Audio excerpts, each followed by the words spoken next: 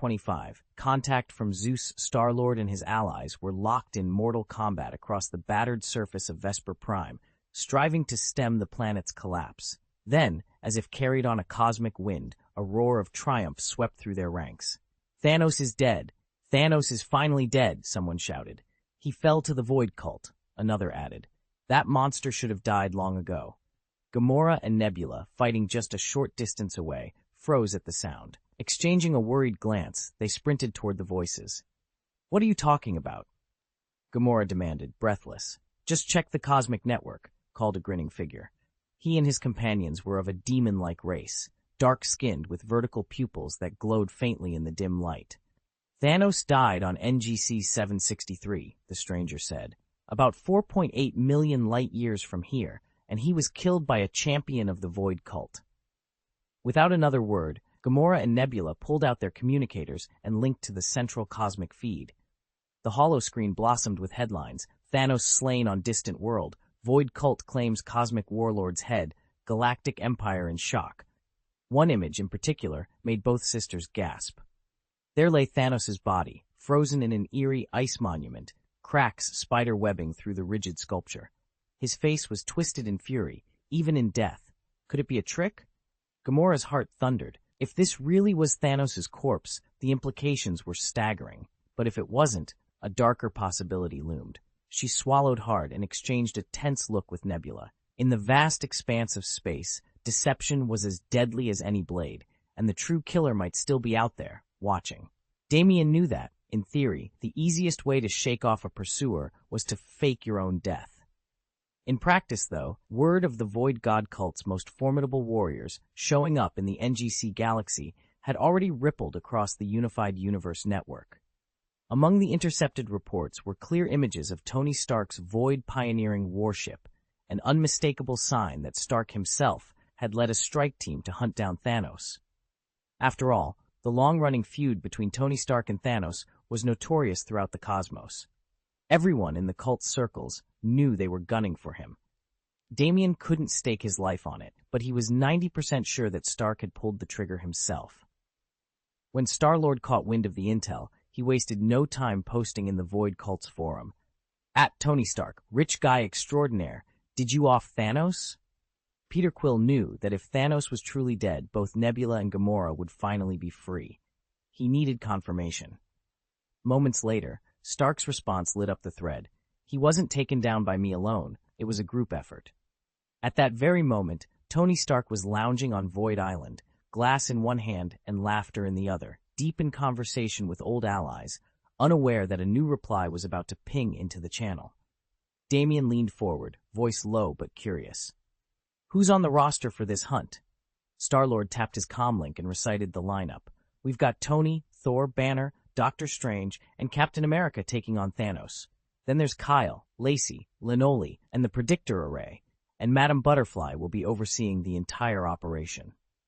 A beat of silence, then Tony's sardonic reply crackled through the channel. "That's one hell of a team." Star-Lord shared the incredulity. 7 of the Void God Cult's top operatives, each a legend in their own right, and with the Supreme Mage Stephen Strange himself providing magical support, the squad's power was off the charts. No being in the cosmos, unless they were equally peerless, could hope to survive that kind of onslaught. Star-Lord had never faced all 8 Void God Elite at once. He'd never even squared off against more than one. Yet from everything he'd learned about Void Blessing and from his own hard-earned instincts, he knew the danger was very real. Some of the Void God religion's 8 supreme experts, have risen to the very summit of universal power. Take Nikrov, for example. He ranks among the strongest beings in the cosmos. Yet just a few years ago, when he confronted Lacey and her 3 allies, he personally came to select the Void's champion, and admitted afterward that he couldn't defeat a single one of them. Back then, Lacey, Renly, the Predictor, and Kyle were already recognized as universe-level powerhouses. It follows, then, that these leaders of the Void God religion would have grown even stronger in the years since. Damien's decision to summon these titans specifically to confront Thanos shows just how seriously he views the threat. "We never truly grasped the full extent of our strength," he began. Once we measured our capabilities, it became clear how much we'd underestimated ourselves. From now on, when we face opponents on Thanos' level, we'll make far more precise judgments. You all need to mature, and fast. I'm eager to see how quickly you, the Void God cult's greatest untapped potential, can close the gap on us, or even overtake us. Damien took Star-Lord's words in stride, answering with deliberate calm. Of the 8 supreme powerhouses in the Void God cult, only the Predictor had yet to ascend to true cosmic-level strength. Damien didn't know exactly where Yamalix ranked among them, but given that he wielded the cult's highest number of evolutions and specialized in the physical path, his power had to rival, if not exceed, folks like Kyle and Banner. "I'm working on it," Damien said lightly. "Thanks for the incentive." Star-Lord nodded, a hint of pride in his grin. "If Thanos is really gone for good, Nebula and Gamora will finally be free." Damien returned the smile. With each new evolution, each awakening, his divine might swelled. Challenges that once made him hesitate, Jedi, fearsome adversaries, had become as effortless to overcome as a walk in the park. Damien sat alone on the observation deck, gazing out at the endless tapestry of stars. He'd risen to the level of a cosmic powerhouse, but he knew he was still far from the universe's true peak. Ever since Thanos had dared to challenge the Void Cult, its members had technically been freed, but their fear of him was so deep that not one of them would lift a finger against him. He turned when Tony Stark strolled in, his trademark smirk already in place. Damien's question about Thanos' adopted daughters, Gamora and Nebula, had clearly piqued Tony's interest. Setting his gauntlet down, Tony said with pride, "I've never been blessed by the Void. Without its cover, we've been forced to stay in the shadows, always on the run." Damien nodded. Even if Thanos' courage were multiplied 10,000 times, he still wouldn't dare march into the Andromeda Galaxy and face the Void directly. Tony checked his datapad. "True. Look, I've got a few loose ends to tie up. In a couple of days, I'm heading back to Blue Star. Let's meet there and plan our next move." Damien allowed himself a wry grin. "Just don't take too long. I'll be back on Blue Star soon myself. No excuses. See you there." Damien hovered before Tony Stark's holo projector, the glow of distant stars reflected in his visor. "In under 2 years, I'll be stationed on Void Island 2, Damien announced.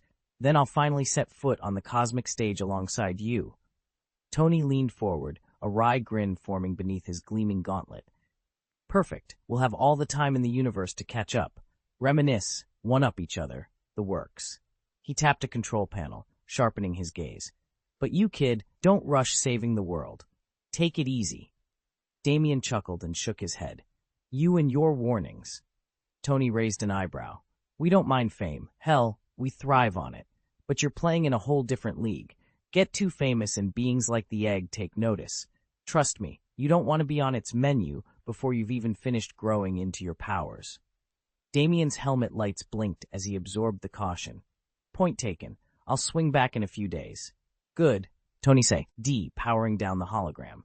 "And hey, make it quick. I expect a full report." Damien floated back, fingers dancing over his ship's controls. "Will do, though after this stretch of rescues, I could use a breather." Tony chuckled as the holo image winked out. "Even heroes need rest, don't forget it." As the workshop fell silent, Tony returned to his workbench. He knew Damien craved the thrill of saving worlds and the pride that came with it, but every legend needed time to recharge. Otherwise, neither Cosmos nor Hero would survive the next crisis. Damien leaned back against the cool metal of the control panel, his gaze fixed on the star-streaked void ahead. He understood that, for now, satisfying his restless spirit would have to wait. He needed to conceal his true identity and give himself time to grow into the man he was meant to be. Even if someone discovered who he really was, Lord Cassidan would see to his safety, but no intervention could spare his father's life. Damien had never intended to slay his own father by proxy. Lord Cassidan recognized the depth of his vendetta and never tried to stand in his way. To see that long-held grudge through to the end, Damien would have to hide his power and wait for the right moment. "Let's head back to Xandar," he said, his voice calm but determined. He turned then, allowing a bright smile to break through the tension, and faced his comrades, the Guardians of the Galaxy. "So, are we really free?" Gamora and Nebula exchanged tired, disbelieving looks. The nightmare that had been Thanos, the merciless tyrant they had hated and feared, was truly dead at last. Nebula closed her eyes and let out a long, shuddering breath. Yes, we're free.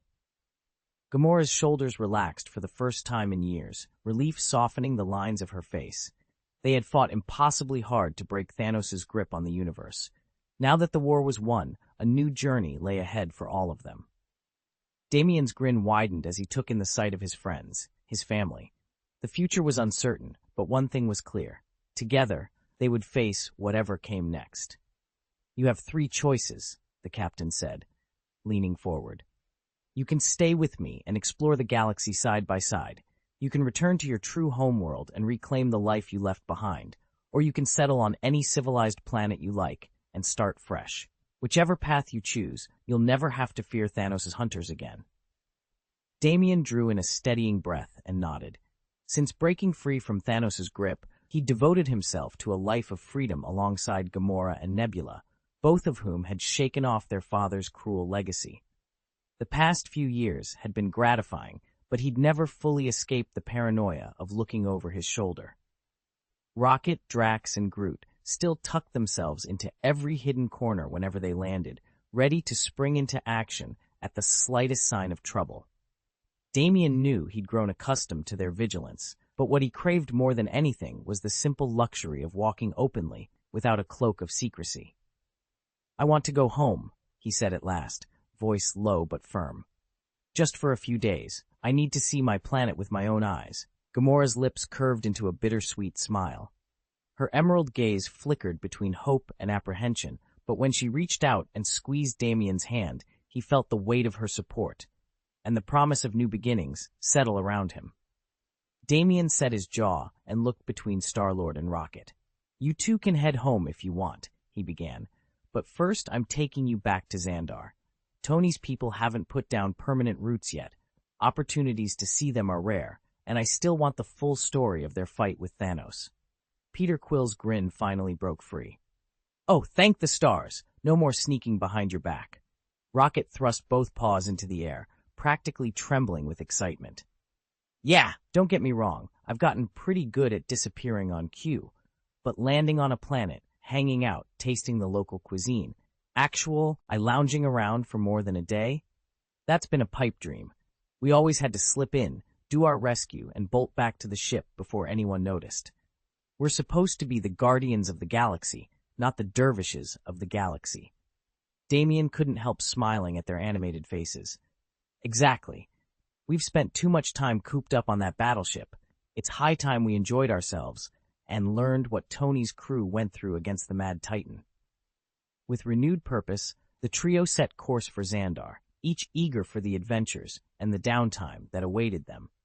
Damien and his team climbed aboard the starship and set a direct course for Xandar. Word of Thanos' death, an event once unthinkable, had spread like wildfire.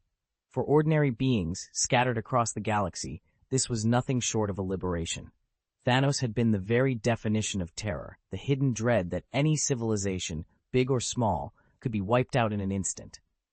Now that the Mad Titan was gone, billions breathed easier. But not everyone rejoiced. Far above mortal affairs, in the glittering halls of Mount Olympus, Zeus received the same startling report. His keen eyes narrowed, and a shadow of concern crossed his features. To Zeus, Thanos had always been little more than an overhyped strongman, a cosmic clown unworthy of true notice. What truly mattered to the king of the gods was not that Thanos had fallen, but who had felled him. All signs pointed to the Void Cult, those mysterious wielders of nothingness whose power even the gods respected. And at the heart of their operation stood Tony Stark, the audacious pioneer who had first delved into the void. If Stark and his followers could kill a titan like Thanos, what might they do next? Zeus clenched his fists. The balance of power in the universe was shifting, and the dawn of a new age, one shaped by the Void Cult's terrifying mastery, was about to break. Zeus frowned as he watched the battle reports roll in. Without clear information on whether the Void God religion's forces were laying siege to their enemies or engaging in one-on-one duels, he couldn't gauge the scale or difficulty of the fight. Even more troubling was the thought that if a single champion was enough to secure victory, whether easily or at great cost, that would mean the Void Cult's disciples had already risen to the very top tier of cosmic power. It was a deeply unsettling prospect. After all, Tony Stark, now known throughout the cosmos as Kassadin, the god of the void, had begun life as an unremarkable human. In barely 10 years, he'd transformed himself into something truly godlike. If his followers, drenched in void energies, could threaten formidable adversaries on their own, they no longer needed Kassadin's direct oversight to alter the balance of the universe. Zeus realized that if the Void Cult's expansion went unchecked, they would soon stand on equal footing with the ancient cosmic entities, Galactus, Eternity, the Life-Death Tribunal, and the rest. Worse still, the next step might be to assert control over those primordial powers themselves. In his mind, there could be only one response.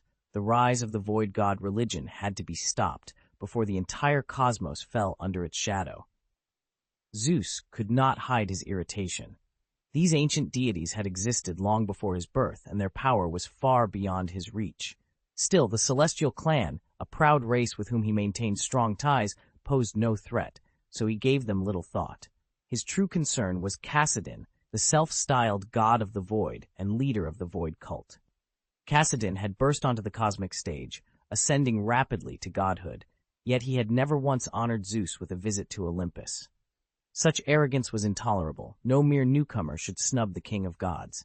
Fortunately, Kassadin had not yet unleashed his full might. Aside from the single, spectacular slaying of Thanos, he had wrought no sweeping devastation across the universe. Zeus bided his time, waiting for the moment when Kassadin's ambitions outpaced his caution.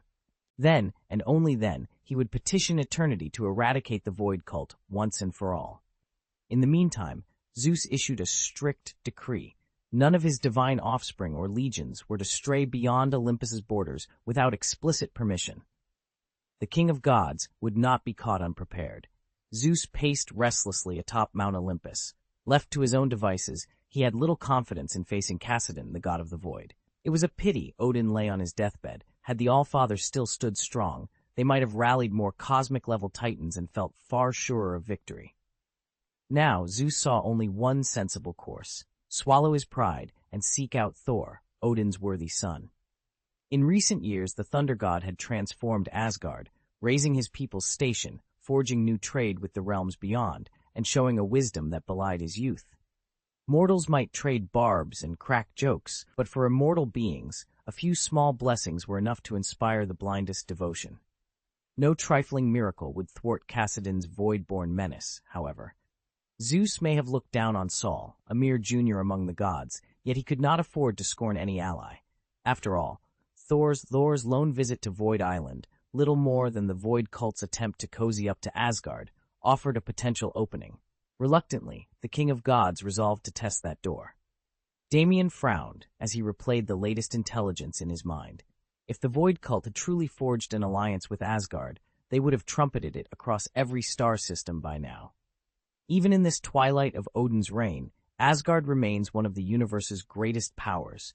Its legions still formidable, its defenses legendary. For any upstart faction, securing Asgard's patronage would be like donning an impenetrable shield. And though the Golden Realm may have lost much of its former glory, its champions still rank among the cosmos's top-tier warriors. Given enough time, Thor could restore Asgard to its prime and ascend to unprecedented heights.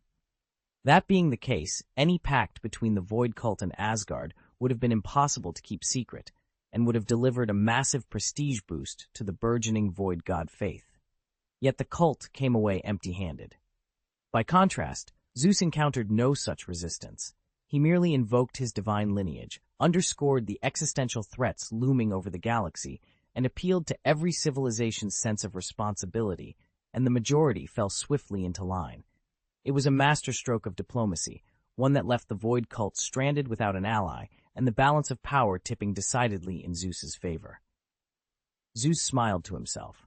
Convincing Thor, still young, still brimming with innocent justice, would be easy. The god of thunder had not yet reached the pinnacle of his power, but he drew strength from the faith of countless souls across the 9 realms. When the time came to stand before eternity, Thor's support could prove decisive. Relinquishing a bit of prestige was a small price to pay. With that settled, Zeus quietly left the Pantheon's grand banquet, returned to his private temple, and sent word to Asgard. High atop a mountain veiled by swirling auroras, the Temple of Asgard stood silent in the late morning light. Thor had returned from Void Island only hours before.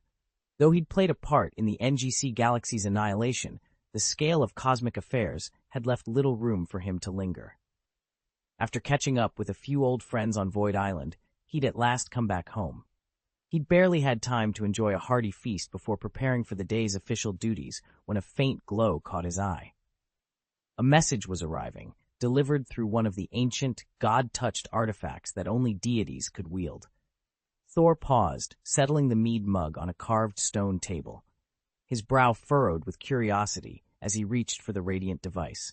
Whoever sent this summons must be someone of great importance. He took a deep breath. "Who wants an audience with the god of thunder?" he muttered, turning the artifact Oven, R, in his hand. The next moment, lightning crackled across the room, and Thor knew this summons would change everything. Thor paced the length of the throne room, brow furrowed. At last, he turned to his brother. "Loki, did someone say yesterday that a god would be contacting me soon?" Loki, ever impatient, glanced up from the pile of petitions before him. "Honestly, there's no end to these nuisances.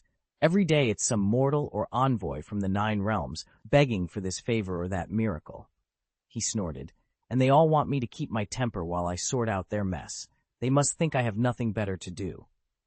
Thor folded his arms. "All right, fine. Never mind them. Have you tracked down the origin of that divine seal?" Loki tapped a slender finger against the rune-inscribed parchment. "I've traced its magic back to a remote shrine in the Frostlands, but beyond that, it's wrapped in layers of wards. Whoever placed it there wanted it hidden." Thor nodded. He knew leaving Loki alone in Asgard often meant little rest for his mischievous brother, but before he reached out to whoever had summoned him, Thor needed to anticipate how the other gods might pursue him. Only then could he negotiate from a position of strength. Damien leaned forward, eyes fixed on the glowing seal. "Let me read it and see what this divine mark signifies." "There's no such symbol on the roster of friendly deities," Loki replied. With a casual gesture, he pierced the air itself, summoning a parchment from the hidden archives. He unfurled it and scanned its runes in a brisk, practiced sweep. Thor frowned as he watched. In the realm of gods, some names are penned as allies, others as adversaries. Whether we parley or prepare for battle depends on those bonds. But don't rush to judgment. There are still 2 more lists to consult. Let's review them all before drawing any conclusions. Acknowledging Thor's caution, Loki closed the first scroll and, drawing on his granted authority, called forth 2 more from Asgard's grand library. Though he never claimed the throne, Thor had entrusted him with near-sovereign powers, far more than Odin's aged mind could track on its own. Loki laid out the rosters of neutral and hostile deities and began methodically flipping through them. A great deal of time had slipped by while Loki flipped through the scrolls, and by the time he thought he'd found the passage he was looking for, the glowing sigil that had connected them had already faded. "They've hung up," Loki reported. "What should we do now?" Thor glanced over, noting how rapidly Loki's eyes darted across the ancient text. "Don't fret," he said reassuringly. "If this matter is truly urgent, they'll make contact again." Loki closed the scroll with a calm nod. "Very well. I'll keep searching to determine the nature of their relationship with us." He was in no hurry to summon every would-be ally or potential rival. Asgard's closest bonds lay with those divine houses already deemed friendly. Neutral parties, neither friend nor foe, could wait. There was no need to rush into formal negotiations. And for those whose ties to Asgard were decidedly cold, or worse, hostile, it would depend entirely on their mood whether they chose to parley. These scrolls, Loki knew, were more than mere records. They would guide the next generation of kings in forging alliances or avoiding needless offense. Better to delay a summit now than to risk alienating allies by pressing them too hastily. Damien stood at the edge of the vaulted chamber, clutching the brittle parchment Loki had just produced. The air crackled with tension, as the trickster god unfurled the scroll and began scanning its columns of names, those whose fates had become tangled with the divine seal. Moments later, Loki's lips curled into a thin, grim line. He straightened and looked up at Thor. "I've found it," he announced, voice tight. "The seal belongs to the last entry on this list. Notice the registration date, only a year before our father passed the throne to us. Clearly a recent addition." Thor frowned. He'd been watching Loki's shifting expression and sensed the gravity of his discovery. "And who," he asked quietly, "might that be?" Loki's smile was far from amused. "You may not believe it, but it belongs to Zeus, king of the Olympian gods himself." A hush fell over the chamber. Saul, standing at Loki's side, paled. "That can't be," he whispered. "The divine seals recorded here each bear unique sigils." On cue, Loki extended his hand and wove a tendril of void magic into a tangible mark hovering before them. He reached for the scroll and pressed the phantom seal against the parchment. The lines matched perfectly. Damien felt a chill run down his spine. If Zeus truly held this seal, its power and its peril were beyond anything they'd faced so far. Thor folded his arms, eyes narrowing as he looked from the seal to Loki. "You say this is a mistake," he challenged, "but the proof is right in front of us." Loki chuckled, though his eyes were cold. "Mistake or not, the truth is laid bare, and I dare say it changes everything." He rolled up the scroll, tucking it securely beneath his cloak. "Now we must decide how to handle a god who's just turned from ally or enemy overnight." Damien swallowed hard. The chamber's echoes seemed to whisper of gods and grudges far older than any mortal realm. Whatever came next, he knew they were on the brink of something far bigger and far more dangerous than they had ever imagined. Damien stood quietly in the candlelit chamber, watching Loki roll open the ancient scroll across the marble table. The flickering light danced off Loki's green and gold cloak as he read aloud. "You think I'm missing something?" Loki's voice was sharp, but not unkind. "I've arranged these entries from most important to least. Yet here, Zeus appears under hostile relations." Thor leaned forward, brow furrowed. "When did that happen?" Loki tapped the parchment. "Just a year before Father abdicated. Something must have gone awry between Olympus and us back then. Something serious enough that Zeus's name was downgraded." Thor exchanged a glance with Damien. "So Father deliberately marked the relationship as sour?" Loki nodded. "It seems so. The question now is, do we maintain our distance, or should we answer Olympus's summons if and when they come?" Damien closed his eyes for a moment, weighing Loki's reasoning. It was sound, but fraught with political risk. If they refused Zeus, they could provoke an old ally. If they accepted, they might walk into a trap. Thor swallowed. "Your analysis makes sense, brother. I just don't know what our next move should be." Silence settled over the chamber as Damien, Loki, and Thor stared at the spread of kingdoms recorded on the scroll, each name a choice that could bind them to peace or plunge them into war. Damien stared at Loki and Thor across the great hall's obsidian floor, weighing their words. At his side, the whisper of his new mantle, the Lord of the Nine Realms, weighed on him more heavily than any crown. "If he tries to contact us again," Thor said at last, "we answer the call. We find out exactly what he wants." Loki tilted his head, lips curling in a half-smile. "News of your ascension has swept across the cosmos. Olympus knows well that Odin no longer wears the crown. If Zeus is reaching out now, it isn't to bargain with my father, it's you he intends to see." Damien's brow furrowed. "Me? Why me? I'm still learning to command Asgard's strength, hardly a match for the king of Olympus." "The power of Olympus eclipses ours," Loki agreed. "Even united, Thor and I could not hope to sway him. So why step forward now? Why not settle old scores with Odin, who has already abdicated?" Thor placed a hand on Damien's shoulder, his voice low and earnest. "In the eyes of every realm, Asgard's glory faded when Odin retired. If Olympus thinks you weak, why risk revealing Zeus's hand? There must be more to his ambition." A sudden chill ran through the hall. Damien's pulse quickened. The question hung in the air, demanding an answer, one that might shatter the fragile peace between gods. Occasionally, when Thor and Loki tried to negotiate with other gods, they were met with thinly veiled contempt. They knew, of course, that these slights were nothing more than one of Odin's schemes. In a way, though, it worked to their advantage. By provoking the other powers, they gained clearer insight into who truly stood where. so neither brother paid it much mind. Meanwhile, Olympus remained as formidable as ever. Zeus, worshipped by countless deities across the cosmos, had little reason to deign with Thor and Loki. Bargaining even with a relatively minor god risked becoming a major affair. After all, Thor was the only Asgardian known to rival the universe's top-tier beings. "I can only guess at his motives," Thor admitted one evening, storm clouds gathering in his dark eyes.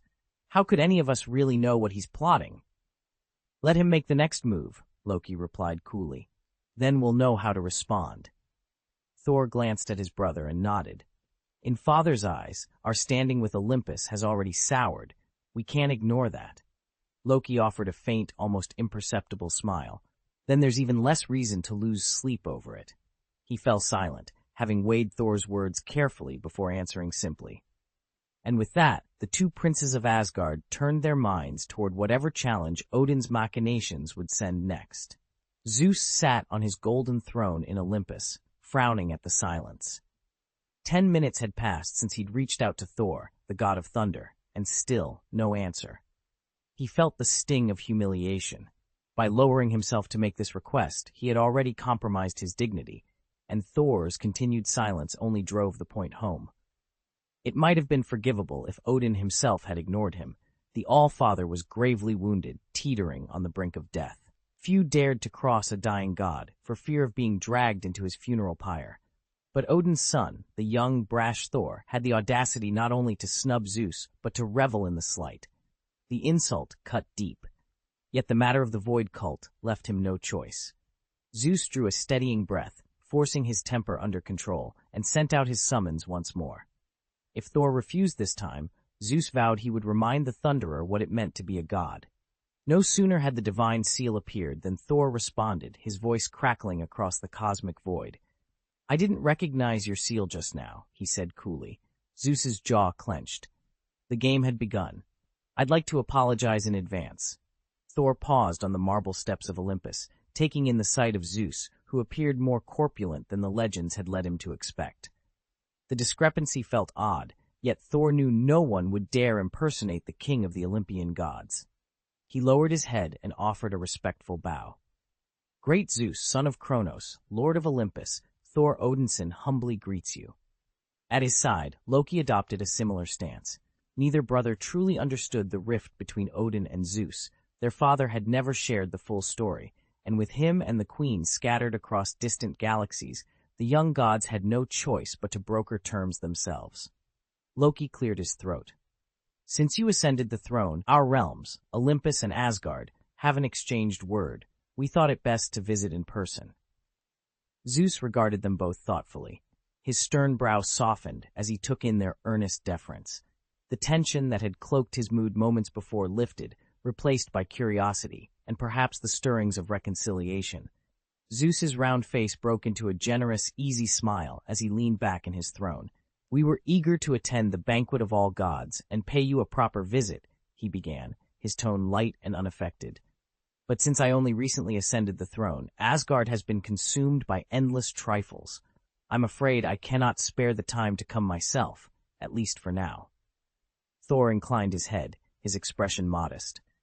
"I've heard whispers of the wonders you and your brother have achieved lately," he reply, "Truly, Asgard is fortunate to have you both watching over it." Zeus's smile deepened. "Your words flatter us, Lord Thor. In truth, we have yet to match the feats you and your brother have performed." Loki, ever attentive, spoke next. "My lord, you summoned us here for a reason," he said. "Please, share whatever message brought us together." Thor and Loki exchanged a glance. They were pleased, albeit cautiously, that Zeus already knew of their recent exploits. Behind his courteous mask, Thor felt the wheels of strategy turning. With Zeus's awareness now confirmed, the conversation could lead them to revelations neither twin had anticipated. In the years since Damien ascended the Asgardian throne, not once did Zeus himself, or even an envoy from Olympus, come to offer congratulations. At most, Damien received a few perfunctory notes from the Olympian god-king.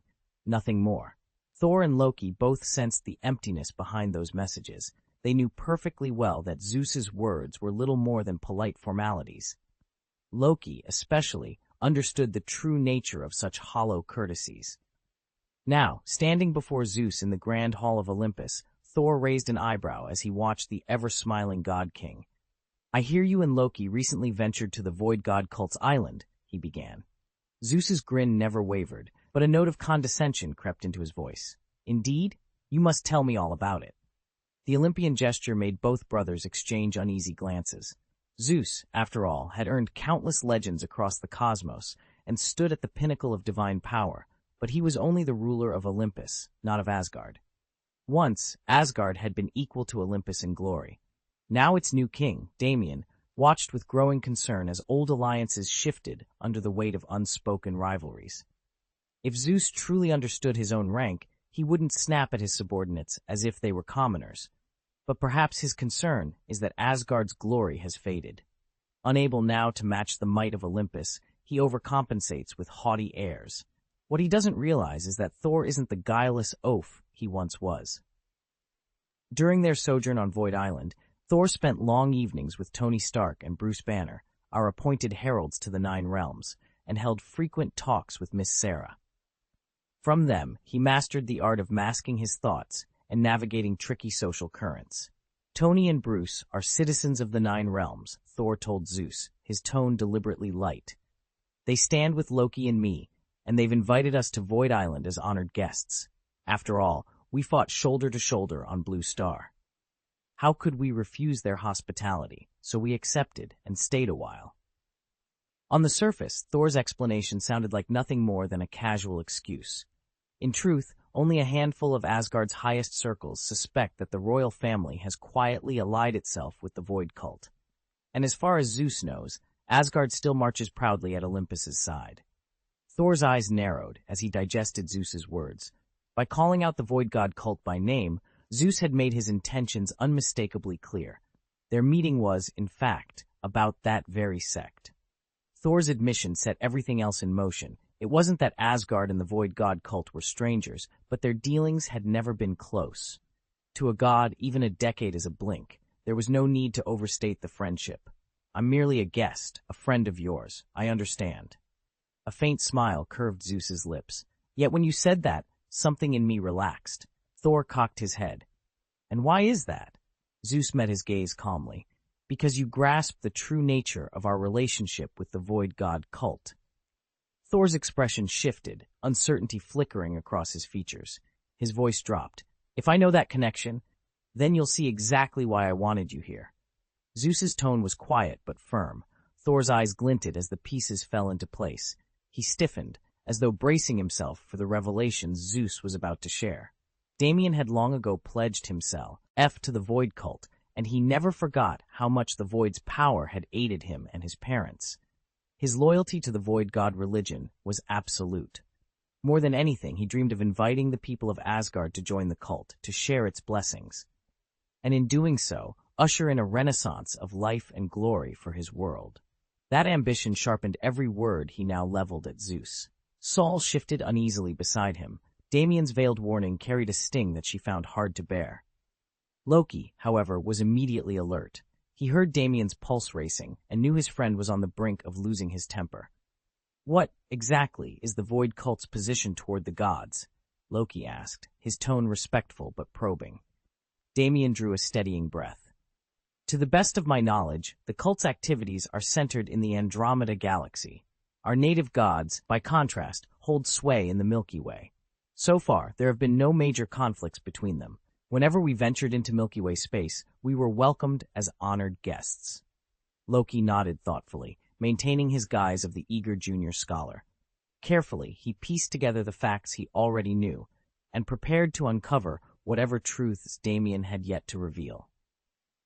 The Void cult had opened the gateway to true power for Damien, giving him a genuine chance to stand shoulder to shoulder with Thor one day.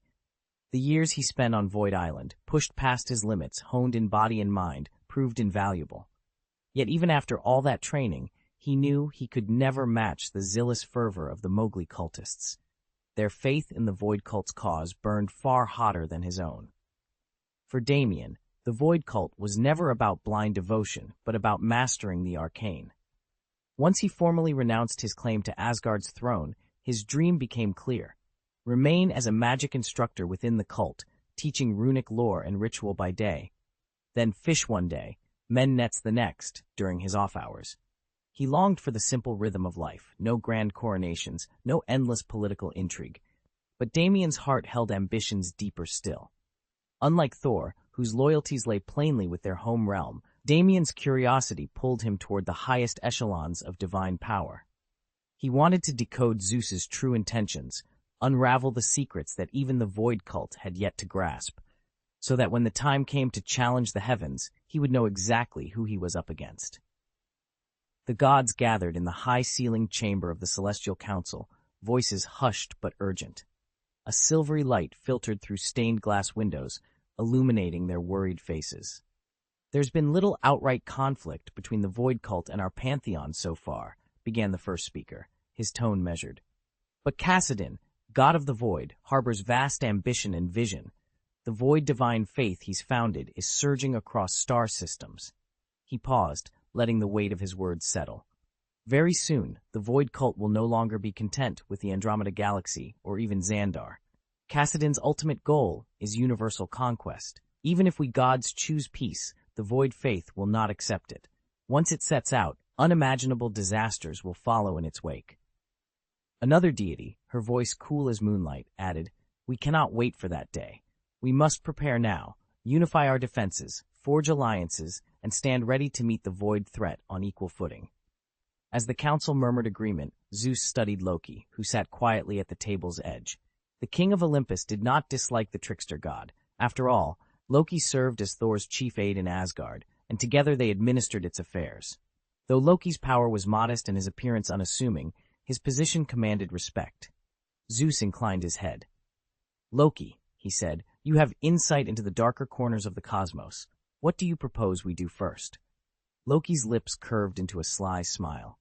"If we're to face the Void," he replied softly, "we must begin by shoring up our alliances among the lesser gods and reclaiming the lost relics Kassadin seeks. Only then can we hope to stem his tide." A tense silence followed as the assembled deities contemplated the challenge ahead. The fate of the universe and the coming clash with the Void hung in the balance. Damien's words were a blatant slander against the Void god sect, sullying its name and casting doubt on its future before it had even taken a single step. Thor, usually unflappable, felt a ripple of unease at the accusation, and even Loki, whose reserves ran far deeper, couldn't hide the flicker of surprise that passed across his eyes. Saul's eyes burned with barely contained anger. Loki felt the same fury, but he kept his face calm. Stepping forward, he slipped between Thor's wrathful glare and Zeus himself. "My lord Zeus," Loki said evenly, "with the Void cult gaining strength, it's only natural for us gods to be on guard. Even the closest of allies must watch for betrayal. Yet we've not once officially parleyed with the Void cult. Isn't it premature, then, to declare that war is certain?" Loki knew exactly what Zeus was hinting at. In their father's day, Asgard stood at the height of its power. Across the galaxy, two divine realms reigned supreme, Asgard and Olympus, and none dared defy Odin's will. Only their sister Hela, the goddess of death, had reckless ambition enough to obliterate the Valkyrie Legion. As Odin aged and found it harder to harness his immense power, he gradually receded from the world stage, and Asgard's golden age slipped into memory. Olympus, Zeus's ancient seat of power, has, over the centuries, risen to dominate the Milky Way. Countless deities from every corner of the galaxy make pilgrimages here, for their fates and ambitions hinge on earning Zeus's favor. Even the mightiest pantheons know that without his blessing, no ascension is possible. Yet one god stands apart, Kassadin, the Void Lord. He neither seeks audience in Olympus nor bows to its grandeur. Instead, he demands that Zeus himself come to him if he wishes to negotiate. To outsiders, this might seem bizarre, but Loki understands all too well why. In their dealings with Kassadin, even Odin, the All-Father of Asgard, has had to concede an approach on the Void Lord's terms. Though Zeus now rivals Odin in raw power, he remains, in Kassadin's eyes, no more than an ambitious challenger. After all, cosmic influence isn't measured merely by the strength of nations or armies, but by the stature of the single greatest champion within them, and none loom larger than the god of the Void. Arrogant and even tragic though it may sound, the fact remains that not all the gods in existence could ever threaten Lord Cassidon's power or his life. Odin, their father, came to accept this truth as age and frailty weighed on him. From the very beginning, whether to lengthen his years or to secure his survival in the vast universe, he ultimately chose to throw in his lot with the void. Zeus, the aloof god-king once lauded by countless deities, has since drifted from Olympus, yet remains blind to this new order. In his characteristic pride, he still believes he alone can eradicate the void cult. Declaring them his sworn enemies, he vows their destruction. Loki, however, will never dare speak of it outright. Instead, he quietly guides Zeus toward recognizing his deeper motives, watching carefully as the god-king edges closer to a truth he is not yet ready to face. Zeus ran a hand through his beard and paced across the marble floor of the great hall. "I've long considered opening diplomatic relations with the Void cult," he admitted. "But Cassidon, the so-called god of the Void, has proven far too proud. Since I first claimed my throne, he's never once offered to extend the hand of friendship to me. To him, it seems, my power is beneath notice." He paused, eyes flashing. Such a god is blinded by his own arrogance.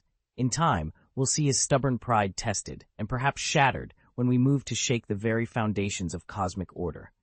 Loki, seated on a nearby pillar, tilted his head. Thor, standing at the edge of the hall, clenched his fists, ready to argue some point, until Loki spoke first. "So," Loki said, voice smooth as silk, "does that mean if Cassidon ever does come to the table seeking peace, there might still be room for negotiations?" Zeus stopped his pacing and squared his shoulders. He regarded Loki coolly. "Why would the god of the void, a creature who revels in isolation, think to approach me? It should be I who offers clemency, yet he makes no move. A god who refuses even the courtesy of a simple truce is nothing less than insufferably haughty." Thor let out a low whistle. Loki merely smiled, his green eyes glinting. The question hung in the air. Would Cassidon's pride ever allow him to bridge the gulf between void and divinity, or was he destined to remain an eternal outsider among the gods? Damien also understood why his father had reclassified Zeus, a god-king once counted among their allies, as a deity with whom relations had soured. Zeus must have contacted Odin in advance, seeking to coordinate efforts against the Void cult. But when he did, the Asgardian royal family had already accepted the Void's blessing and sworn allegiance to the cult. Father Odin's refusal to act immediately wasn't indecision. He was buying time to restore himself to the height of his power and waiting for the perfect moment to strike. Damien stood in the vast marble hall of Olympus, watching Zeus from the steps of his golden throne. The god's deep voice resonated off the columns as he addressed Thor and Loki. "If the cult of the void shows goodwill now," Zeus began, "it's only a ruse, an attempt to buy time before they launch their conquest of the universe. There is no room for compromise." He paused to let his words sink in, then continued. "Our gods may come from different realms, but most of our power traces back to the Milky Way. When the day comes to face Cassidon, god of the void, we must demonstrate the full reach of our territories." Zeus's gaze swung to Thor. "Tony Stark, once the herald of the void, and Bruce Banner, the Hulk, are little more than acquaintances to you. In contrast, Olympus and Asgard have stood side by side for countless ages." His tone grew darker. "Yet Asgard fell, torn apart by betrayal in the Valkyrie Legion and by Odin's abdication. We now endure a lean era, our strength stretched thin." At this, Zeus's expression softened as he looked at Soliu, Thor's heir. "But Soliu shows immense potential. He can one day inherit his father's mantle, if he learns to forge his own alliances. Without unity and foresight, we all stand to lose everything." Damien felt the weight of the warning in Zeus's words. This was no mere counsel. It was a call to arms, urging Thor, Loki, and their allies to rise smarter and stronger than ever before. Zeus kept his head bowed before Odin, careful not to issue haughty commands or thinly veiled threats in his presence. But before his younger counterparts, Thor and Loki, he spoke more freely. Thor had grown strong, but he still lacked the standing to openly defy the king of the gods, so Zeus felt no fear of insubordination. Thor's hand shot out, jabbing at Zeus's chest. "Zeus, screw you," he thundered. "You demand we choose a side, either the Void cult or the gods. But don't forget that Asgard has more than two options. We can just sit this one out. We can do whatever we want without kowtowing to you." He paused, chest heaving, then spat the next words, low and dangerous. "We respect you as a legend among the deities, an elder and predecessor we rightly call Sir. But don't mistake our courtesy for weakness. We aren't your lackeys or some powerless gods who bow and scrape for Amit's favor. Our father may have stepped down, but he isn't dead, and neither are our loyalties." Thor leaned forward, voice cold as the northern wind. "You threaten Asgard as if we'll simply roll over. You'd do well not to test us." Loki stood by, arms folded, a faint, knowing smile on his lips. The challenge had been issued, and neither side would back down. "Do you really think Mount Olympus can be saved?" Loki's face went ice cold. Thor, fresh from exile and strengthened by the blessing of the void, had returned with sharper vision and a deeper sense of responsibility. As the newly crowned Lord of the Nine Realms, he had grown more measured, his old impulsiveness tempered, though his legendary temper still flickered along the edges of his temperance. Loki, too, was changed after 1,500 years. He was more calculating, his schemes darker and more cunning, but his essential nature, cold and ruthless, remained the same. Our father, Odin, had already soured Asgard's Relebhug tie-in-ship with Zeus, drawing him into a bitter feud that brooked no compromise. Loki advised Thor not to dwell on Zeus's eventual wrath. After all, even if the heavens fell, Odin endured. Now returned to his prime, perhaps stronger than ever, our father needed no alliance with Zeus, and Asgard need not fear him. I, Damien, watched the two gods with cautious eyes. Exiled from Olympus, my own journey had taught me that power and pride often pave the road to ruin. If Thor and Loki could set aside their grievances, maybe there was still hope for Olympus, and for all of us caught in its shifting fate.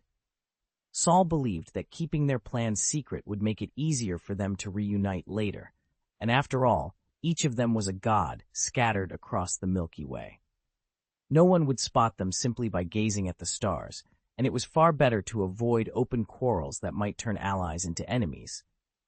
With that in mind, Thor approached Loki and urged him to probe further into Zeus's true intentions. Though reluctant, Loki finally agreed to speak with the Olympian king. Loki found Zeus in one of the grand halls of Olympus, his every gesture dripping with imperial arrogance. Time and again, Loki swallowed his pride under the Olympian's cutting words, but patience snapped when Zeus, incensed by Loki's polite persistence, delivered a stinging slap across his face. Thunder rumbled in the distance as Zeus leaned in close, his voice cold and commanding. He threatened Asgard with dire consequences if they refused to pledge loyalty to Olympus. Few beings in the universe inspired genuine respect from Loki. Only his father, Odin, stood above all others in his eyes. Now, Zeus's fury filled the hall as he glared down at these presumptuous juniors. "Do you two mortals," he hissed, "really think you can defy the will of the gods?" His words echoed ominously, and Loki realized that Olympus would brook no challenges, unless Asgard was prepared to face divine wrath. Damien's lips curled into a sneer as he faced Zeus. "Going up against you is the same as defying the gods themselves?" Zeus barked. "Hardly," Damien replied coolly. "You only boss around a few minor deities. When are you going to start ordering Asgard around directly?" Zeus's eyes flared. "You dare mock me?" "Just look at you," Damien said, stepping closer. "Bloated, fat, like some overfed pig, and your brains full of water." Zeus's face turned beet red with fury. Damien had forced himself not to laugh at the god's swollen features, out of a shred of courtesy, but now he understood why Odin had personally put Zeus on his blacklist. He also knew Zeus had designs on starting a war with the Void cult. All of it meant that Zeus might be closer to his end than he realized. "Insolent brat," Zeus snarled. "Do you really think you can kill me?" "Try," Damien challenged, "and let's see if your precious father spares you." Zeus ground his teeth. "What gives you the right to speak of my father?" "I know that, by reputation and in power, Olympus far outshines Asgard," Damien admitted. "Yet so long as Asgard stands, it remains a realm of gods." Zeus's wrath bubbled over, but Damien met his glare without flinching. He would say nothing of his alliance with the Void cult. His real aim tonight was to draw Odin out into the open. Damien stood his ground, certain that Zeus would never dare press the fight to the death. After all, would a wealthy man, whose fortunes still climbed, trade his life away for that of a beggar on the brink of death? Of course not.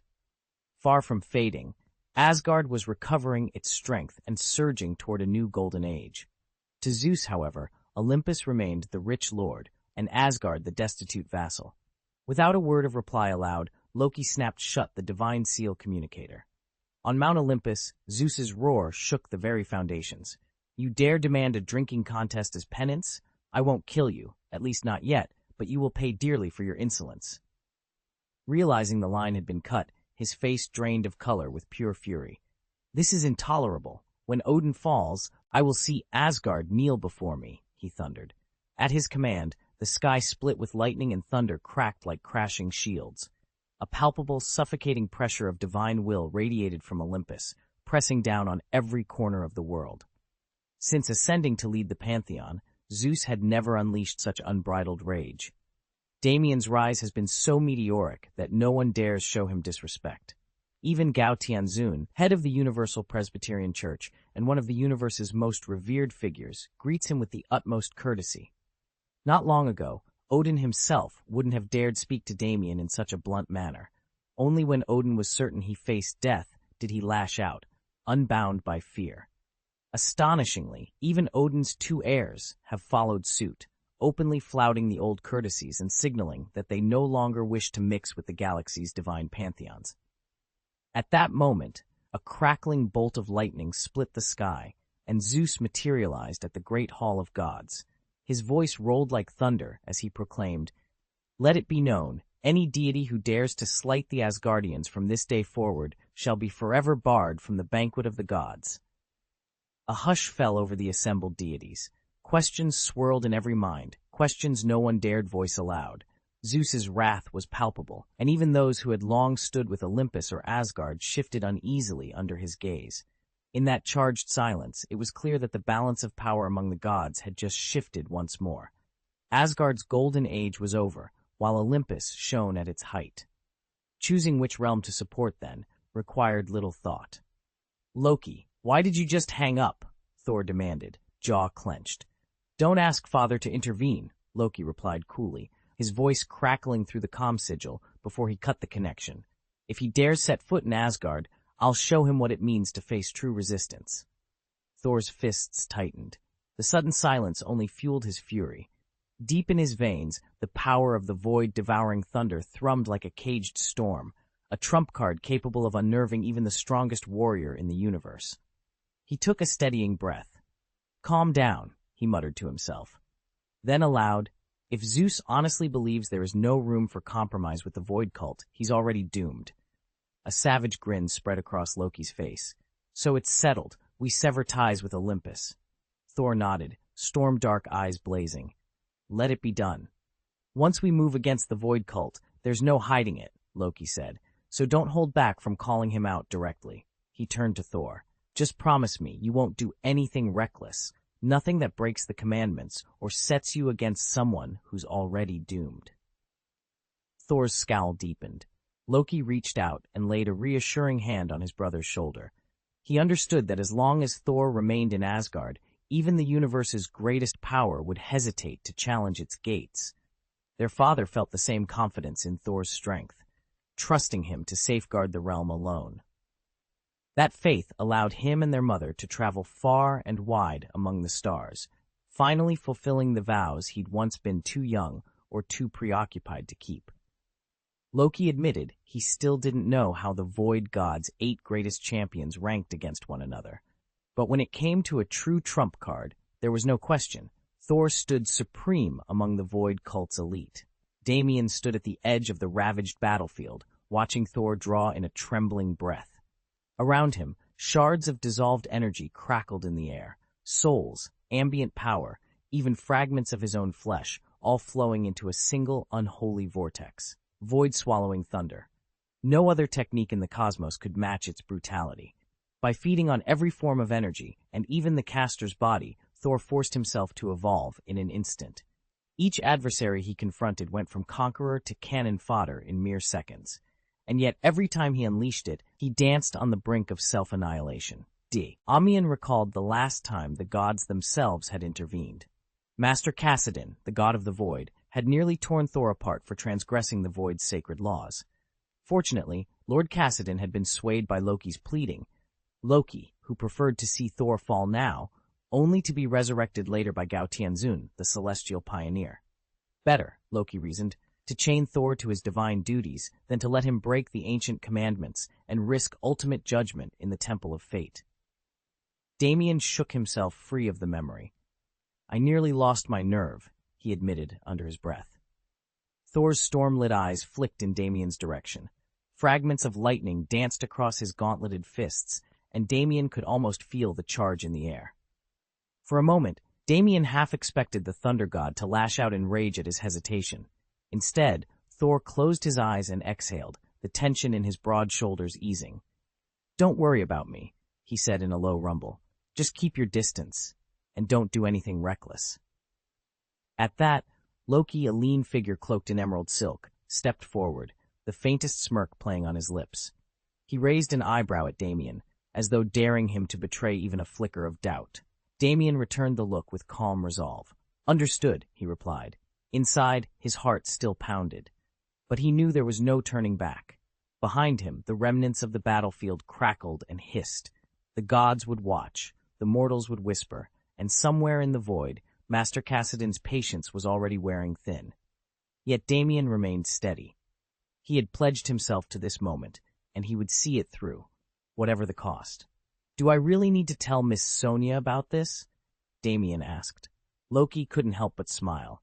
Absolutely, we need her perspective, he added. Reporting to Miss Sonia is practically the same as reporting to Lord Cassidan. They're the undisputed leaders of the Void Divine Religion. With a flick of his wrist, a radiant space-time gem materialized in his palm. Ready to go? Thor glanced at the glowing stone.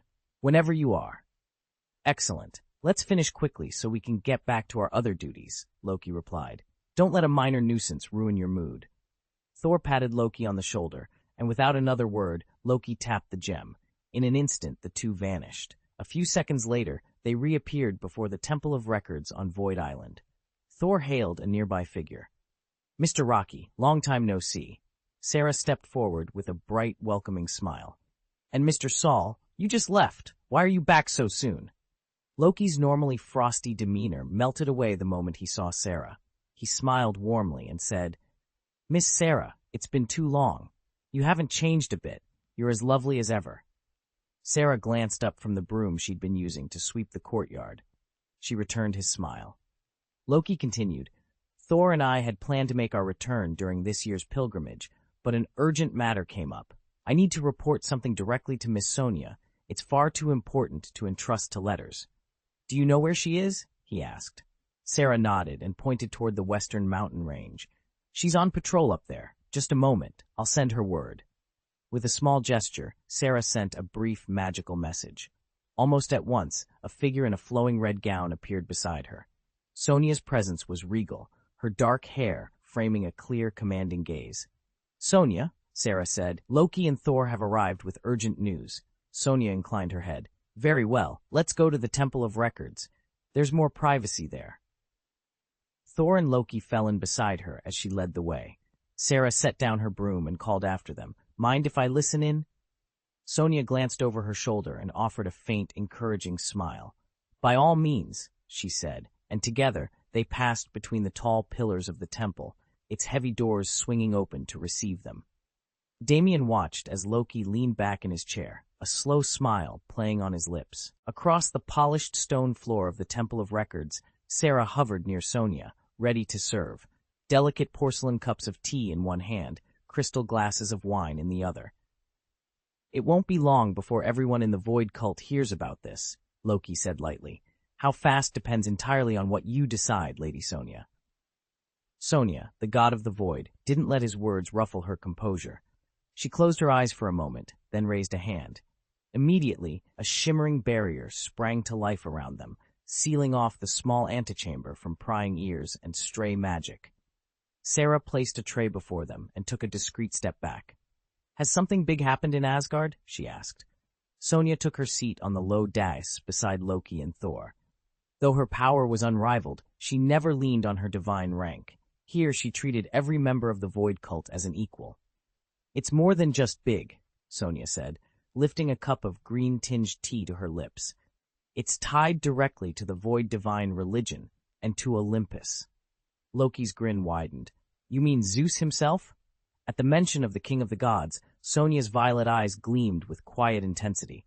She set her cup down on the carved obsidian table between them and began to speak in a low, measured voice, the vaulting shadows of the temple echoing her every word.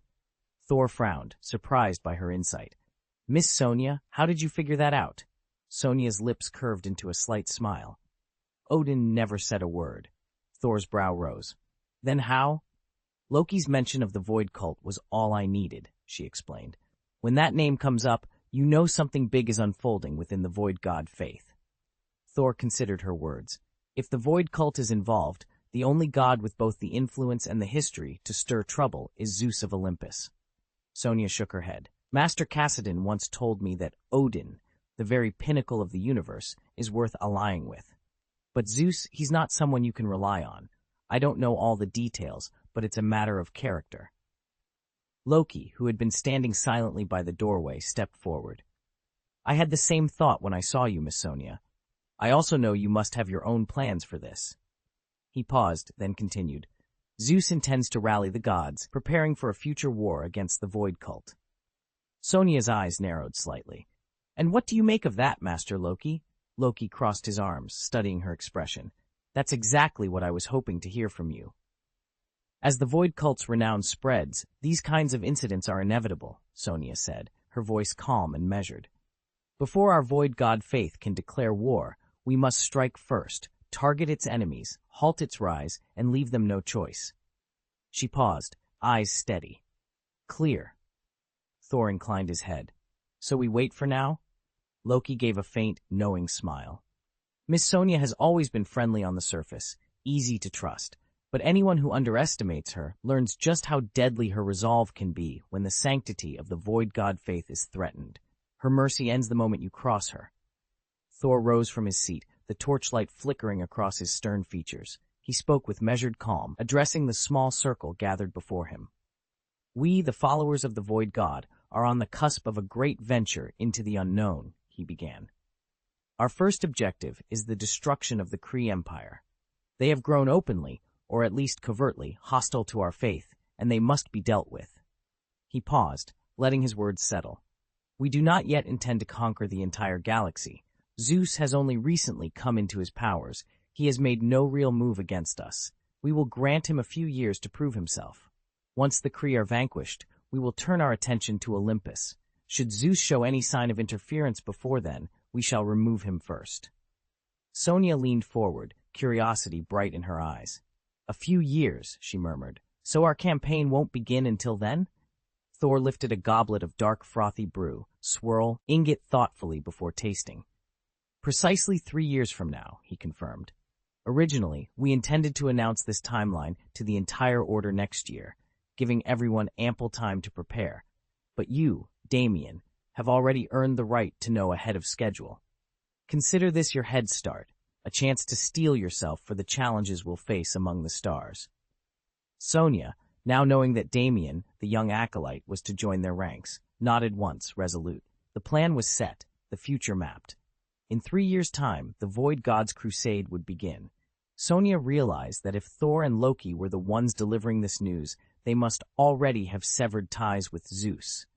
Otherwise, they wouldn't have just returned from Sol less than a day ago, only to ask her to activate the space gem and teleport back to Void Island for questioning. Like Cassidon, Sonia had never been fond of Zeus. Even if she no longer looked down on him, she understood all too well the influence he now wielded among the galaxy's deities. With Thor and Loki cut loose from Zeus, Asgard would inevitably face challenges. She needed to bolster their confidence. 3 years until departure? Sonia asked, raising an eyebrow. Loki paused, frowning as he considered the state of the cycle and the Void Cult. Isn't that rather soon? He replied. Once the Void God cult begins its crusade, it will sweep through one power after another, overwhelming civilizations, and even entire galaxies.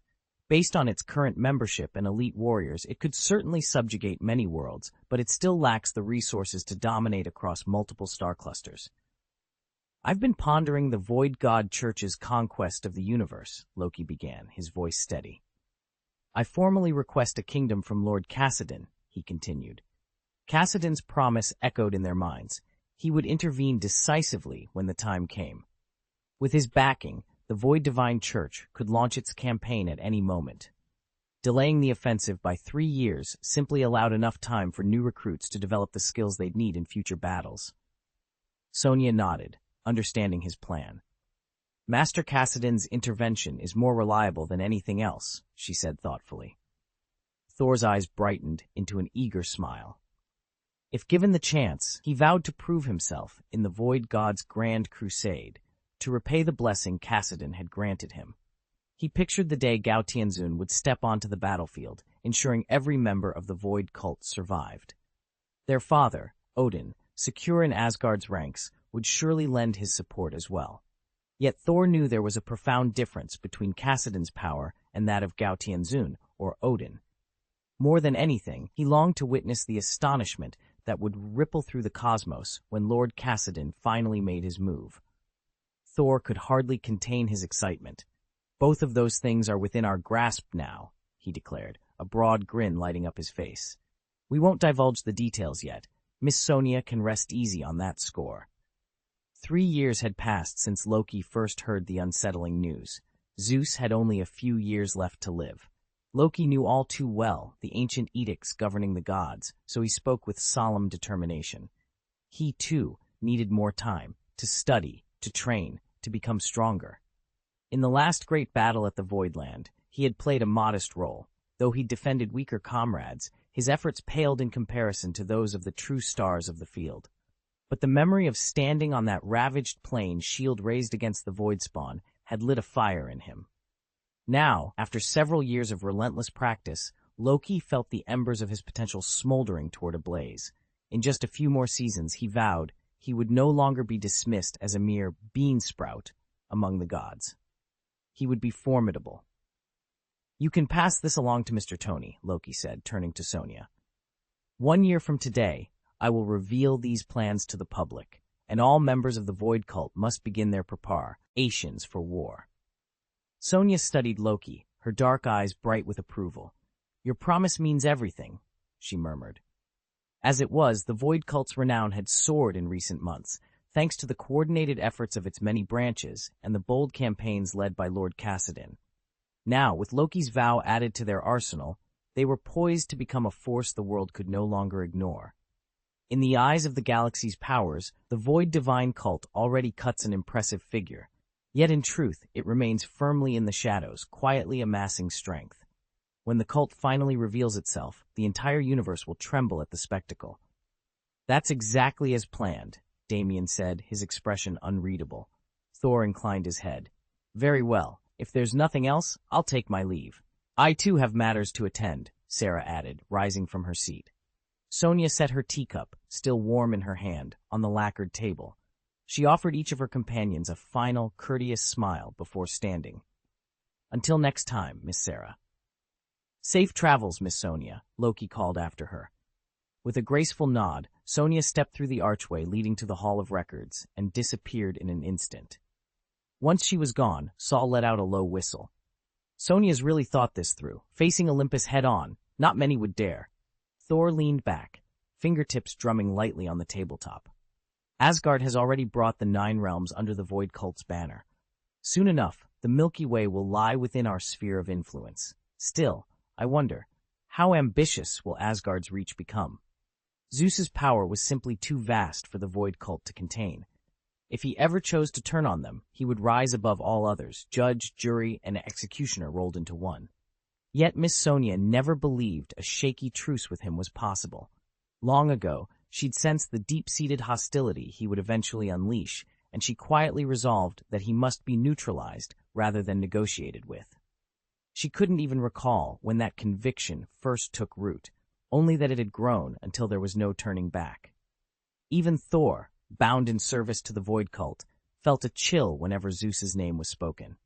The Thunder God embodied cosmic forces so immense they threatened to unbalance every faction in the universe. To Sonia and Lord Cassidon, the cult's supreme leaders, this danger was old news. Miss Sonia, Loki said as he slid into the chair opposite her, did you know all along? You don't look surprised.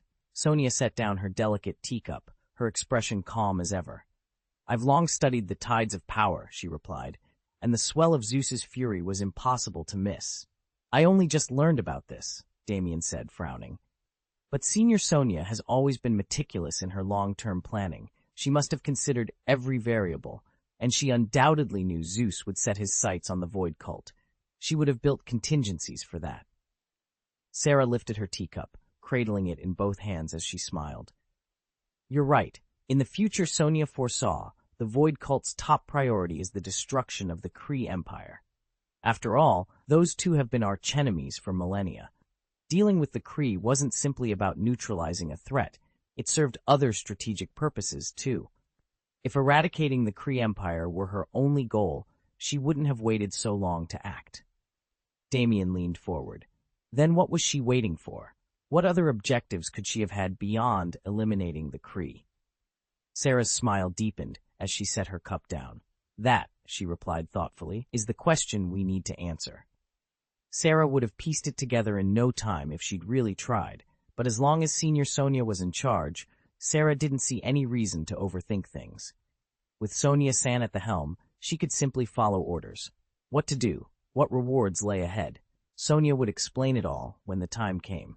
She's truly worthy of her father's praise, Sarah told herself, comforted by the thought. It's so nice to have be someone lead me like this. I don't even have to use my brain. Loki watched Sarah's obedient bliss with barely concealed contempt. She shot Thor an insolent look. If he were really as clever as everyone claimed, why not abandon his duties in Asgard, settle down on Void Island, and live a carefree life every day? Loki heaved a weary sigh, rubbing his temples. Ever since Thor had arrived in Asgard, he'd spent most days walking his well-meaning but thick-headed brother through every decision, weighing pros and cons as though Thor couldn't think for himself. It wasn't that Thor was truly incapable, far from it, but the endless explanations were wearing Loki down, and his Asgardian duties left him no escape. No wonder he'd shot Thor that withering look. Thor noticed immediately. He folded his arms and glared. Loki, what was that look just now? Loki met his brother's eyes coolly. I'm your brother, he said softly. Thor's jaw tightened, a vein pulsing at his temple.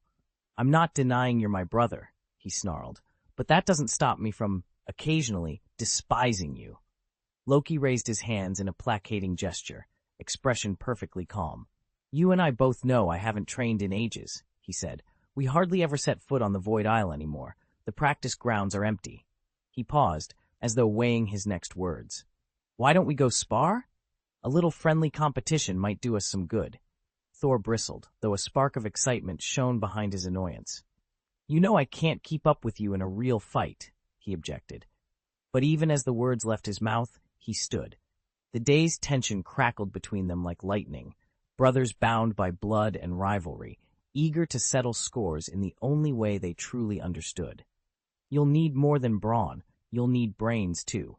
Loki's taunt struck Thor like an itch he couldn't scratch. He opened his mouth to fire back when a group of figures strode into the record temple.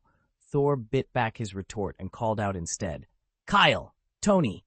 Kyle and Tony halted in their tracks, surprise flashing over their faces. Thor! Loki? You two are back already? Loki tucked away his mischievous grin. He didn't mind teasing Thor in front of Sarah. After all, she'd witnessed their endless squabbles on the island and wouldn't breathe a word of it. But he preferred to keep the teasing among themselves when others were around. He offered Kyle and Tony a courteous nod. You've arrived just in time. We have something to discuss.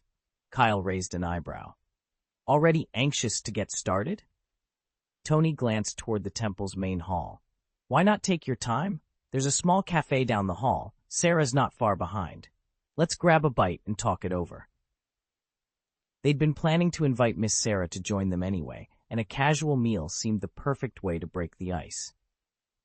Damien checked his compad as he and his teammates, Kyle and Tony, stepped into the vaulted chamber of the Temple of Records. Let's see if Miss Sarah is free, he said. If not, we'll need to warn her before we head off to the NGC Galaxy on that tricky assignment. They'd only just returned from a long voyage, but no matter how brief the layovers, filing a status report with Sarah was always their first order of business. Rounding a marble column, they nearly collided with Thor, cloak billowing and hammer at his side, who paused only long enough to offer a curt nod before darting on. Not far behind, Loki lounged against a ledger-filled shelf. None of them had laid eyes on him in person for ages. "It's serious," Loki mused with a smirk, "but there's no need to rush." Tony grinned. "All the more reason to talk it over lunch. How about the cafeteria box?" Thor's eyes brightened. "Miss Sarah, care to join us?" Kyle chimed in. "After we eat, we're bound for the NGC Galaxy to sort out a few complications." Sarah looked up from her console, caught Damien's eye, and tapped her digital log. "Let's see. I'm clear at this hour." She closed the log and smiled. "Lead the way." "Oh, and I've already arranged 4 cups of tea for us in the cafeteria." "Has anyone else come through here besides you?" Kyle asked, glancing at Sarah. She nodded, and a knowing grin spread across his face. His eyes drifted to the 4 ornate cups resting on the altar in the heart of the record temple. "I'll explain everything in a bit," he said, shouldering his pack. "Right now, let's get moving." Loki, already striding toward the exit, called over his shoulder, "I haven't had Void Island delicacies in ages." He quickened his pace, urging Kyle and Sarah to hurry after him. Chapter 727, Planning the Next 3 Years. A small entourage filed into one of the private rooms in the cafeteria. Tony and Kyle had just slipped in when they overheard Thor and Loki discussing their abrupt return to Void Island, and more importantly, what Zeus had said to them. "I swear," Kyle muttered under his breath, "Zeus really is looking for a fight." Tony tensed. "He's not even considering peace talks," he replied.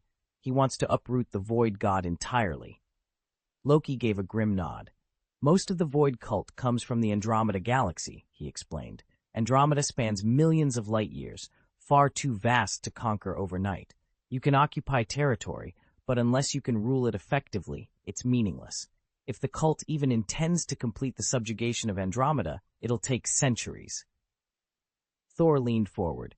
"And after Andromeda, there are countless other star systems in the universe. Just because the Milky Way borders Andromeda doesn't mean the cult will, or even can, swoop down on us next." "But make no mistake," Loki continued, voice low. "Zeus isn't waiting for a chance to negotiate passage. He's planning a full-scale assault on the Void God and anyone who stands in his way." Tony exchanged a look with Kyle. The air in the room grew heavy with anticipation. In the cosmic chess game unfolding, there would be no neutral squares, only victors and the vanquished, and the next 3 years would decide the fate of countless worlds. Damien leaned back as Lacey laid out the situation. "Tony and the others will be living in the Andromeda Galaxy for quite some time," she began. "Unless something monumental happens back in the Milky Way, they're unlikely to try to seize control there. Odin, Thor, and Loki remain tied to Asgard and sworn to protect the 9 realms. As the Void cult's power has grown, it's forced them into conflict with the universe's apex forces, and with the galaxy's own gods under Zeus's leadership." "That's not the whole story," Damien interjected, folding his arms. "The Void cult isn't bent on genocide. They've never killed innocents for sport. That must be why Loki has been so patient in testing Zeus. He's trying to prove they aren't mindless destroyers." Lacey nodded. "Exactly, but Zeus sees any expansion of the Void cult as an existential threat. He's already gathering allies and preparing for war. It's practically a death sentence to challenge Olympus head-on." Zeus frowned. "Does Sonia know all this?" Lacey met his gaze calmly. "She does now."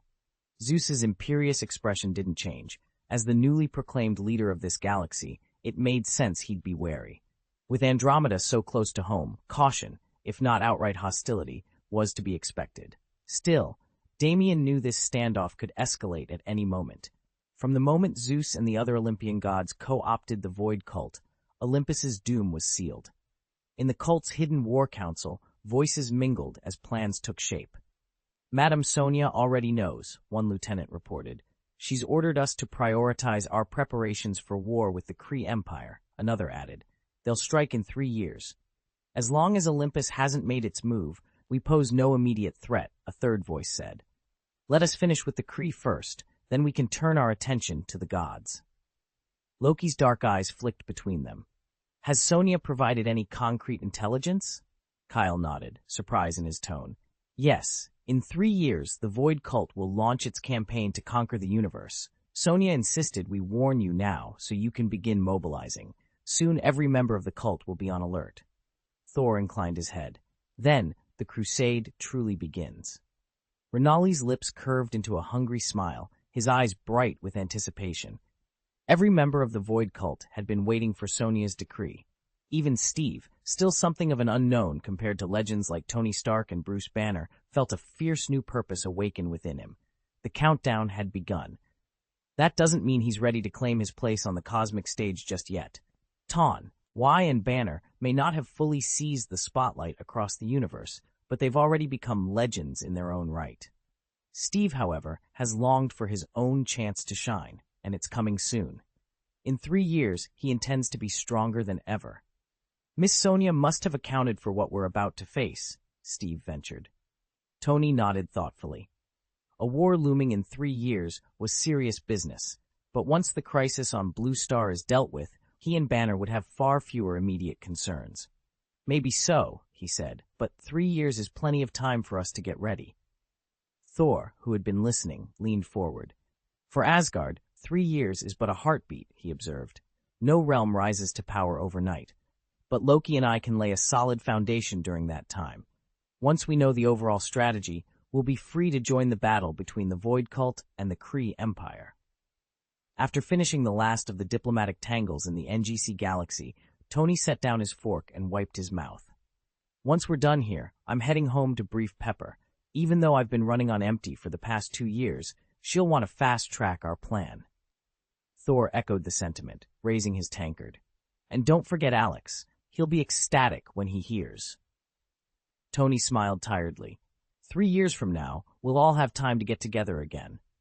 For now, though, we each have pressing business to attend to. Thor stretched and stood. Agreed. I need to set off for the NGC galaxy myself, no matter how thorny the assignment. Let's stay in touch with the Alliance once we're en route. Lacey and the others nodded. No one attempted to persuade Thor to stay. Loki, too, felt the pull of duty. Though he would have loved to linger longer, Asgard's preparations for the war due in 3 years could not be postponed. With a courteous bow, he lifted his hand, summoned the Space Stone, and vanished in a flash of blue light, bound once more for Asgard's golden halls. Tony and Kyle have already filled Sarah in on their plan to journey deep into the NGC galaxy. With Steven's help, they powered up the teleportation array and opened a stable portal for their departure. After finishing her patrol, Sonia found herself back at the mountaintop villa with a rare moment of downtime.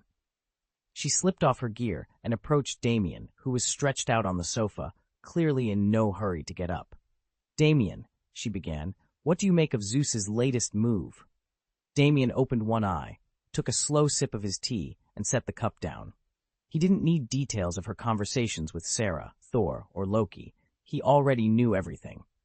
"I've known for years that Zeus planned to come after the Void Cult," he said, voice cool. "Your decision to strike first was sound." Sonia leaned against the armrest. Yet he actually swallowed his pride and went to see Saul. He must be more than cautious, maybe even frightened. A faint smile curved Damien's lips. Exactly. When Zeus approached Gao Tianzun for an alliance, he made it clear he'd eventually turn on the Olympian Council. As king of gods, he's used to being obeyed. But fear? That's a new emotion for him. He sat up, folding his arms across his chest. "We'll keep our eyes on him. Whatever he's planning next, we'll be ready." Damien leaned back in his chair, eyes thoughtful. "If you don't want a big target painted on your back, you learn to watch your every move." Sonia tilted her head. "You knew that years ago?" "Think about it," Damien said, steepling his fingers. "If Zeus is hunting down Thor, he must have been hunting Odin long before. It only makes sense." Sonia's brow furrowed. "Did Odin tell you that?" Damien shook his head, his lips curling into a faint smile. "No, my source is Gao Tianzun, not Odin." Sonia's eyes narrowed. "So you've been playing Zeus like a fish on a line." "Exactly," Damien replied. "Zeus isn't content with merely commanding the pantheon. He wants to marshal every powerful being in the universe against me. The best way to draw him in was to feed him half Ted, Ruth's. And sure enough, he took the bait." He tapped the table lightly. "Like the restless predator he is." Sonia sank into silence, her gaze distant. "With the Void God cult ascending, we've painted a bullseye on ourselves. Any rising power breeds envy and fear. They'll come for us whether we're ready or not. Damien's expression grew serious. That's why we've stayed low these past few years, building strength in secret. When the time comes, we'll be ready, but only if we keep moving in the shadows. She nodded slowly, resolve hardening in her eyes. Then we continue as we have. Silent, careful, always 2 steps ahead. Damien clenched his fist once, softly. Exactly. The moment we reveal ourselves, the hunt begins in earnest. Although Damien was the one who founded the Void God cult, it was Sonia who truly shaped its growth and handled its day-to-day affairs. Whenever a major decision arose, new initiatives, organizational reforms, or shifts in strategy, her talent and efficiency outshone his by miles. Damien had long since accepted his own limitations. Raw power did not automatically translate into management skill, and while he could learn on the job, he preferred not to. Why struggle through every mundane detail when someone else could do it so much better? Instead, he took on the role of a hands-off founder, content to trust the expert he'd chosen. He understood that giving Sonia the authority to act without constant oversight would not only expedite progress, but also avoid the pitfalls of needless interference. If she judged that waiting 3 years before making a major move was the wisest course, that was more than enough justification for him. Damien had absolute confidence that, with Sonia at the helm, the Void God cult was in the best possible hands. As long as Sonia's step-by-step strategy held firm, the Void God cult would inevitably rise to become the universe's most formidable power. Damien watched Cassidon with a wry smile. "Mr. Cassidon," he chided, "you really should have told us about Zeus's plans sooner." Cassidon winced. "If I'd known the king of Olympus was scheming like this, I would have warned you right away. You could have made better preparations." Sonia rolled her eyes. She dispatched Thor and Loki almost on a whim, but facing Zeus and an entire pantheon of cosmic deities required far more caution. "Zeus is a far more dangerous adversary than the Kree Empire," she reminded him. "That's precisely why I hesitated to raise the alarm," Cassidon admitted. "I wasn't sure how much of this intel was reliable." "Don't worry," Damien said, folding his arms. "When Zeus unveils his ultimate trump card, I'll be ready. And if he's unable to summon it, the Void God cult will press straight to Olympus without mercy." He gave Cassidon a confident nod. "I'll be counting on you to keep me informed from here on out." Sonia allowed herself a small, satisfied smile. With every piece of the puzzle falling into place, the cult's path to omnipotence looked clearer than ever. "Damien, in that case, I won't bother ironing out every last detail." Sonia nodded, realizing that Damien already had everything under control. As she dropped her earlier plans to work late, her annoyance melted away. But the moment she heard the word summon, she paused.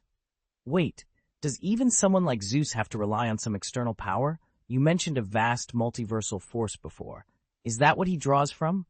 Damien leaned back, considering her question. "Think about it. Zeus of Olympus isn't just a mythological figure. He embodies ultimate authority and raw might. He occupies the very pinnacle of the cosmic hierarchy, one of the few beings powerful enough to shape entire civilizations by sheer will.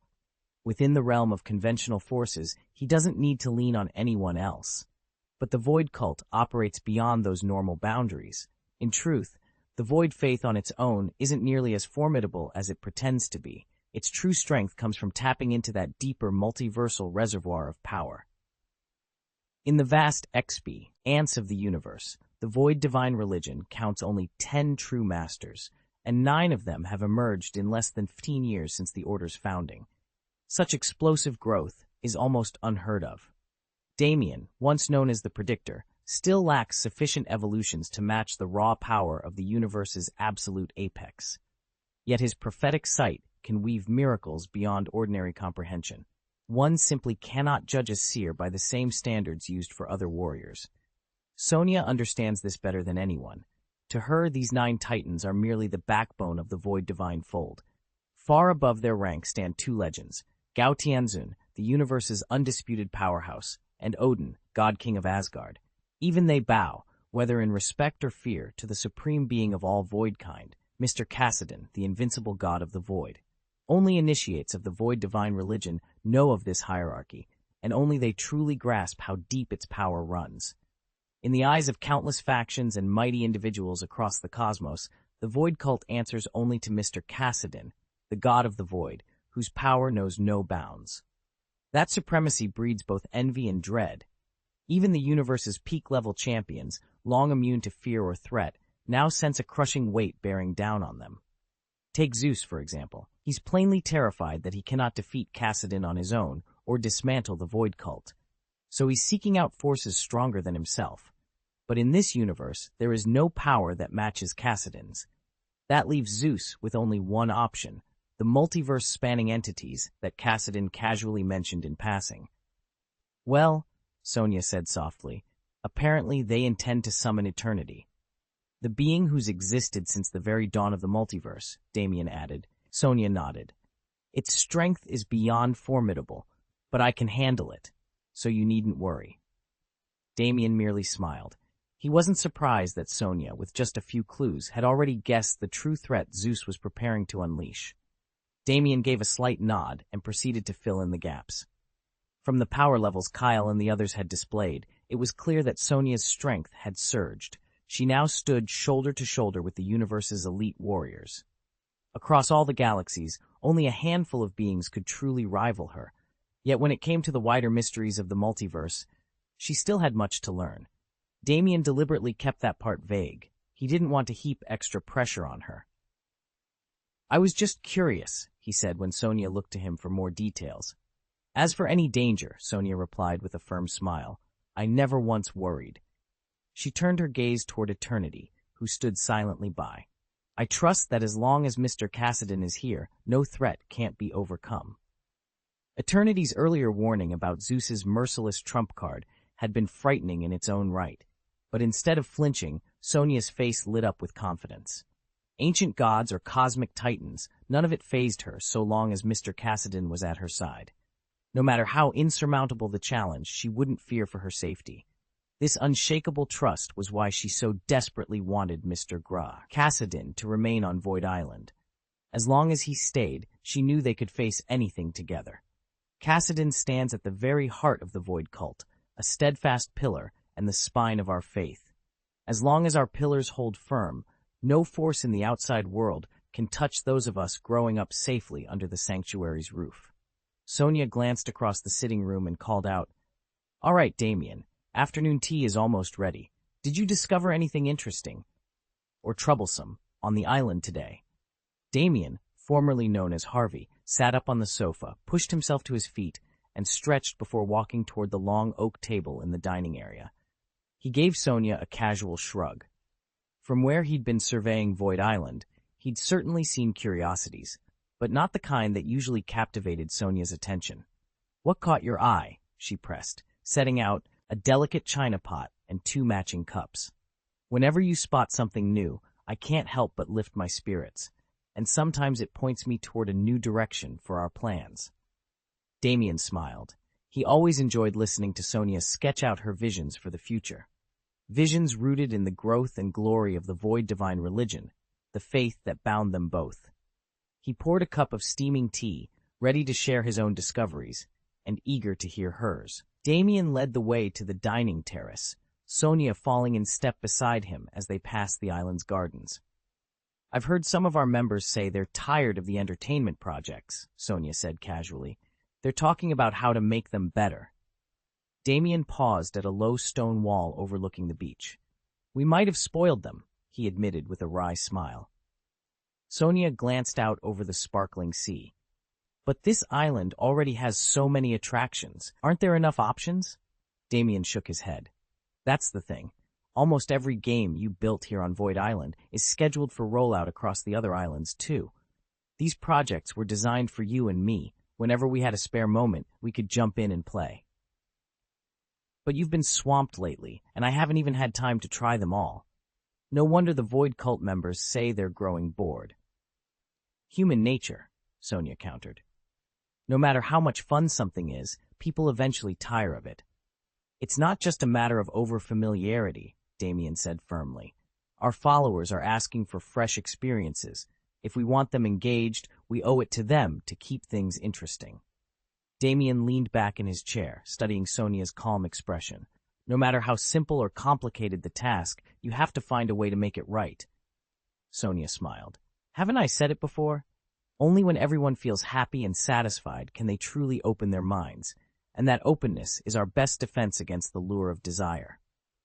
He opened his mouth to reply, but she cut him off gently. That's true, but please don't shut me down every time I mention one of your own ideas. Damien ran a hand through his hair, exasperated. I come up with half a dozen ideas and then promptly forget them all. Mr. Cassidy, Sonia teased, I remember every word you say. He shot her a mock glare. Asking me to forget things isn't exactly helpful, you know. Her smile grew softer.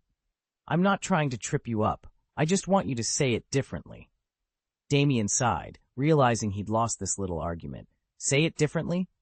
I know you'd rather I keep things simple, Mr. Cassidy, she said, the teasing note back in her voice. But sometimes a fresh turn of phrase makes all the difference. Damien Cassidy leaned back and gave her a small, earnest smile. I want Void Island to become a true second home for every member and believer of the Void cult. From now on, your home will be mine as well. You've worked so hard for your people.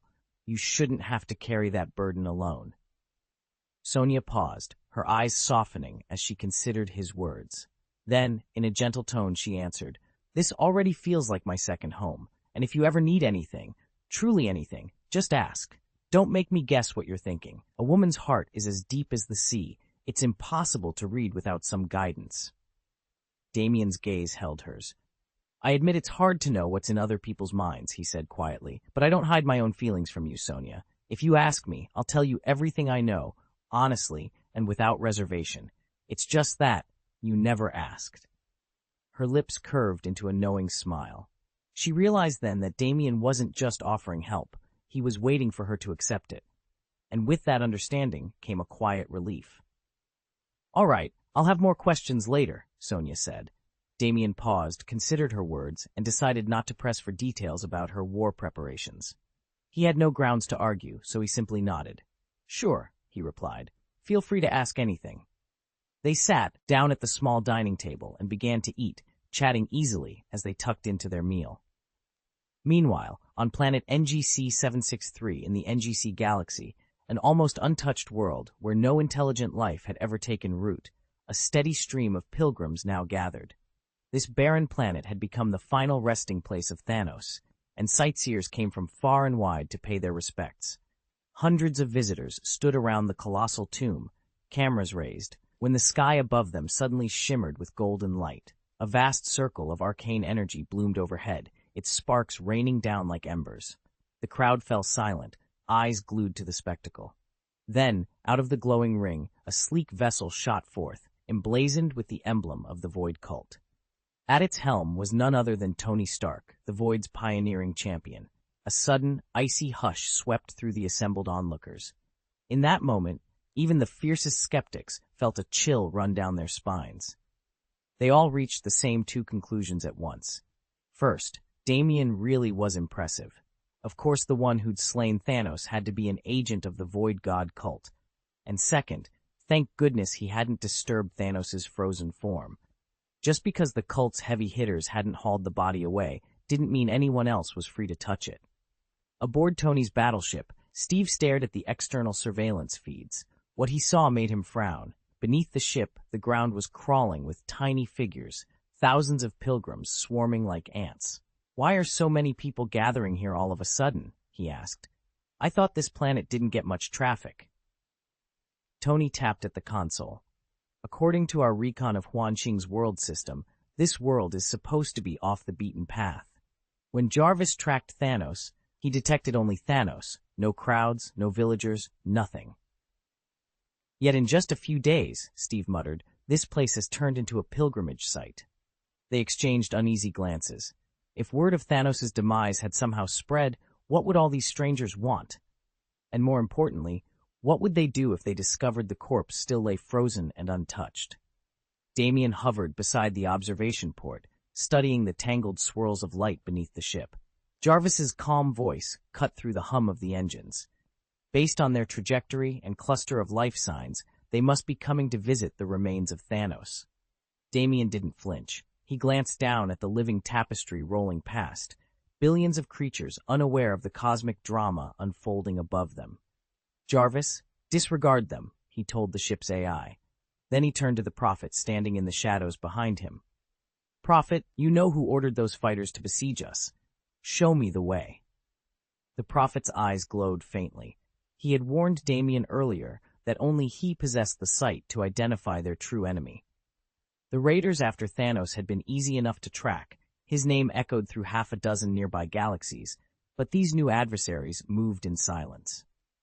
Their hand had already struck once. Now they were slipping back into the darkness to prepare another blow. Damien drew a steady breath. "What do we do next?" With an almost imperceptible nod, the Prophet extended a slender finger toward the holoscreen. A pale line traced itself across the star map. "Open a charter to the Theta Quadrant," he intoned. "From there, set a course 30,000 light-miles to the southeast." Damien watched the path materialize. A new chase had begun.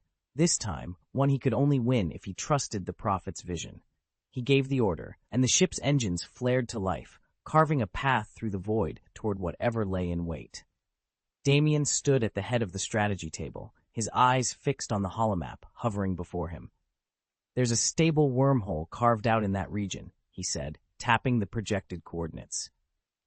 "Beyond it lie the most formidable operatives, those who've gone to ground the deepest of all." He turned to the Prophet, who nodded gravely. "Your holy sign unfolds," the Prophet intoned. "We will strike at the heart of the threat first." Damien continued, "By the principle of proximity, we must neutralize the deeper nests before we chase every minor cell. For instance, the one you mentioned, King Pepe. Let him be our primary target." The Prophet bowed slightly. "Understood."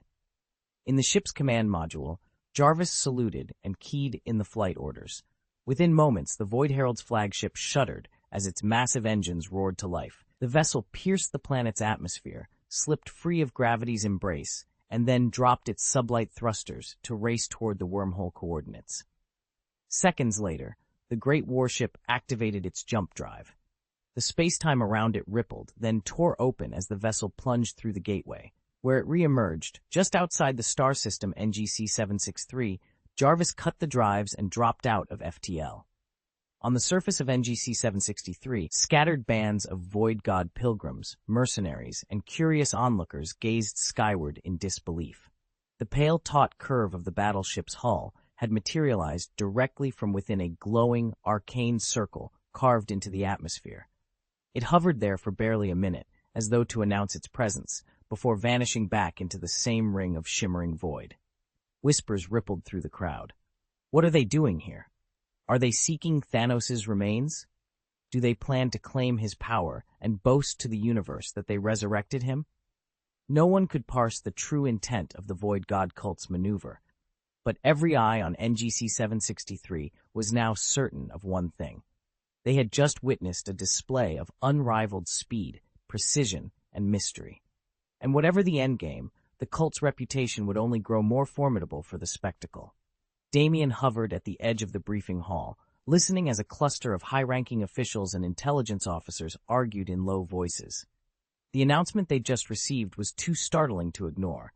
Tony Stark, herald of the Void Cult, had suddenly materialized in the NGC galaxy. "What's their objective?" snapped one officer. "Why leave so abruptly without scoring a political win for the Void God religion?" "How should I know?" his partner retorted with a shrug. "Are they hunting anyone else out here?" A third voice asked. "That's not the pressing question," yet another interjected. "We need to figure out what power Tony Stark used to get here, and where he came from in the first place." No one offered a satisfactory answer. Speculation ricocheted around the room, each theory more fanciful than the last, yet not a single hypothesis won unanimous support. Still, word of Tony's reappearance, and the possibility of another Void Cult campaign, spread through the galactic news networks like wildfire. Every major power braced for what might come next. Meanwhile, in a quieter wing of Deepwell Station, Tony and his companions lounged in the rest area exactly as they had planned. Tony leaned back in a gravity-adjustable chair, idly scanning a tactical readout. Steve and Steven challenged each other to an arm wrestling contest on a sleek metal table. Banner flipped through an old volume on human history, his roar of laughter echoing softly off the walls. Damien watched them from a nearby observation window. By their schedule, they weren't set to depart until the month was half over. Yet already the void of uncertainty their presence created had sent shockwaves through the NGC galaxy. Damien clenched his jaw. He'd come to see how the Void God sect would move, and he wasn't about to miss a single step. Although we'll need to begin preparing for war in 3 years, we still have time now to attend to our own priorities. No need to rush these next few days, Tony warned Steve as they stood side by side. A big war's coming in 3 years, Tony said. Steve turned to him. So what's your plan for the next 3 years? Bruce Banner had already resolved to remain on Void Island after Thanos' defeat. He meant to calm his mind, temper the compassion that made him hesitate, and train relentlessly with Kyle to strengthen himself. Steve, on the other hand, had originally planned to return home and look after Pietro and Wanda. But Tony's announcement had changed that. Tony knew how fiercely competitive Steve was, and how much he longed for his name to carry weight across the universe rather than go unnoticed on the street. Damien paced the observation deck, glancing at the stars beyond the viewport as Steve crossed his arms and smiled. I was just about to bring this up, Steve said. Your strength is going to be crucial in the war 3 years from now. Damien stopped pacing. I know, but if we only have cosmic-level power right now, we might do well, but we won't truly shine. Pepper, leaning against a nearby console, folded her arms. So you're saying you and I should stay on Blue Star for the next 2 years, handle the errands, keep the peace down there? Exactly. Damien turned to face them both. That solidifies Blue Star's defenses and lets me focus elsewhere. If you two have the situation under control, I can shift my attention to Pietro and Wanda. Steve raised an eyebrow. Where are you taking them? A trip through the wider universe, Damien replied. Both have immense potential, but almost no real combat experience. Even if they won't end up living among the stars forever, this journey will broaden their horizons and each other's. Pepper exchanged a look with Steve. Wanda still needs to decide, right? She does, Damien agreed. Pietro says he'll follow Wanda's lead, but I believe spending time with the Guardians of the Galaxy will be invaluable, so I'm planning to introduce Paige, Wanda, and Pietro to them. Steve nodded thoughtfully. That sounds like the perfect training ground. Damien's gaze drifted back to the nebulae outside. As for me, I'll remain on Void Island. I need to accelerate my own evolution as fast as possible. Steve stepped forward, determination in his eyes. All right, while you're away, here's what I'll be doing over the next 3 years. He paused, then outlined his own strategy, ready to match Damien's bold plans with his own. Most of the troubles on Blue Star have been settled, so Pepper and I will simply wait for the right opportunity to act. There's no point in keeping so many people here to watch, I said. If that's what you want, Tony agreed with a nod. Steve had longed to spend more time on Void Island.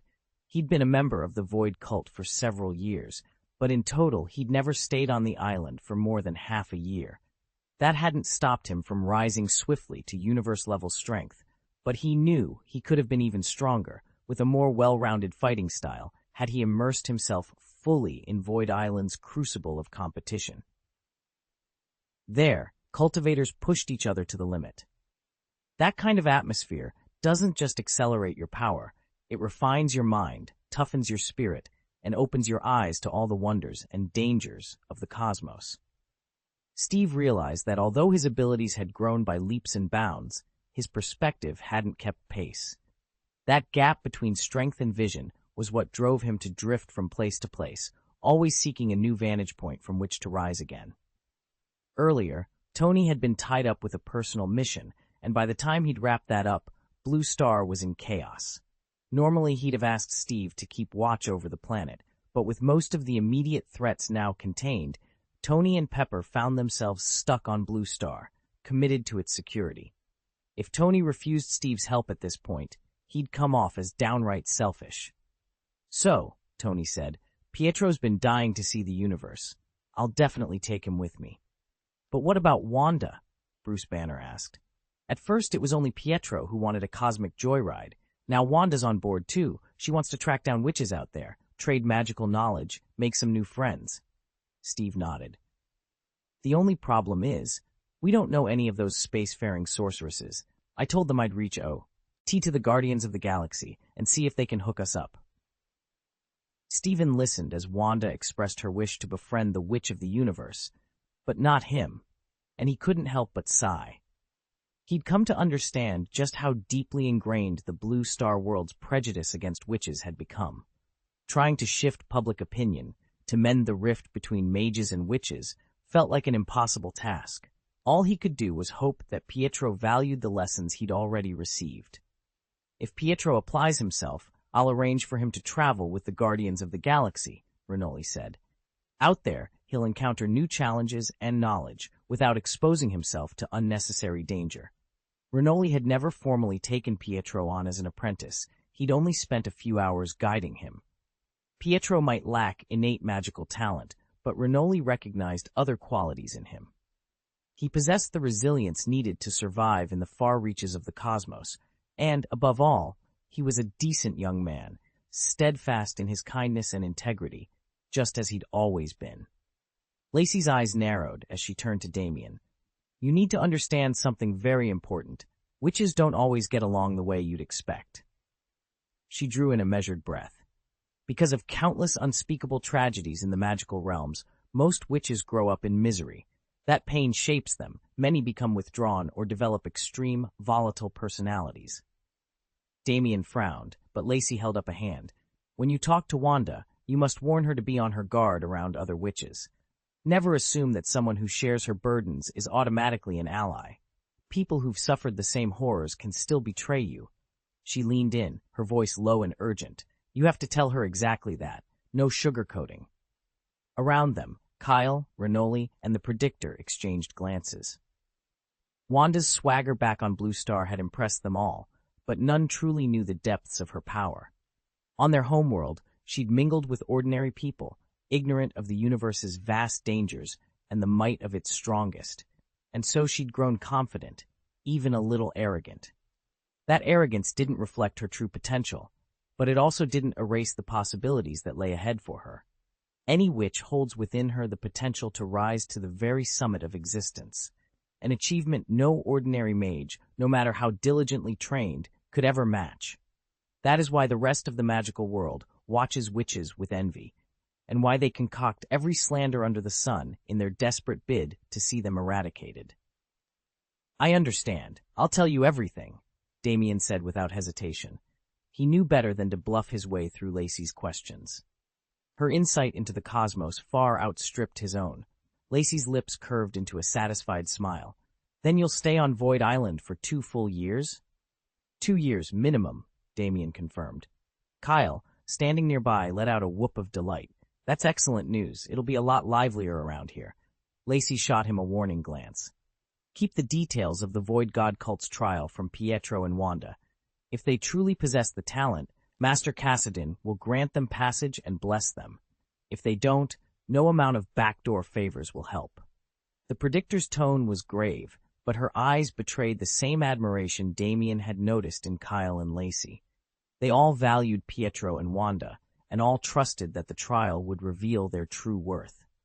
When people care deeply about someone or something, they're often driven to extraordinary lengths. The blessing of the void is unimaginably rare. Its value isn't something you need to experience firsthand to appreciate. Just look at how many powerful warriors have hurled themselves into its depths, desperate for its promise. It's only natural, then, to want that same gift for your family and friends, to see them live longer, grow stronger, and share a brighter future together. Yet there's a cruel paradox at work. The more fiercely you wish to secure a better life for those you love, the less willing you may become to take the very leaps that could make it possible. Of course I understand, Damien said quietly. Steve gave a solemn nod. Ranoli and the others might not realize it, but Steve had learned from Master Cassidin himself that the old sage still makes occasional journeys to Blue Star. After countless expeditions, neither Wanda nor Pietro had returned bearing the Void's blessing. Their odds were vanishingly small. For Steve, and for Tony Stark, Bruce Banner, or Stephen Strange, obtaining that blessing had posed a formidable challenge, but not an insurmountable one. Yet somehow it eluded Wanda and Pietro. Steve couldn't shake the suspicion that there were hidden reasons behind their misfortune, reasons he simply couldn't comprehend. Damien believed there was nothing fundamentally wrong with Pietro and Wanda's character. Morally speaking, he found no fault in either of them. Yet he knew his own approval meant little to Lord Cassadine. He'd even harbored a quiet hope that by bringing the twins into this universe, they might win Cassadine's blessing. But the Void Master's trials never announced themselves. They simply appeared, then vanished without a trace. No one knew when an ordinary test might begin, nor how long it would last. And those were only Cassadine's routine challenges. He was equally notorious for devising special, unpredictable trials. Damien understood that, under such circumstances, Pietro and Wanda's chances of success were slim, not impossible, but unlikely. After all, others, Hai Luosan, Jin Rakshasa, and Bai Linglong, had managed to attune themselves to the will inscribed on the commandment tablet of the Void Temple and pass their tests. If they could do it, perhaps the twins could too, and in doing so, earn the very blessing Damien hoped for. Chapter 728, Pietro and Wanda venture into the universe. The clouds of war were gathering, and with its approach, there was no way for anyone, Tony Stark included, to leave Blue Star for the next 2 years. Every ally had been forced to alter their original plans.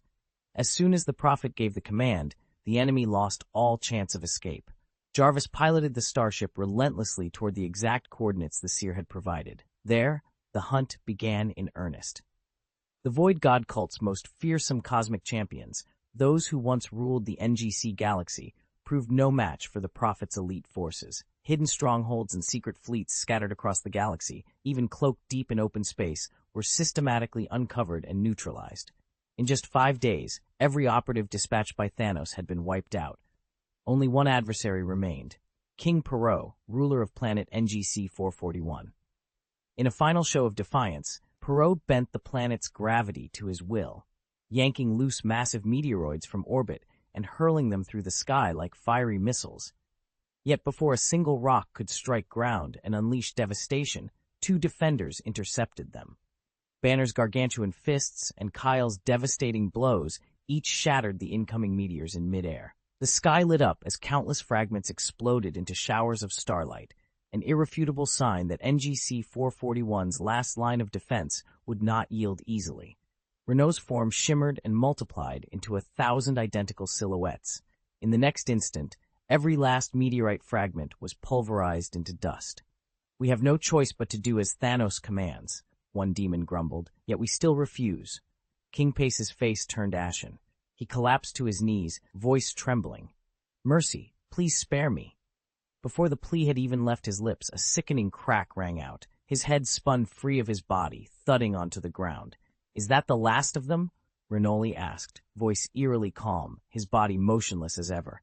"It is," the Prophet confirmed, inclining his head. "You may depart." He turned back to his circle of demons. "Remember this. Even if we eventually conquer the entire universe, outlying territories, like the NGC cluster, will always be the final to fall." The Prophet's tone remained tranquil. Were King Pace's forces truly under Pepper's banner, they might have been shown mercy. After all, there was little personal enmity between them. But in the visions granted to him, even without Thanos' looming threat, Pepper's legions would still marshal the might of the Void Divine Church to eradicate Circe, god of the underworld. It was a cruelly elegant strategy. If they succeeded, Circe's reign would end for good. Unfortunately, these fools overestimate their ability to hide. "Well, that's taken care of," Damien murmured. "I can finally get back to my own things." Steve stretched luxuriously when he heard the last threat had been neutralized. A week aboard Tony's space battleship might not sound like much, but it was Steve's longest stay in orbit. Given the ship's lavish accommodations and endless entertainment options, he couldn't complain. If nothing pressing came up, he wouldn't mind kicking back here indefinitely. Still, Steve was itching to return to Blue Star, escort Wanda and Pietro to Void Island, and once they were settled, launch into the training program he'd planned with Lacey. "I'll send you 2 off first," he said. Damien knew he couldn't stay on Void Island forever. He was waiting for the next Supreme Mage who measured up to his standards. Traveling between Blue Star and Void Island was easy enough, though, so he didn't mind the back and forth. For the return trip, it would just be Tony, Steve, and himself heading home. Banner, Kyle, Renoli, Predictor, and Lacey, however, planned to make a beeline for Void Island. As Steven spoke, he activated a swirling portal in midair. "See you on Void Island, Damien. Remember, you've got only 3 years. Don't let your training lag behind." He glanced at Steve and Tony. "We won't be standing by forever." Damien stepped forward and gave them a confident wave. "Don't worry. I've already worked out a plan to accelerate my progress. When the war with the Kree Empire comes, I won't let you down." Tony's grin widened. If he could finish forging the Uru armor within those 3 years, Damien's power would surge to meet any threat. "If you run into trouble, just call. With Steven's help, I can drop everything and get back in a flash." Bruce Banner joined them, nodding toward Tony. He'd been itching to move to Void Island ever since he learned about it. No more fearful stares or awkward questions whenever he transformed into the Hulk. Among the galaxy's countless races, his green form would barely raise an eyebrow. With that, Steven gave one last wave and stepped through the portal. In an instant, Damien found himself standing on the edge of Void Island, ready to begin the most important 3 years of his life. Damien had always known that Earth, known to the galaxy as Blue Star, would face turmoil before it could join the interstellar community. With Thanos finally defeated, the planet was entering exactly that unstable, in-between phase. There was no immediate threat demanding the attention of the universe's mightiest heroes, so Damien was free at last to pursue what he'd longed for most. "Why don't you head out to Void Island?" Tony suggested with a grin. "You'll have plenty of solitude to train and to shape yourself however you like." Damien nodded. Around them, Renoli, Kyle, the Predictor, and Tony exchanged farewells. Stephen Strange sealed the city's teleportation gate and activated a new spatial portal designed to accommodate entire warships. Its destination was the deep void beyond Blue Star's orbit. Moments later, Tony, Steve Rogers, and Dr. Strange boarded the battleship. As they lifted off, Damien watched them go. Below him, Earth was once again torn by internal strife, competing factions vying for power in the vacuum left by Thanos' fall. Even with the Avengers on the planet, there was nothing they could do to tip the scales without risking a wider conflict. For now, all they could do was observe from the sidelines. With a final nod to his friends, Damien turned toward Void Island, ready to begin the hard work of forging himself into the hero he was meant to become. If things hadn't worked out the way they did, Tony never would have dared ask Pepper for a month off to deal with Thanos. But now that everything's settled, he feels lighter than air, a surprisingly open and optimistic mood settling over him. By the time Tony's personal warship glided into the dock at his private island, Pietro and Wanda were waiting on the pier.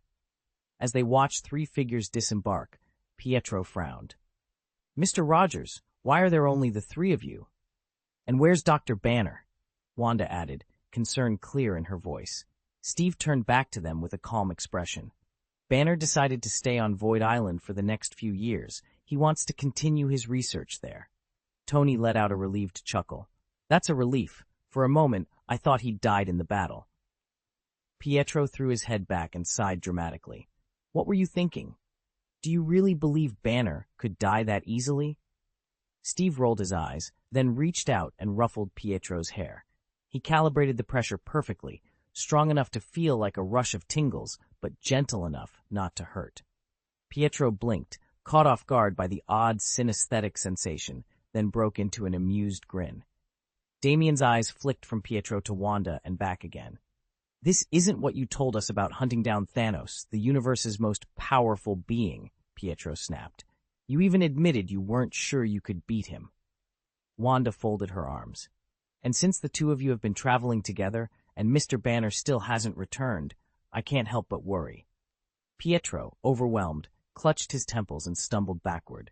"Seriously? Haven't you seen the cosmic news feeds?" Dr. Strange chuckled.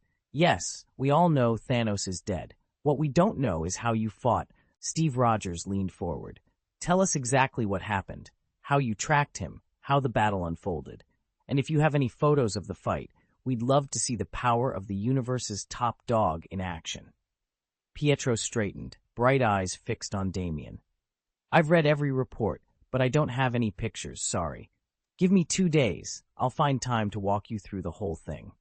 With that, Pietro and Wanda snapped to attention and saluted.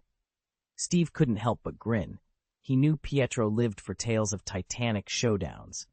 Because Pietro had spent his entire life on Blue Star, he'd never once been able to unleash his full strength. The strongest opponents he'd ever faced were all native to that world, so it was only natural he was curious about how a true powerhouse from beyond Blue Star would compare. Steve leaned back in his chair and offered casually, "You don't need to snap any photos, just see it for yourself, get a feel for the concept and its power." Rather than feeling disappointed, Pietro's eyes lit up. "That sounds amazing," he said eagerly. Then, frowning slightly, he asked, "But why do the two of us need to pack our bags?" Steve's expression softened as he realized Pietro was thinking of his old dream. "You remember how I told you I've always wanted to explore the universe, and especially to visit Void Island?" Pietro nodded. "Yeah, I thought that was just something you'd do on your own." Steve smiled. "Not this time. Over the next 2 years, Tony's going to watch over Blue Star, so you won't be needed here. Meanwhile, I'll be stationed on Void Island, and I want you by my side." "You mean you're actually taking me with the Guardians of the Galaxy?" Pietro stared at him, first in shock, then disbelief, and finally elation. He couldn't believe it wasn't a prank. "Seriously? Is that for real?" Steve's grin widened. "Dead serious. Get ready to see the universe. Do you really think I'm the sort of guy who keeps track of every little detail and cracks jokes about it?" Pietro shot back. "Get ready while Damien's still here," Damien replied. "If you wait until he returns to Karmatage, we'll have to board a battleship bound for the far reaches of the universe. So move it." At Pietro's incredulous stare, Damien's expression grew stern, then suddenly softened into a triumphant grin, like an iceberg warmed by spring sunshine. He had dreamed of this day for as long as he could remember. Blue Star wasn't awful, but its rules felt suffocating. Compared to the infinite expanse of space, its stage was far too small. Once you glimpse that grand horizon, anyone with the means will yearn for something greater. "Woohoo!" Pietro cheered. In the blink of an eye, he vanished, and reappeared clutching 2 suitcases. He'd packed some of his sister Wanda's clothes, but kept his own things to a minimum. After all, he intended to pick up new fashions on their journey. "We're all set," Pietro declared, snapping to attention. He gave Damien a crisp military salute, his face alight with excitement. "Ever since I first met Tony Stark, Steve Rogers, and Bruce Banner, I've been introduced to wonders I never dreamed existed. Over the years, I've absorbed every story about the vast cosmos, learned of the Void cult's terrifying might, and even stood before Cassidon, the legendary god of the Void. I discovered how easily they could dispatch a cosmic powerhouse like Captain Marvel, as casually as one might pluck a chicken. I've longed to set foot on Void Island, to see that power up close. But each time I asked, Tony and Steve insisted the moment wasn't right yet, that we'd have to wait a few more years. I understood their caution. Thanks to Tony's breakthroughs, Earth is on the brink of venturing into space. He's confident that within 2 or 3 years at most, humanity will be ready to join the interstellar community. My sister Wanda and I simply needed to be patient. Still, every sunrise makes me itch to see the stars for myself. As I slung on my pack and headed for the door, Steve spotted me and called out, "Damn, Ian!" "Why the sudden change of heart?" Paige appeared beside Steve the moment she heard him call. Though she wasn't unsupportive, she couldn't hide her confusion. "If you've decided to go, there must be a reason." Steve glanced up at her. "I'll explain everything once we get to Void Island." "That won't do," Paige insisted. "I need to know right now. Don't sidestep me." "Just hang on for a few minutes," he replied, meeting her gaze evenly. Paige crossed her arms, then sighed and shook her head. Seeing Steve's determined expression, she knew she wasn't going to win this argument, at least not until he was ready to talk. She turned to her luggage. Since Steve intended to stay on Void Island for 2 years, Paige was packing not only her own favorite outfits, but his clothes as well. "Sister, we're finally going to see legendary Void Island," Pietro said, stretching and offering her a lazy grin. "Yeah," Wanda agreed with a small nod. Though she'd been silent until now, her expression made it clear she supported the journey. Ever since Miss Lacey and Mr. Renelli first brought up the idea, With bags in hand and anticipation in the air, they were ready to set off into the unknown. Wanda knew that witches across the cosmos possessed immense power, yet it was a pity that no one had ever succeeded in uniting them under a single order, and as a result, they remained scattered and vulnerable. Having heard countless legends of powerful figures roaming the stars and darker whispers of the Void Cult, Wanda felt compelled to attempt the impossible, founding the first true alliance of witches. This ambition wasn't born from hatred of her homeworld, Blue Star, but from the peace she had always cherished there. If she'd never awakened to magic or glimpsed the galaxy beyond, Wanda might have settled into a quiet life on Blue Star and lived out her days without ever venturing farther. But now that she understood what lay beyond its atmosphere, the threats to her fellow witches, the promise of solidarity, she resolved to try. "Trust me," Steve had warned her. "The universe is nothing like Blue Star." When Wanda repeated his words to her brother Pietro, both of them bristled. From their perspective, Blue Star was hardly a tranquil place. Its many factions were forever at odds, and human history was a chronicle of conflict. Still, Steve's warning rang true. From the dawn of civilization to today, war had always been humanity's constant companion, and if witches across the universe were to survive and thrive, Wanda would have to find a way to unite them. In recent years, even dramatic events like alien invasions have shaken the galaxy. So can Blue Star truly be called peaceful? When Mr. Steve spoke, his tone was deadly serious. Although Blue Star enjoys the protection of many powerful champions, there are countless planets and civilizations out there that are far more dangerous. The universe is a ruthless arena where the strong prey on the weak, the powerless either perish or adapt. By comparison, Blue Star is a sanctuary. Picture it as a well-guarded village overseen by legendary figures. You don't need to be overwhelmingly powerful to survive. Even someone who has just awakened their superpowers, still far from top tier, can carve out a name for themselves here, be celebrated by millions, and hailed as a hero. Beyond its borders, however, the cosmos belongs to the Titans. To earn fame or fortune across the stars, you must possess universe-level strength. Planet-level abilities earn you only the right to call yourself human, and little else. That's why Wanda is resolved to unite every witch in the universe and finally transform their destiny. Wanda had come to realize that Mr. Steven, unlike the other mages she'd known, genuinely understood why witches were hunted in the first place. It wasn't a simple clash of good versus evil. Rather, ordinary mages wielded so much authority and influence that witches found themselves trapped in a no-win situation. Steven seemed to recognize this injustice, and he'd done more than just acknowledge. He'd quietly reached out to her, offering kindness where others had only scorn. Still, Wanda wasn't sure how to respond to his gestures. Deep down, she feared there might be a hidden motive behind his warmth. In the hidden corners of the magical world, two cruel traditions held sway. Either you tried to subjugate a witch, forcing her to bend to your will, or you isolated and eradicated her entirely. Most witches, worn down by relentless exclusion, eventually snapped, thus giving the broader wizarding community its long-sought excuse to cleanse them once and for all. Mr. Steven himself had joined the Void God cult, and nobody knew the full extent of the power he now commanded. Perhaps he truly was different from other mages, his nature somehow altered. All Wanda could cling to were the small signals he sent, an encouraging nod in the hallway, a whispered word of reassurance after a grueling lesson. But were those gestures genuine, or was she simply another step in some larger design? Wanda didn't know the answer.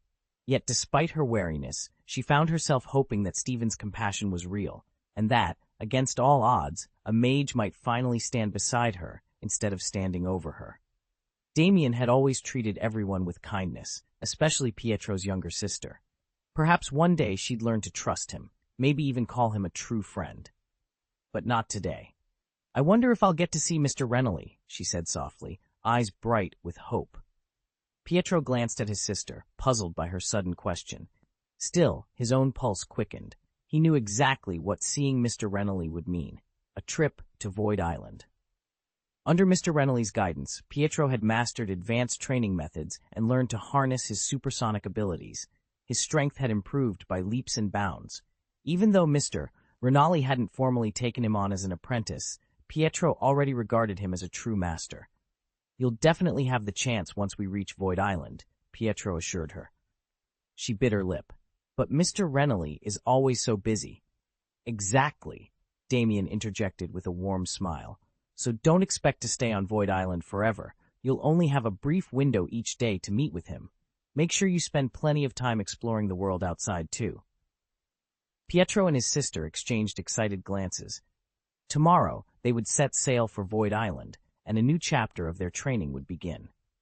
Rinaldi had taught Pietro something truly invaluable. Those who dare to dream of the future are brimming with vitality, exactly the kind of spirit Steve admired most. "I'm heading straight back to New York," Steve said. "I'll check in through the cosmic communicator." Tony nodded. He planned to return as well. He needed to see Pepper and settle a few matters. There was no reason to linger on Void Island any longer. Steve caught Tony's arm. "Hey, if you ever feel overwhelmed, remember you can reach out to us." Tony opened his mouth to protest, but Steve continued.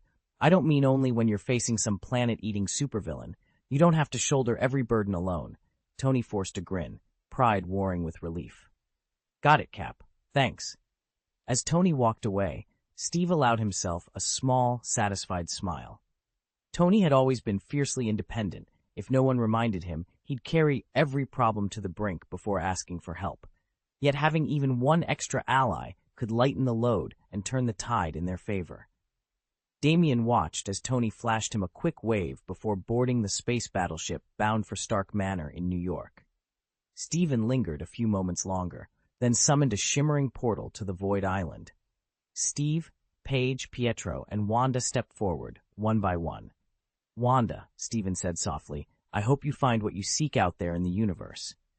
He offered no words to Steve, but his gaze held Wanda's as she crossed the threshold.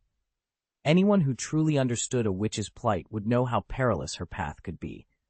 Ordinary mages might see the world as a realm of end, less wonder, but witches often sensed hidden malice, a legacy of centuries-old prejudice within the magical community, stubbornly resistant to change. "Thank you, Mr. Strange, for your blessing," Wanda replied, her voice trembling. She glanced back at the young sorcerer, handsome and impeccably robed, and gave him a determined nod before disappearing into the portal's glow. Stephen fell silent after hearing Wanda's answer. Without another word, he sealed the teleportation circle, opened a new one to Camartage, and vanished. Damien blinked as the shifting sands of the Void Island beach settled beneath his boots. He had dreamed of this place with his sister, but he didn't pause to marvel at it. Stephen's parting words still echoed in his mind, and concern creased his brow. Turning to Wanda, he asked in a low voice, "What do you hope to achieve out there in the universe? If there's something you need, you have to tell me." He gave her a steady look. "We're siblings. No matter what dangers you face, I'll do everything I can to help." Wanda didn't answer right away. Damien pressed on. "Sooner or later, we're going to have to deal with Tony Stark, Steve Rogers, Stephen Strange, Bruce Banner, all those brilliant people. Sometimes I feel like I can't keep up with their conversations. Everything they say sounds so precise, so layered. I'm still not always able to parse every hidden meaning in their words. But I've learned that even if I catch only half of what they're saying, there's always a clue in the rest." He hesitated, then added, "And right now, Stephen didn't share everything with me. He didn't even send his blessing to Steve or to Mrs. Page. That tells me there's more going on than he's letting on." Wanda finally turned to him, her eyes reflecting both determination and a flicker of gratitude. Together, they stood at the water's edge, ready to face whatever mysteries lay ahead. Damien kept his discovery to himself and confided only in his sister Wanda. From her response, he could tell she, too, had her own reasons for coming to this strange new realm. "If anything happens," Damien said, "I'll come straight to you." Wanda's eyes softened. "But we haven't run into any trouble yet." A warm sense of reassurance washed over him as he watched her gentle smile. "Still," she went on, "if I can't help you, Mr. Reinhardt, Steve and the others certainly will." "Promise me you'll speak up the moment something goes wrong," Damien urged. "I promise," Wanda replied, nodding. Even with her agreement, Damien felt a twinge of unease. He turned to the group that had brought them here. Now that we've arrived on Void Island at last, let's begin our tour. Wanda's eyes lit up. I wasn't expecting Stephen to drop us straight on the beach. It's the perfect place to start, Damien agreed, gesturing at the white sands and the mist-softened tree line beyond. First, let's pay our respects, and then you can show me around. At that moment, Steve Rogers stepped forward. He'd learned about Wanda's trials from Lacey and the others, but only Wanda, with her deep attunement to magic, could sense the island's hidden moods. With a respectful bow of his head, he led Damien and Wanda toward the ancient stone circle that stood at the island's center. Its standing stones etched with runes that neither science nor sorcery had yet deciphered. You can't truly understand someone else's pain unless you've lived it yourself. So Steve isn't going to browbeat Wanda by lecturing her on how dangerous or unrealistic her ideals are. All he can do right now is pass along the warning Lacey asked him to deliver in private. He resumed walking at an easy pace. "I'll go over the rest of the rules later," he said. "But first, there's one rule above all others you need to know. Anyone who's been blessed by the Void on Void Island is automatically a member of the Void cult. If you haven't been blessed, you're considered an outsider." He glanced at Wanda and Pietro as they followed him. "There are a lot of regulations on the island. You can't misuse your abilities. You can't roam the woods without permission. You can't race down the roads at top speed or fly at high altitude. You can't cause a public disturbance or start fights around key facilities." He raised a hand as if tallying items on his fingers. "There's more, far too much to cover all at once. I'll explain everything in time." Wanda and Pietro had known Steve for years, of course, but on Void Island they'd be under Tony's and the others' watchful eyes from now on. Damien and Wanda knew they had to learn their place on Void Island before anything else. After all, this floating sanctuary, the headquarters of the Void God cult, was legendary, and its rules were ironclad. Neither of them dared to ask questions. Instead, they fell into step behind Steve, hands raised, or in Wanda's case, her magic flickering at her fingertips, in respectful salute, and listened closely as he led the way. As they walked, Damien took in the scenery. Void Island didn't feel ethereal or forbidding. If anything, it reminded him of an exclusive resort set amid breathtaking landscapes, peaceful, almost inviting. The air wasn't heavy with austerity, it was calm and strangely comforting. That was his first real impression of the place. All around him, otherworldly life teemed. Some of these visitors looked almost human, but others bore skin in every hue of the rainbow or shapes he couldn't name. Advanced devices blinked and hummed everywhere, technologies he'd never seen back on Earth. Damien realized he was deep in a world unlike any he had ever known. Damien knew that Void Island lay just beyond the imperial capital of the Xandar Empire, the seat of the universe's most advanced technology. It was mid-afternoon by Xandar time, so most of the island's inhabitants were awake and going about their business. Steve paused on a moss-covered path to explain the rules all outsiders had to follow. As he spoke, he waved greetings to fellow scientists and engineers, passing between research modules. Peggy waited patiently by his side. A few minutes later, Steve and Peggy led Damien and Wanda deeper into the forest. Towering, partly overgrown spires of metal and glass appeared ahead, Void Island's principal research complex. "Where are we?" Damien asked, staring up at the cluster of massive buildings. "This," Steve said with a gesture that took in the entire compound, "is the exclusive scientific research zone Lord Cassidon, the god of the Void, has granted to Tony Stark." Peggy added with a smile, "You'll be staying here too, whenever you need temporary quarters on the island." "Approved by the Void god himself?" Damien shook his head in wonder. Stark really does thrive wherever he goes. His admiration was genuine. Back on Blue Star, he'd seen Tony's opulent residences, but this facility, home to the Void God cult's base of operations, made even those look modest by comparison. Tony's domain was vast, far beyond the flashy stunts of mere showmanship. It was the real culmination of his success. "Stark's mind truly isn't like anyone else's," Damien observed, standing beside Steve as they faced the island's latest marvels. Steve waved a hand dismissively. "We'll do the interior tour this evening. For now, let me show you around the grounds." He tapped his wrist, sending a command through the air. "On Sunday, bring your things here. pay your respects, and then we'll escort you to the accommodations." Damien nodded, impressed but unflustered. Tony's reputation preceded him.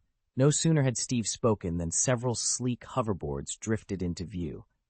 Having spent years on Tony's private island, Pietro and Wanda weren't fazed by advanced AI. They simply stepped forward and placed their salute tokens into the hovering receptacles. "Where to next?" Pietro asked, brushing a lock of hair from his forehead. "I've overheard Stark bragging about the food here on Void Island more than once," Wanda replied, her eyes bright. "We've heard the rumors, but never tasted it. Shall we try the cafeteria first?" Pietro watched his token glide inside the robot before turning expectantly to Sanct. "Ev, we can eat now, right?" Steve grinned. "Whenever you're ready." With that, they set off down the palm-lined path, the hoverboards gliding smoothly behind as the promise of a well-deserved meal beckoned. "I'll take you to see the Void Temple first," Steve announced. Peggy watched him pause after giving the order instead of heading straight off. He deliberately guided the two of them toward the ancient steps, and she fell silent, sensing he was deep in thought. Finally, she realized his plan. "I'll be living here for at least 2 years," he murmured, more to himself than to anyone else, "so I might as well get this place in order." Paige, however, chose to remain behind in the lab. She offered softly. Steve nodded and left her to it. Damien's laboratory was only about a 20-minute walk from the Void Temple, so it wasn't a problem. As they made their way across the island's rolling dunes, Steve filled Wanda and Pietro in on the temple's strict entry rules and the customs of Void Island. "I've always wondered why the island feels so empty," Steve admitted, glancing around at the dusty paths and sparse dwellings. "But it turns out everyone gathers here." By the time they reached the great stone steps, their question was answered. Dozens of figures, pilgrims, scholars, and wanderers, were ascending and descending in small groups, filling the temple's courtyard with murmurs and ritual chants. Wanda and Pietro exchanged a knowing look. Void Island was peaceful and spacious, but until you reached the temple, its silence could be mistaken for abandonment. Damien and Steve had assumed that almost nobody was worthy of setting foot on Void Island. Yet here in the vast hall of the Void Temple, they found themselves among well over 1,000 worshippers. The two of them lifted their heads, following the line of gazes around them, until they beheld the gigantic statue crowning the temple's apex, a perfect likeness of Kassadin, the god of the void, just as they had once seen him on Blue Star. Such was his might that even Odin, the god-king of Asgard, ruler of the highest heavens, had bent the knee and sworn fealty. Overwhelmed by awe, Damien and Steve sank to their knees, bowing deeply before the statue. Aside from realizing how many people are here, Steve murmured as he rose to his feet again, "Don't you feel something profound about this place?" Steve glanced at Golden Rakshasa, He Luosan, and Bai Linglong, each standing as solemnly as he was. All of them had described sensing a peculiar, almost living aura within these walls. Legend held that anyone attuned to that whisper of divine power could track it to the trials of the commandment monuments, challenges that Kassadin himself had erected in honor of the void. "What's happening?" Damien asked, furrowing his brow. "Does it feel restless?" Pietro added, echoing his concern. Pietro and Wanda both sensed the same undercurrent, but neither detected anything obviously wrong. They glanced at one another, then back to Damien. "Your answer is perfectly reasonable," Pietro said with a nod. "Shall we climb and pay our respects?" "For any outsider arriving on Void Island, a visit to the Void Temple is a must," Wanda reminded them. Damien's smile never wavered, though inside he felt a twinge of disappointment at having heard their private argument. He stepped forward and began ascending the temple's stone steps, a ritual he observed every time he returned to this place. Pietro and Wanda exchanged puzzled looks. Why had Damien asked for their impressions before they'd even reached the temple's threshold? The question hinted that whatever Damien had sensed was important. Determined to help, Pietro leaned in to study the temple's architecture with a careful eye, while Wanda closed her eyes and extended her psychic senses outward. Yet despite their scrutiny, despite every ounce of Pietro's vigilance and Wanda's spiritual probing, nothing about the Void Temple seemed unusual. It stood as silent and inscrutable as ever, its secrets still hidden behind cold stone. all sensations are, each them only through sight. Wanda and Pietro climbed the steps in complete silence. From the moment they began their ascent until they stood at the summit of the Void Temple, not a single word passed between them. The Commandment Monument's blessing, the guide that would have led them into the Void's power, had simply disappeared. At the temple's apex, they paused and took in the scene. A crowd had gathered there, hushed by its own awe. At the very front, atop a short flight of steps, stood a striking blonde woman. Her beauty was extraordinary, her features finely chiseled, and her bearing conveyed a peerless elegance. Pietro's eyes widened. He had his own suspicions about who she might be, but to be sure, he leaned toward Steve and whispered, "Mr. Steve, who is that beautiful lady?" "That," Steve said, meeting Wanda's curious gaze, "is Miss Sonia, one of the Void cult's highest-ranking members and a figure revered by every initiate. They call her the God of the Void. In fact, Miss Sonia is the name she's known by most widely now." Stepping forward, Steve regretted that Wanda and Pietro hadn't recognized her sooner, but he answered their unspoken question at last. Pietro, who had long been convinced that Miss Sarah was the most beautiful woman he'd ever laid eyes on, studied Sonia with a slow, impressed sigh. "I always thought Sarah was unmatched," he admitted. "But Sonia, she's in the same league." Indeed, to Pietro's eyes, Miss Sonia's beauty equaled Sarah's in every respect. Yet where Sarah's gentle warmth made her instantly approachable, Sonia radiated a cool, imperious majesty, an aura that was as intimidating as it was breathtaking. Damien's first impression was arresting. His statuesque good looks and quiet authority made everyone instinctively lower their gaze. No one wanted to seem reckless in his presence. Even Pietro hesitated, his question tumbling out in a hushed tone. Yet once Pietro reminded himself to relax, he couldn't help but admire Sonia as well. Her flawless beauty softened the intimidation of Damien's regal bearing, inviting people to let their guard down and fill the air with curious whispers. Sonia herself, however, seemed entirely unaware of the effect she had on others. Wanda watched her coolly, feeling no envy, only a clear sense of the distance between them. She'd observed both Sonia and Sarah, and while their styles differed, they shared a rare quality Wanda lacked, an absolute, radiant self-confidence. Their poise and grace weren't mere surface tricks. They sprang from within, shining through every gesture and every word.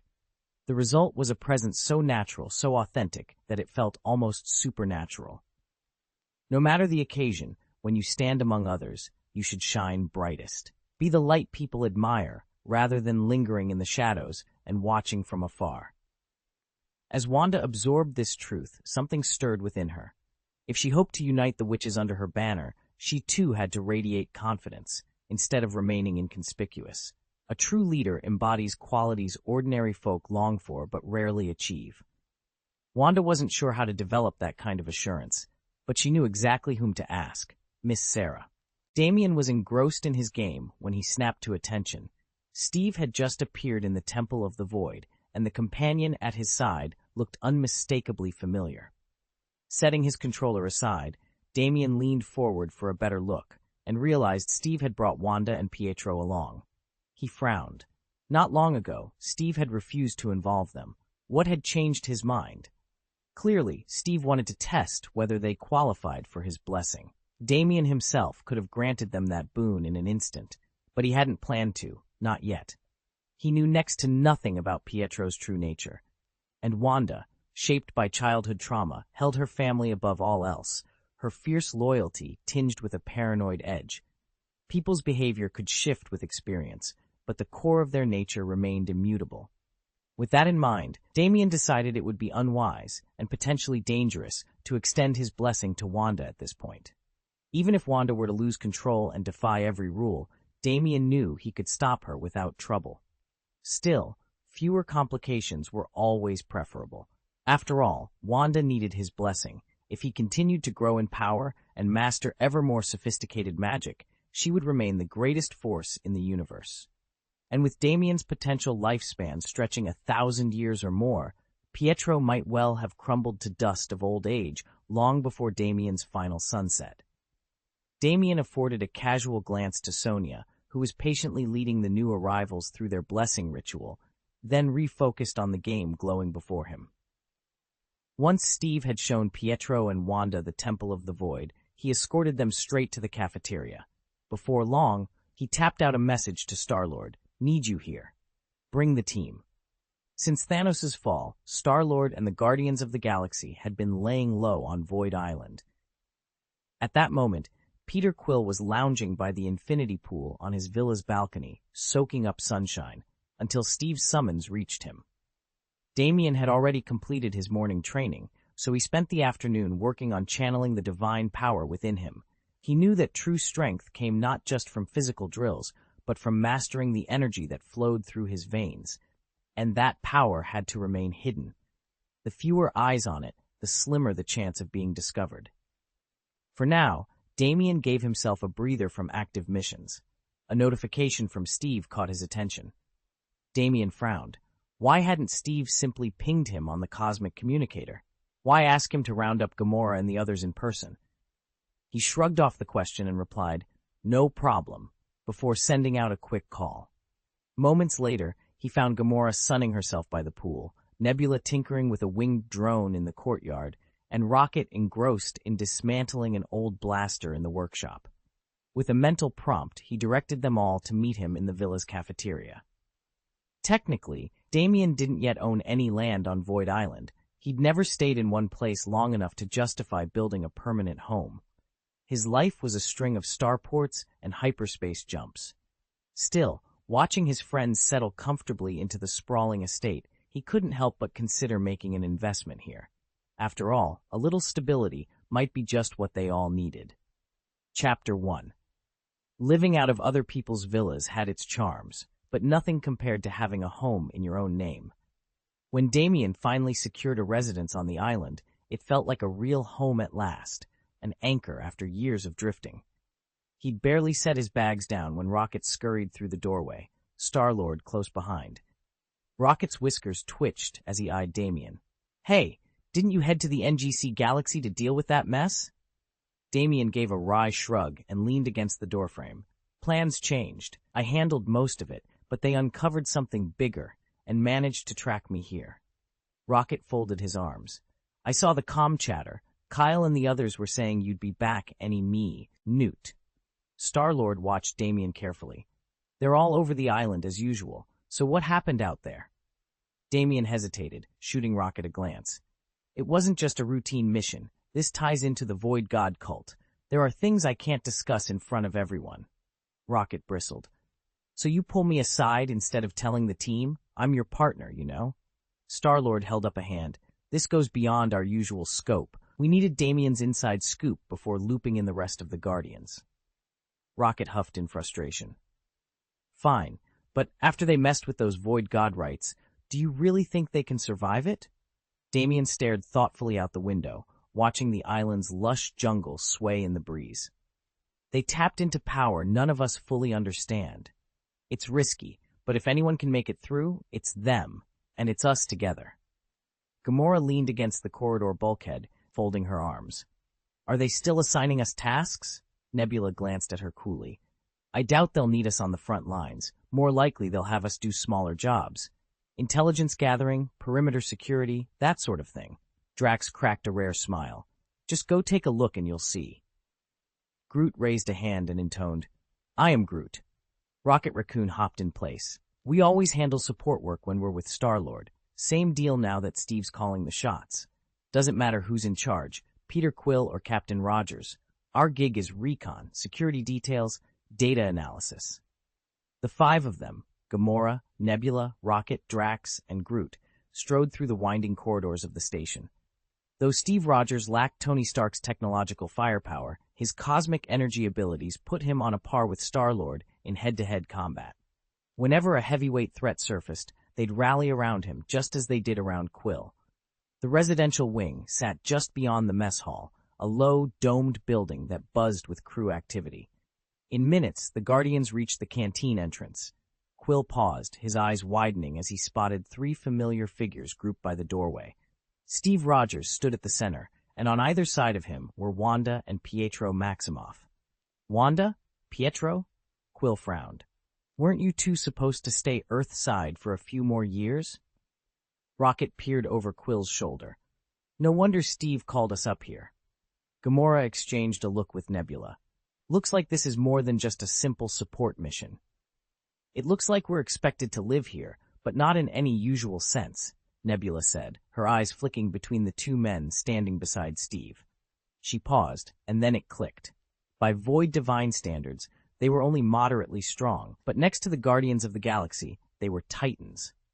Over here, someone called, breaking her reverie. Pietro caught sight of Rocket Raccoon bounding toward them and waved enthusiastically. So the little furball finally decided to see the stars? Rocket skidded to a halt and slapped Quicksilver's hand in a triumphant high five. I've been dying to explore the galaxy, but you know how stubborn Steve is. He wouldn't let us tag along. Well, he's finally agreed to let my sister and me spend 2 years in space to scout things out, Rocket continued, grinning. If we like it up here, we can stick around indefinitely. Pietro laughed. Trust you to treat a 2-year trial run like a permanent move. Rocket's ears twitched. Hey, I'm just planning ahead. And as you said, space is one big catalog of weird, alien worlds of every shape and size. As the reunited friends bantered, Pietro scanned the crowd of onlookers. He'd heard Bruce Banner was somewhere on Void Island, but Steve had told him Bruce was off training with Kyle. Pietro still hadn't managed to catch him yet, something he intended to fix as soon as possible. Why has Steve suddenly agreed to let them into our universe? Pietro asked, glancing at Wanda. Don't we still need the two of us to keep an eye on Blue Star? Wanda added. Star-Lord L looked from Pietro to Steve Rogers and cracked a grin. It's a long story. Let's grab a bite first, and I'll fill you in. Steve rubbed his rumbling stomach and led them into the cafeteria. The Guardians of the Galaxy followed, along with Wanda and Pietro. Though Star-Lord had visited Void Island before, the lavish decor and the bustling crowd still impressed him. Pietro and Wanda stared in wide-eyed amazement at the gleaming marble floors, ornate chandeliers, and rows of food stations serving every cuisine imaginable. Once they reached a secluded private room, Steve waved them in. All right, everyone, take a seat. I'll explain everything in detail. As they settled around the table, Star-Lord leaned forward, resting his elbows on the tabletop. Okay, Rogers, start from the top. What's really going on? Blue Star is with Tony and Pepper for the time being. That means Peggy and I will remain here on Void Island for the next 2 years. After that, Pietro and Wanda will move in with Paige and me. The problem is, my training schedule is going to be relentless, and I simply won't have the time to look after them properly. That's why I'm asking you to take them under your wing, to look after them and show them the ropes. Pietro and Wanda exchanged a quick glance, then turned to Peter Quill. Since he now leads the Guardians of the Galaxy, they knew asking him meant more than just babysitting. With their speed and magic, they don't need coddling, they need guidance. Peter leaned back, folding his arms. Don't worry, we're not talking about daycare. We'll teach them how the universe really works, its laws, its dangers, how to stay alive out there. They'll come back stronger, smarter. He paused, eyes narrowing as he considered Steve's request. Steve Rogers had chosen to spend 2 full years on Void Island for a reason, and if there was anything the Guardians excelled at, it was uncovering hidden motives. Because members of the Void cult were also in attendance, Star-Lord didn't press the matter. He simply smiled and agreed. Since their mission on Blue Star, Rocket had grown curious about Pietro and Wanda. He often wondered when Pietro would be ready to venture into space. With Pietro's speed, once he fully mastered his gift, he could easily reach planet-level power. And though Wanda's limits weren't yet clear, she was a witch, and magic, in all its forms, offered incredible possibilities. If the two of them joined the Guardians, they'd be invaluable. When Steve suggested that Pietro and Wanda travel with them, Star-Lord saw no reason to refuse. Besides, Pietro and Wanda hailed from the 9 realms. Just like him, finding fellow countrymen in this vast universe was rare. I have no objections, he said. Having 2 more powerful allies can only help us. Gamora, who had been quietly observing, now spoke up. I've been thinking the same thing about you two. Let us know when you enter our territory, Rocket said, baring teeth in what passed for a grin, more feral than friendly. If you don't come to us, we'll come to you. Star-Lord leaned back in his chair and laughed. Sounds fair. We'll be sure to give you a heads up. Damien exchanged a relieved look with Wanda and Pietro. He'd been nervous about how the Guardians might react to the twins, but it was clear they were welcome here too. "You can explore the island whenever you like," he told them, "but right now, I want to step off and see the rest of Xandar for myself." Pietro's eyes lit up. "I've heard so much about the legendary Xandar Empire, but I've never actually seen it." "You'd be surprised how little you can absorb in a single evening," Peter Quill admitted. "Understanding Xandar isn't a plug-and-play exercise. You can wander off the island anytime, but first you've got to learn how this part of the galaxy works." Rocket chimed in. "Yeah, nobody wants a rookie getting lost out there." "And besides," Star-Lord added with a grin, "you've got at least 2 years to get settled. No need to rush." Pietro bounced in his seat. "All right, but tonight, you really have to show us around." Peter raised an eyebrow. "Deal. Just promise you won't try to outrun a Nova Corps patrol on your first night." Damien laughed. "No guarantees. If it's too late to learn the rules, it might be too late to turn back." Damien watched the twin suns of Blue Star dip below the horizon as Star-Lord and Steve stood beside him. A gentle hush settled over them, broken only by the soft hum of engines cooling in the thin, tranquil air. Wanda's voice cut through the silence. "Steve said the universe is a very dangerous place," she murmured, glancing at the two men. "Compared to that, Blue Star must be peaceful?"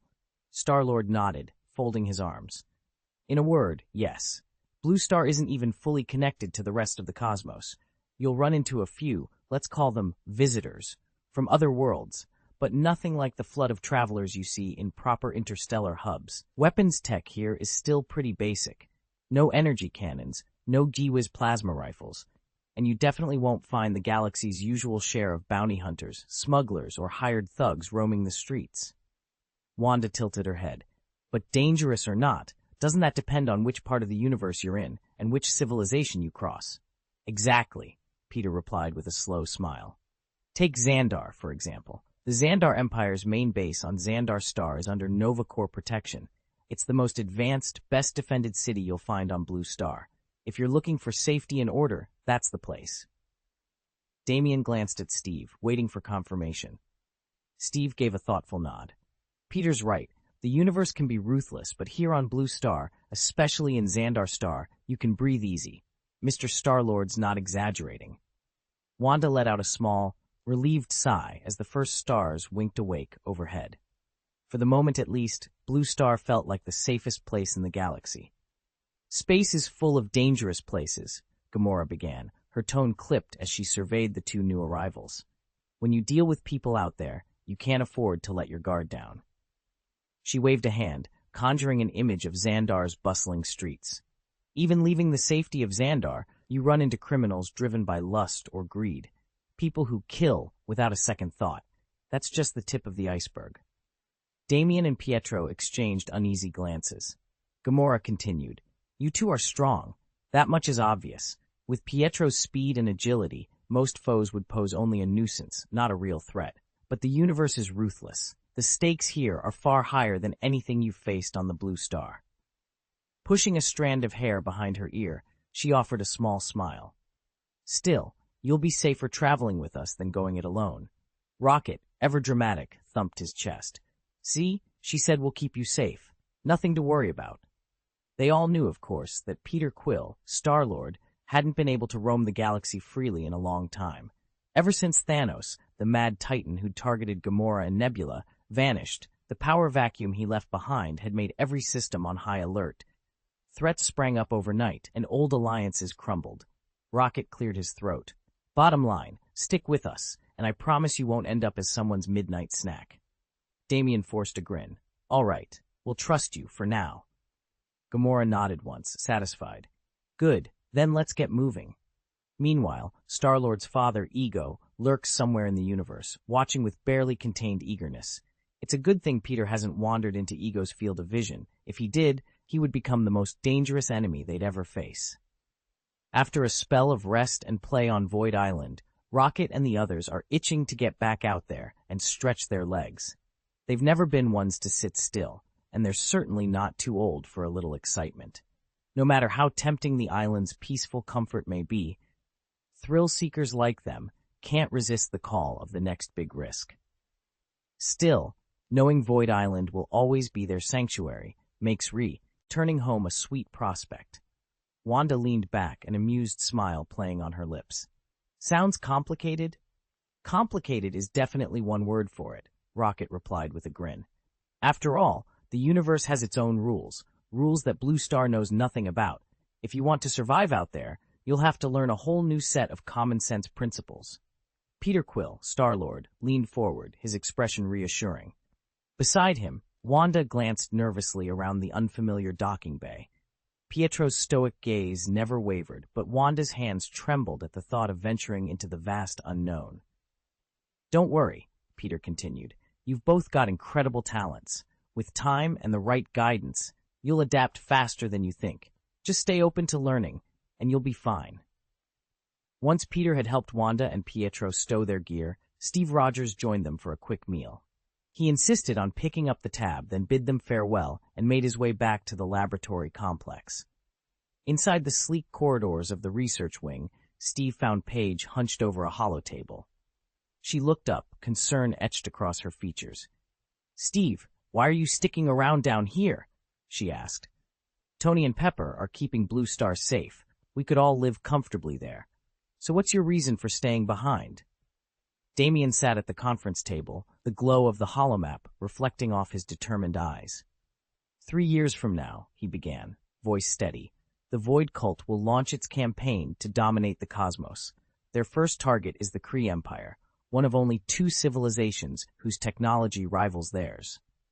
He paused, letting the weight of his words settle in the room. With Wanda and Pietro absent, he felt no need to soften his confession. "I refuse to be on the sidelines when that war breaks out. At my current level, I might survive. It might even be enough to save my life, but survival alone won't make me a force to be reckoned with. If I truly want to shine, if I want my name to echo across star systems, I have to get stronger. Over the next 3 years, I'm dedicating myself entirely to that goal." Steve Rogers leaned back, studying Damien with respect. "I see why you've made this decision," he said. "And now that your mind is made up, there's no talking you out of it. You've got my full support." Paige watched Steve's reaction, his fists clenching, the fierce resolve in his eyes, and felt a swell of pride. He looked more commanding than ever, as if the very idea of backing Damien had given him renewed purpose. Still, a shadow of concern creased her brow.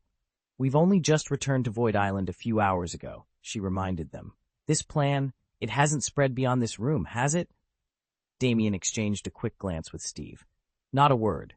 We locked it down the moment we agreed." A ripple of relief passed through Paige. She nodded firmly.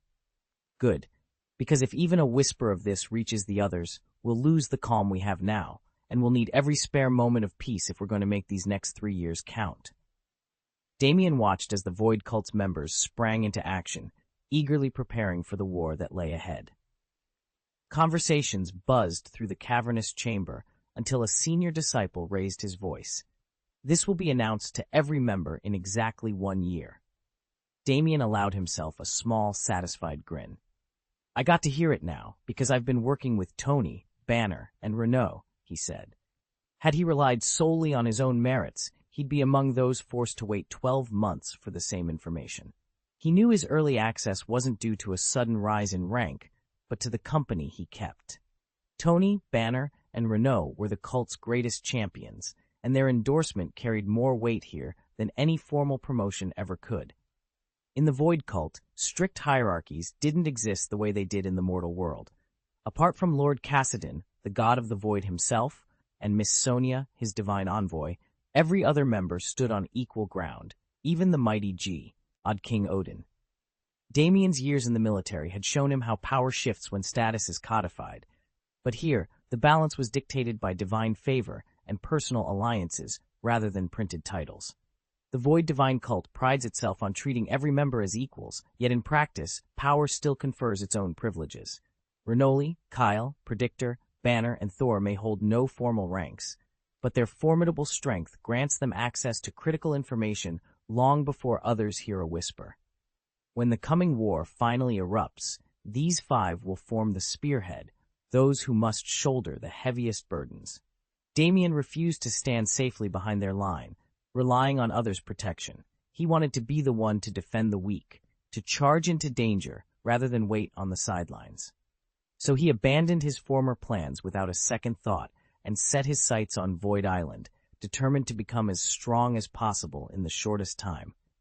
"I have to push myself," Damien said, voice firm. Peggy saw the fire in his eyes. She reached out, took his large hand between both of hers, and smiled warmly. "Then you'll see just how far you can go," she said.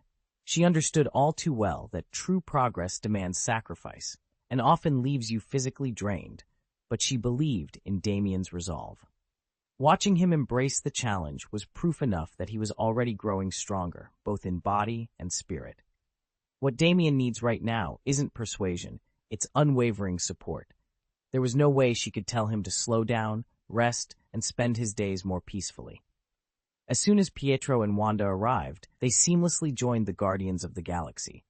Damien, Bruce Banner, Renoli, Predictor, Lacey, and Kyle all plunged into their own training programs.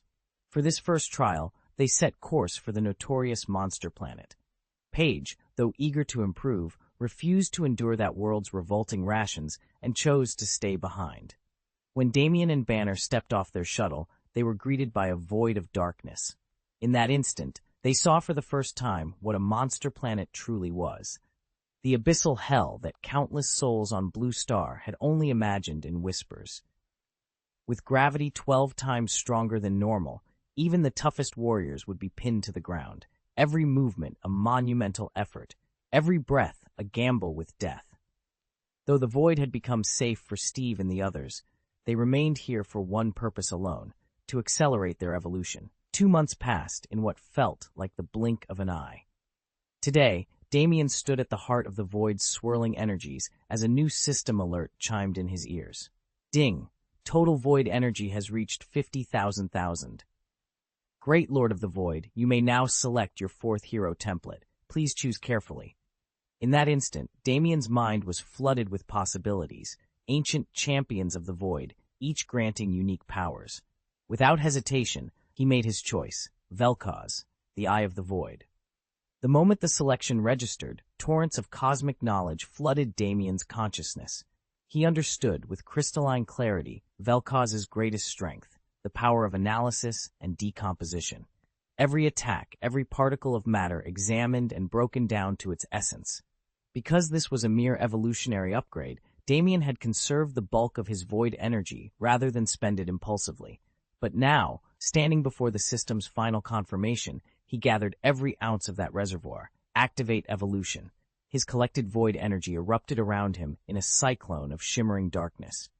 Across his body, previously latent tendrils of power unfurled. Every muscle fiber, every synapse, every hidden recess of his being was swept by an intense, transformative wave. When the light finally subsided, Damien felt, no, he knew, he was changed. His senses had sharpened to preternatural acuity. Every molecule in the air lay open to his scrutiny. His strength, agility, and endurance had grown 100-fold. But most of all, the analytical might of Vel'Koz pulsed through him, the power to reduce any foe to its base components with a thought. Damien opened his eyes. In that instant, the void no longer felt like a place of danger or temptation, but a forge in which he had become something far greater than he'd ever imagined. And with Steve and the others by his side, there was no limit to how far he could go. Damien stood at the center of the void, feeling its raw power pulse through him as he activated his ultimate array of abilities under the Dark Star mantle. Each power now carried a built-in layer of deconstruction, an irreversible unmaking that no target could fend off once it reached its first tier of effect. First, he unleashed plasma fission.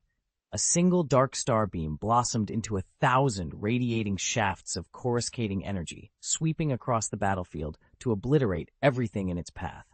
Next came Void Rift. With a crackling gesture, Damien tore open a sliver in space-time itself, swallowing all matter and energy within reach and spitting it into some distant, unknowable corner of the cosmos. Then he invoked tectonic decomposition, analytically unspooling the very structure of the ground beneath his feet until the earth collapsed into the yawning void. Finally, he summoned the form-disintegrating ray of all things, hundreds of pinpoint beams that penetrated flesh, metal, even empty air, layering instantaneous analysis upon analysis until the fabric of their targets unraveled beyond repair. Only through destruction can truth be revealed, whispered the echo of Vel'Koz's teaching, a mantra Damien had carried into every confrontation. In that moment, his perception of the void shifted irrevocably. He sensed that every particle, every force in the universe, followed hidden rules. By dissecting those rules, by breaking things down to their absolute fundamentals, he could unravel the greatest mysteries of existence itself. And as the echoes of his deconstructions faded, Damien knew his journey into the heart of reality had only just begun. Damien stood at the edge of the training ground, silently watching the Void Cult disciples as they unleashed their coordinated assaults. Every strike, every pulse of energy within their bodies, moved according to fixed patterns he now perceived with perfect clarity. He felt a new power stirring within him, an instinct that required no grand display.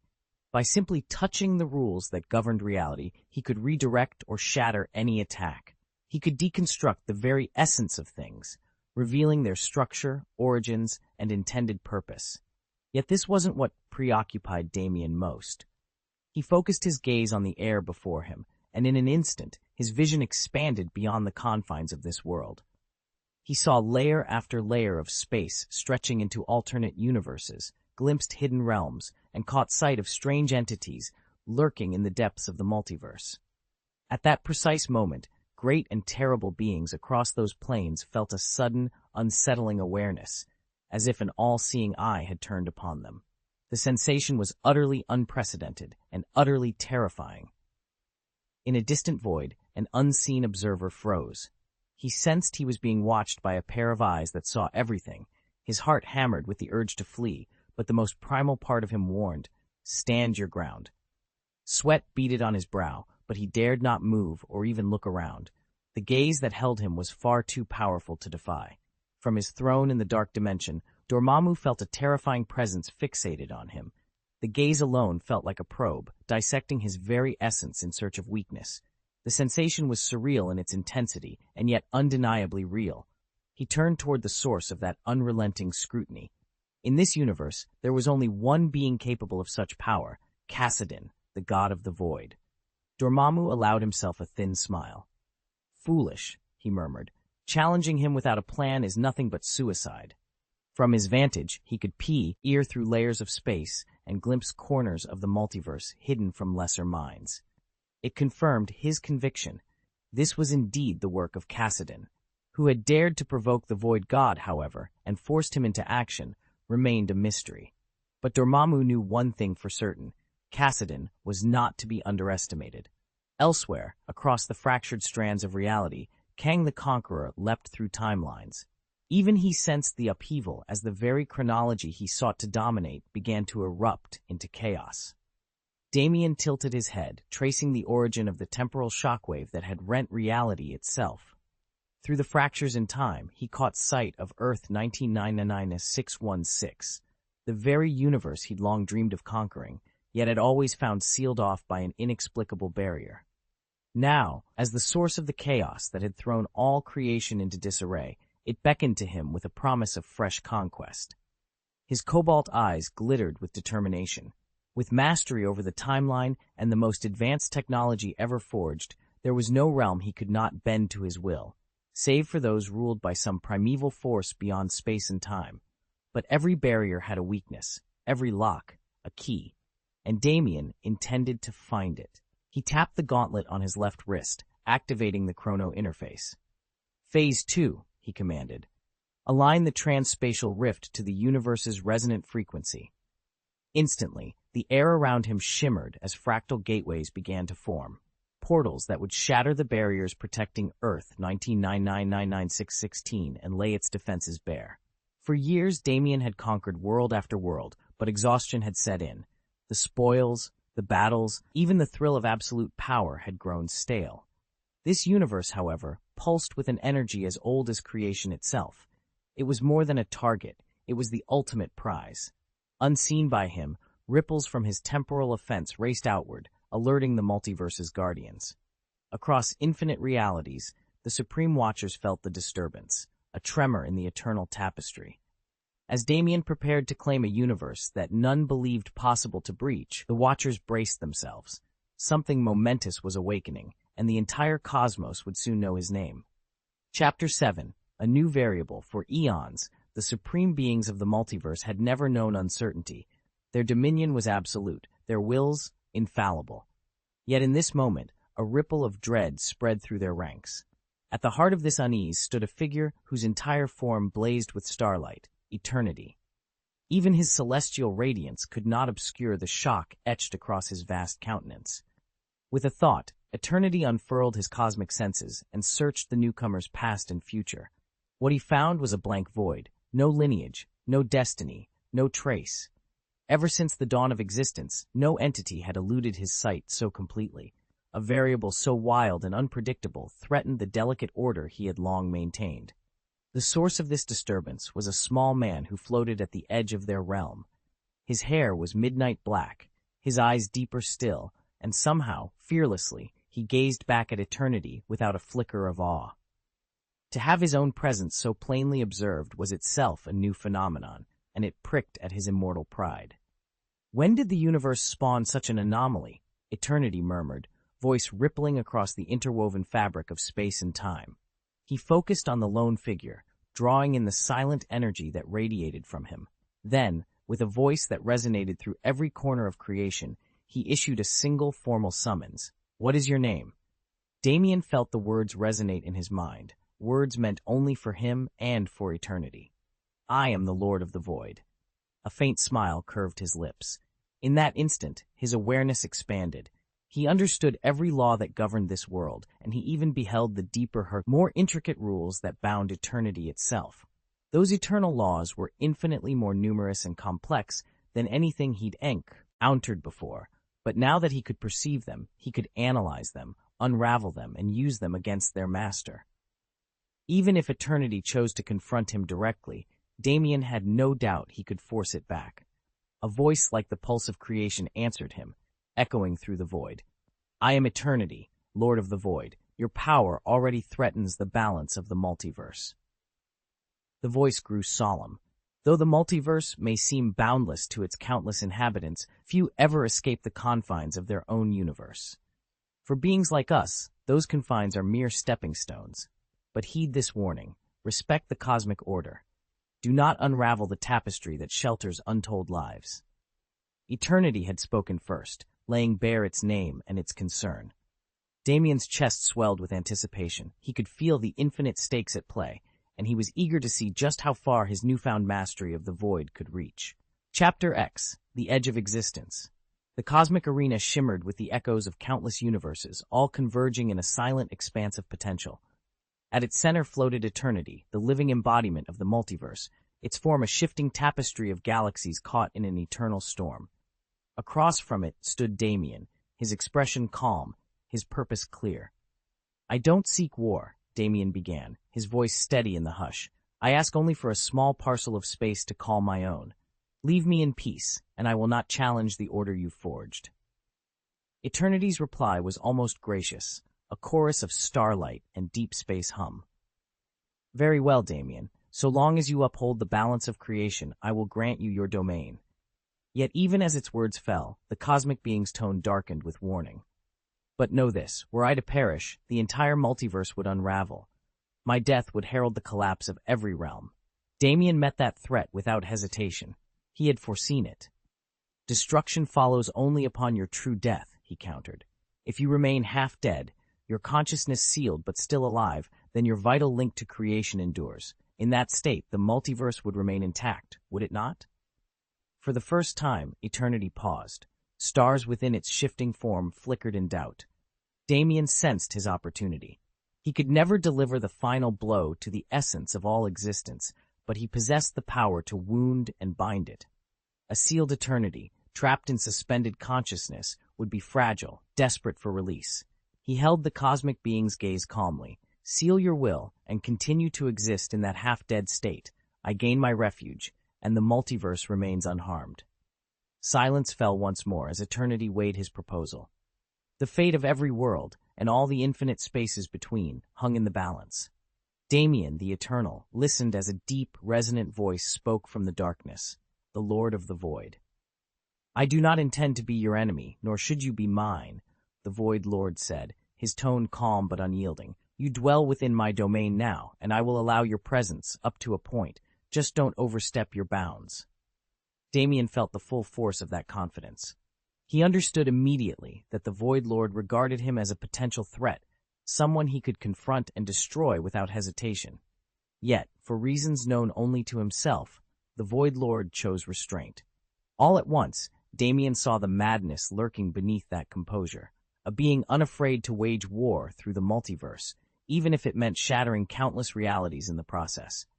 Faced with such recklessness, Damien knew he must avoid provoking his host. So he yielded. "Like you," Damien answered quietly, "I can appear anywhere in the multiverse, but there is a difference. I require a safe haven to sustain myself, though it need not be sprawling.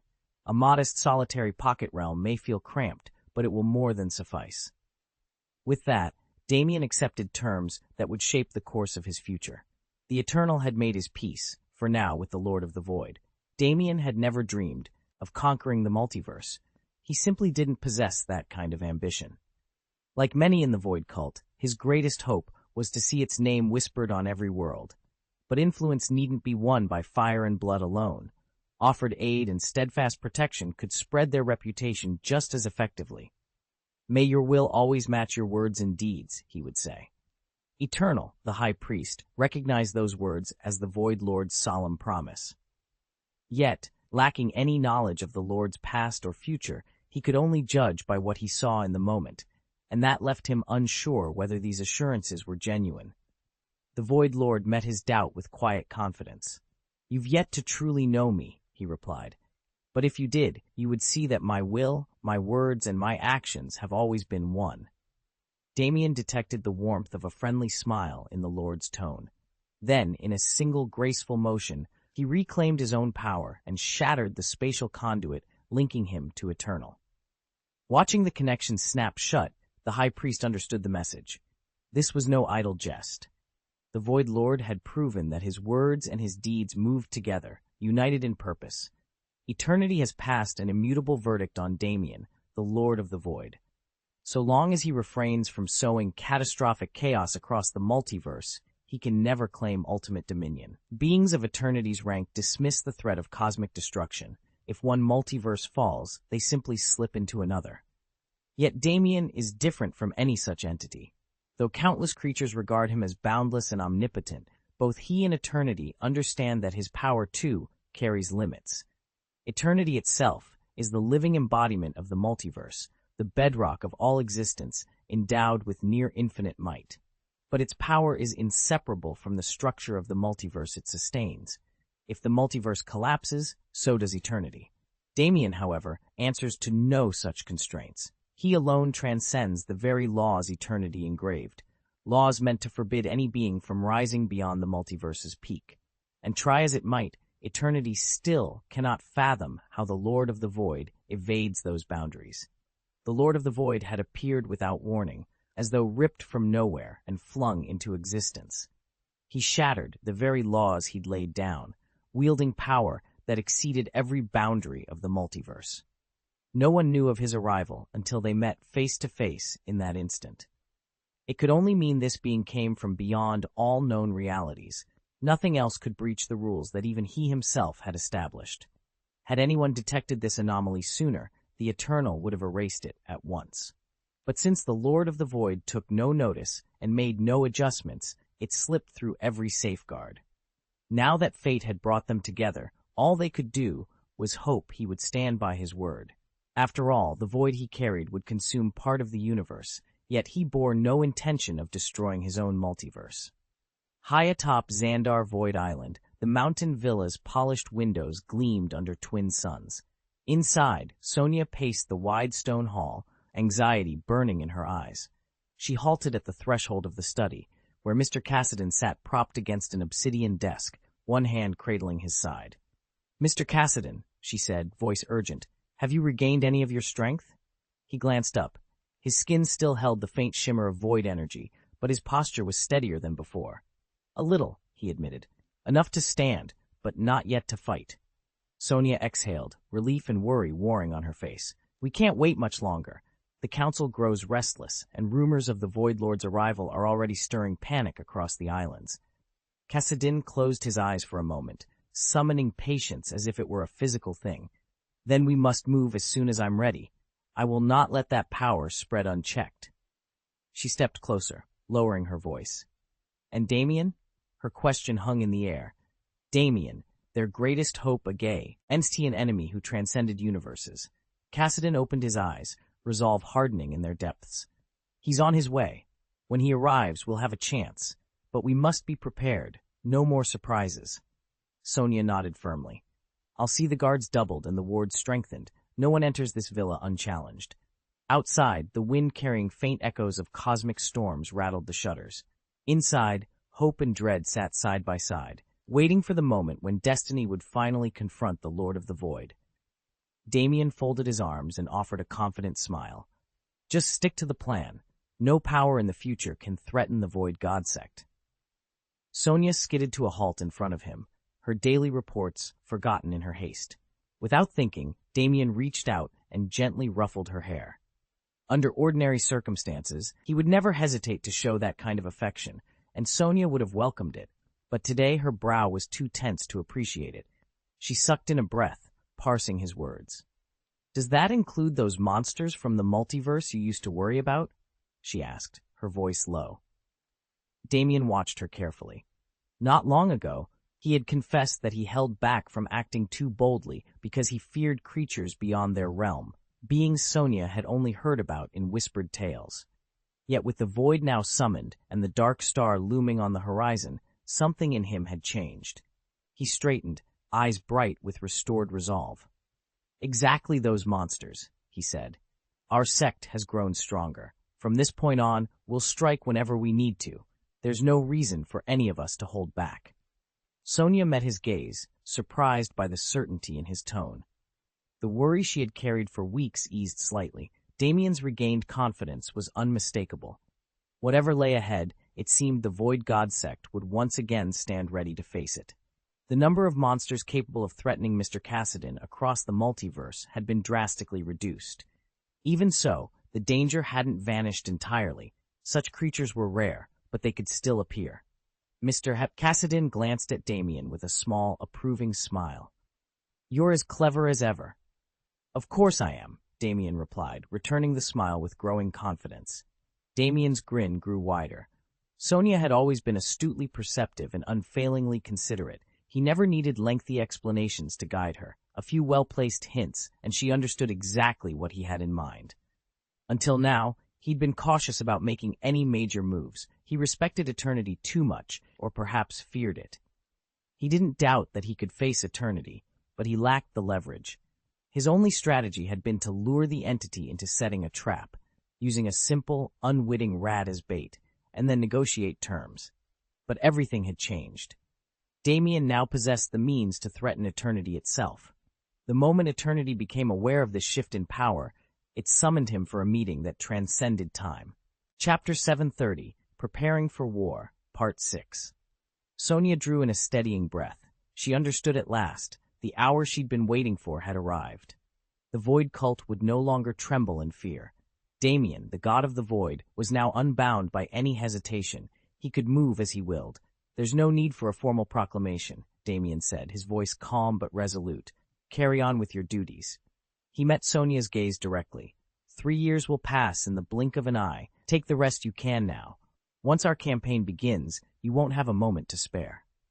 Until today, Sonia had managed the daily affairs of the Void God religion from the safety of their island sanctuary, a demanding, yet contained responsibility. But the moment the Void cult set forth and its territory expanded, her workload would multiply beyond measure. Damien offered a slight nod. "The broad strategy is in place. What remains are only minor tasks, important, but nothing that demands deep deliberation." Sonia allowed herself a light laugh. "So I really do have plenty of free time these next 3 years." At that, Damien's stern features softened into a rare, reassuring smile. "Enjoy it while you can." Sonia dashed out of the chamber, so exhilarated she even forgot to teleport away. Left alone, Damien fixed his gaze on the shimmering currents of cosmic law flowing around him. A surge of boundless power swelled in his chest, an intoxicating sensation of omnipotence that, if prolonged, might unbalance his mind. Yet he reminded himself how long it had taken to reach this point. Over a decade of careful growth, of quietly honing his strength until the specter of death ceased to haunt his steps. Freed from that fear, time itself seemed to stretch before him. He'd spent years in seclusion, striking only when necessary, always watching over his shoulder for hidden enemies. That vigilance had sharpened his perception. He'd learned to see dangers none but a few ever dared acknowledge. But extreme foresight carried its own curse. Knowing too much risks attracting the attention of even darker powers lurking across the multiverse, beings who would erase him utterly the moment they became aware of his existence. Fortunately, his low profile had bought him these years of growth. With a calm breath, Damien reached into the folds of his personal space and withdrew the deep purple power gem. He felt its staggering energy thrum beneath his fingertips, an almost infinite reservoir of power waiting to be unleashed. Damien studied the Power Stone's energy flow with growing fascination and alarm. What he'd long assumed was limitless turned out to be neither pure nor infinite. The gem wasn't a source so much as a supercharged conduit. By attuning himself to its vibrations, the user taps into an alternate dimensional field and borrows raw force to amplify their own strength. Yet that borrowed power is dangerously unstable. The stone's energies seethe with impurities and something like sentience. Every surge that blasts outward rebounds inward, battering the wielder's body. Prolonged use invites irreversible cellular damage, and those who push too far find their hearts corroded by madness. Damien felt a shiver of relief that he'd never contemplated swallowing the gem outright. Ingesting its chaotic essence, and whatever lurks within, would risk shattering his mind entirely. Still, from the standpoint of the universe's mightiest beings, the Power Stone is the ultimate prize. In the right hands, its amplified energies vault a warrior to the cosmos summit. One strike empowered by the stone could shatter a star. Damien knew that, for better or worse, anyone who controls this gem commands near unstoppable power. To a being who has already reached the pinnacle of cosmic power, the Infinity Stones are little more than crude trump cards, gadgets whose side effects only nudge one's limits slightly higher. For the titans of the multiverse, they're neither worth consuming nor worth littering the cosmos over. After Damien unraveled the Power Stone's fundamental laws, he tapped the currents of its cosmic code with a single finger. With a deliberate twist of its underlying rules, the gem collapsed inward. Within seconds, its violet glow flared like distant starlight, then dissipated into nothing before his eyes. Not long ago, Damien had clung to the Power Stone as a last resort ace, refusing to absorb its energy directly. But his strength had since eclipsed the need for any external artifact. Once he'd convinced himself that he fully understood his analytical ability, the extraordinary gift that had allowed him to dissect even an Infinity Stone, he chose to shut it down. The power it offered was simply too great. He feared that prolonged use might twist his mind. After all, the greater your power, the more fearless you become. True strength leaves nothing and no one in your path. Damien now stared into eternity without a trace of fear, his heart finally at ease. Yet he knew that wielding ever greater power was its own kind of trial. In a world of titans, power is the equivalent of money among ordinary beings, and once you immerse yourself in it, it's all too easy to fall into the abyss of greed or become enslaved by your own strength. But Damien would not let that happen. He had come to understand power's price, and though his own might rivaled that of eternity itself, he refused to surrender his humanity. Perched in the silent gap between universes, he watched the endless ebb and flow of the multiverse. Many claimed that eternity was no more human than a star, lacking empathy, compassion, or any spark of soul. Damien, born from the void, believed otherwise. Originating in nothingness did not require abandoning the qualities that make intelligent life worth protecting. With that conviction, he reached for his game console and powered it on. Thanks to the latest advances from Blue Star, he now had access to a vast and ever-expanding library of titles. Most would hold his attention for only a week at best, but they were endlessly entertaining. Settling back, Damien allowed himself to be drawn into the virtual worlds, confident that his humanity would remain intact no matter how deep he ventured. Damien found himself wishing that Sonia could carve out more free time, time to stay by his side, to laugh and play as they had in their early days together. With her sharp intellect and quick grasp of anything new, he knew she would pick up any game or pastime in an instant. Yet, it was one thing to want to, and another to find the time. Unconsciously, whenever Damien felt the spark of a new idea or whim, his first thought turned to Sonia. He even caught himself mapping out little adventures in his head, hoping she might share them. Despite the slight surprise he felt at these growing urges, he welcomed them. After all, Sonia was more than just a brilliant partner. She was the embodiment of everything he admired in a woman. Her appearance had been tailored entirely to his taste: elegant features, expressive eyes, and an effortless poise that could command any room. But it was her mind he found truly captivating. Sonia saw the world in layers, spotting details others overlooked. She possessed a kindness that never wavered and a tolerance that bore no grudges. If she had one flaw, Damien mused, it was her refusal to rest. Always driven by a sense of duty, she threw herself into the Void cult's endless responsibilities with relentless energy. To her, idleness was a sin. She would rather push herself to the edge than take a single moment to simply be. Yet this same dedication was precisely why Damien trusted her implicitly. Knowing that Sonia would shoulder every concern, leaving him free of worry, was a comfort he couldn't put into words. Her restless ambition came with the upside of absolute reliability. What some might call a quirk, Damien considered a blessing. With Thanos' fall still fresh in everyone's minds, Sonia called a council with Tony Stark and the others. In 3 years' time, she declared, they would embark on the voyage to the Void. As the meeting broke up, each hero returned to their own prepa: rations, upgrading armor, fortifying bases, mastering new techniques. But Damien lingered a moment in the empty hall, picturing Sonia at his side, ready for whatever challenges lay ahead, both in play and in battle. That evening, after overseeing the day's operations on Void Island, Sonia settled into the villa's holosuite and began her nightly ritual, browsing interstellar marketplaces and fine-tuning the cult's logistical plans. With war looming against the Kree Empire, every detail mattered. She ordered bulk shipments of hydroponic produce, rare spices from the Rim worlds, and protein concentrates engineered in Cassadine biotech labs. On a holopad beside her, she compiled a list of the finest chefs and culinary specialists Lalatina would soon recruit. Culinary logistics, Sonia knew, could make or break any long campaign. Despite the weight of impending conflict, Sonia refused to be consumed by work alone. One afternoon, she slipped away from her strategy session and playfully cornered Damien in the corridors of Mr. Cassadine's flagship. In her best spoiled brat manner, she teased him until he laughed. Then, with a conspiratorial wink, she proposed they take a brief leave of absence, just 48 hours, to tour nearby planets. Damien didn't hesitate.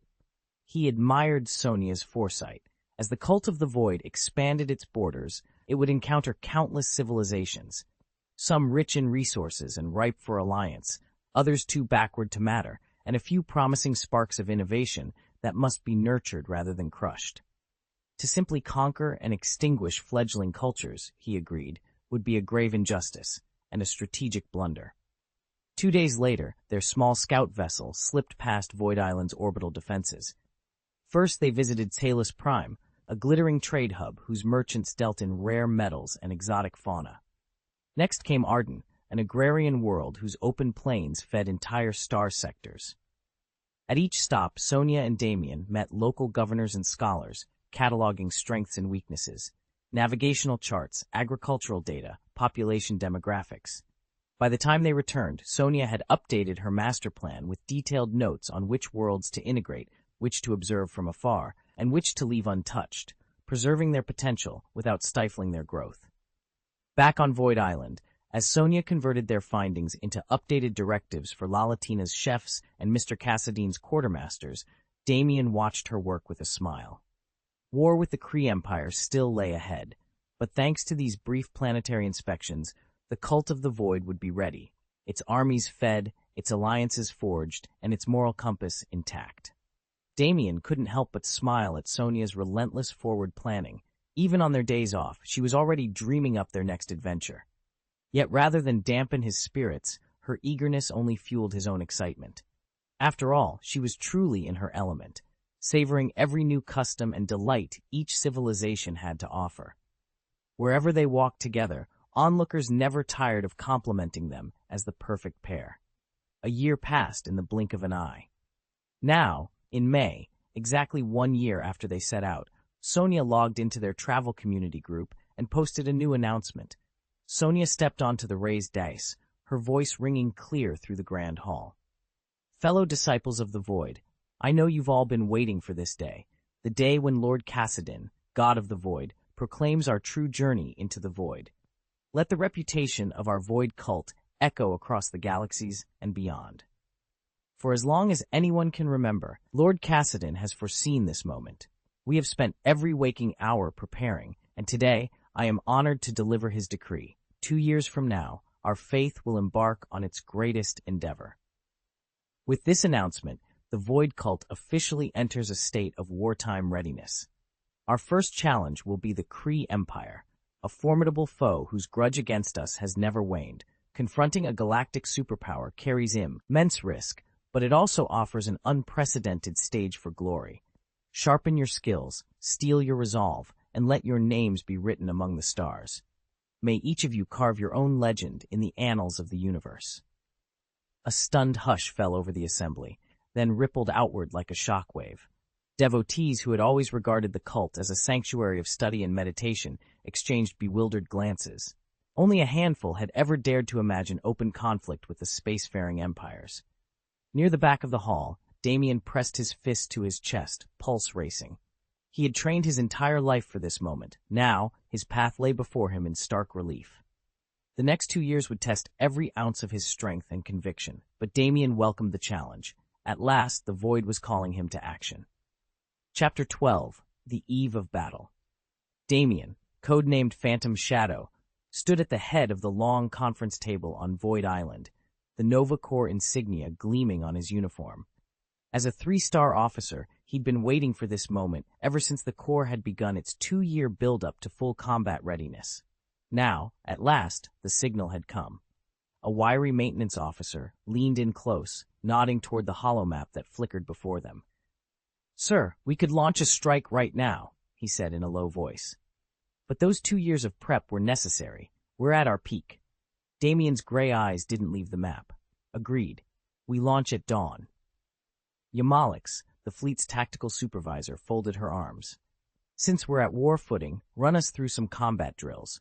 No more shore leave on the island, no aimless sightseeing across the galaxy. I want every pilot and gunner sharp." Nightmare Wumaki, dressed in her fitted combat suit, grinned and glanced at the next officer over. "By the way, who's leading the new raid squadron?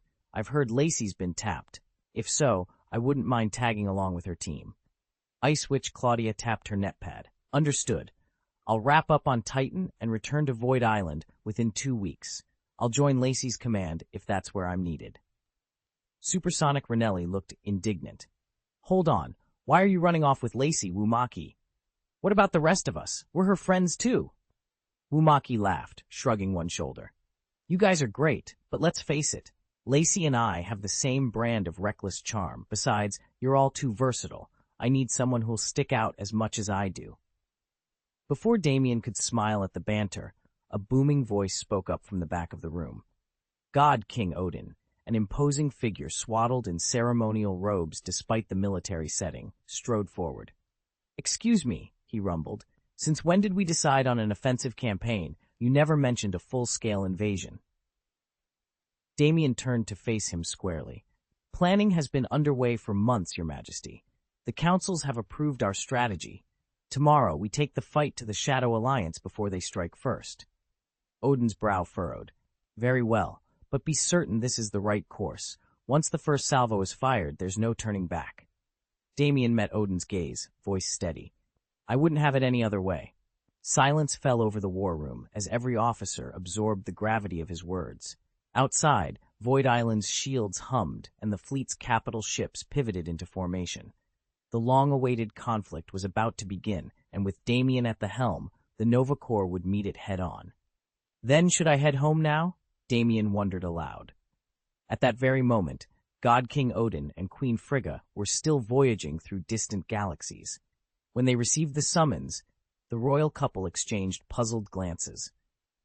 Everyone knew the Void Divine Order's invasion of the cosmos was inevitable, but Damien felt this timing was far too hasty. With their followers immortal, the Void cult had all the time it needed to recruit and train new champions. In another year or two, once more acolytes had matured, their victory would be assured. That they were called to arms now suggested Kassadin must have grown significantly more powerful. Meanwhile, deep within Asgard's grand temple, Thor and Loki emerged from meditation, only to learn of the same urgent call. Loki glanced at his brother. Did we even tell Father and Queen Frigga about this? Thor ran a hand through his hair. Honestly, I forgot. But does it really matter? With Father's strength, he can join the battle whenever he chooses. Loki frowned. They're off exploring uncharted galaxies. We can't just leave them in the dark. Both brothers stood in silence, the weight of their oversight pressing upon them. It was time to send word across the stars, before it was too late. They only need about 2 weeks' notice, and they can all hurry back in time. Loki raised an eyebrow. But what if Father finds out we've known about this for months and never said a word? Won't he be furious? Thor frowned, then shook his head. You know how he is. He'll make a scene if he thinks we've been hiding things, but in the end he'll forgive us. It's better if we act as if we're hearing about it only now. Loki grinned, slipping seamlessly into the role of the god of trickery. Understood. We'll prepare ourselves for the coming war. Thor, Lord of the Nine Realms, nodded. Very well. Consider it done. Tony Stark glanced up from his datapad. And I'll return to the Void Cult within the year, he added casually, though he'd known of this threat long before the others. Bai Linglong folded her arms, her voice steady. 2 years until the war breaks out, then I'll be heading home as well. She'd spent the last year journeying from planet to planet, honing her skills and broadening her knowledge, ready now for whatever lay ahead. With their decisions made, the council dispersed, each of them acutely aware of the ticking clock. In just 2 short years, the fate of the realms would be decided, but right now, they still had time to prepare. Damien had always been captivated by the kaleidoscope of customs and cultures he encountered on distant worlds. That fascination drove him to chronicle every stop of his star-spanning journeys, daring to risk uncharted hazards in pursuit of fresh discoveries. Although he could effortlessly alter his appearance with a few whispered commands, he almost never bothered. After all, drawing curious glances was nothing new to someone born under the banner of St. Nicholas. In truth, Damien was not a direct scion of the storied Bai family, the illustrious line that had founded St. Nicholas's ancient civilization. Yet for decades he'd lived, learned, and carried himself as though he were. That upbringing instilled in him a strong sense of responsibility. His first-hand experiences among the stars ought to serve his fellow citizens, offering practical guidance and encouragement to those who'd follow. One day, he hoped to point them toward the friendliest, most welcoming worlds he'd ever known. Still, Damien understood that the era for leisurely exploration had grown short. The Void God sect, long a shadowy threat at the edges of civilized space, had now sounded its clarion call to arms. If he meant to survive the storm gathering on the horizon and to safeguard all he valued, he would have to forego idle curiosity for a time and devote himself to mastering his own strength above all else. Traveling and adventuring beyond the island certainly builds strength, but it can't compare to the rapid growth you achieve back home. Even the evolutionary energy in the island's food far outstrips anything you'd find elsewhere.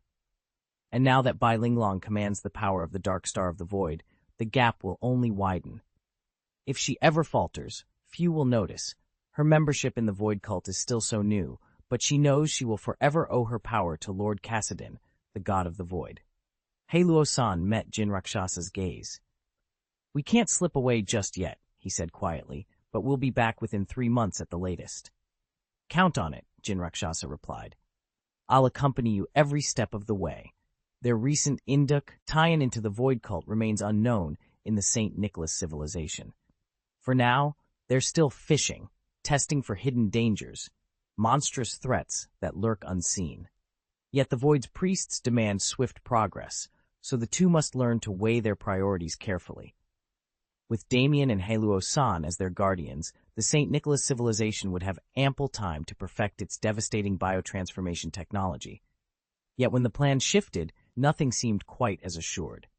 In any case, once the Void God cult formally declared war on the Kree Empire, Damien and Haluo-san could no longer conceal their allegiance. They had never feared discovery. They merely needed enough secrecy to finish their own work. Nekrov posted in the cult's group chat, "I've waited my whole life for this moment. When the time comes, I will lead the charge and strike our enemy without hesitation." Far beyond the edge of creation, in a sumptuous boudoir bathed in violet light, Madame Butterfly read Nekrov's declaration. For a moment, her irises flickered with reluctance.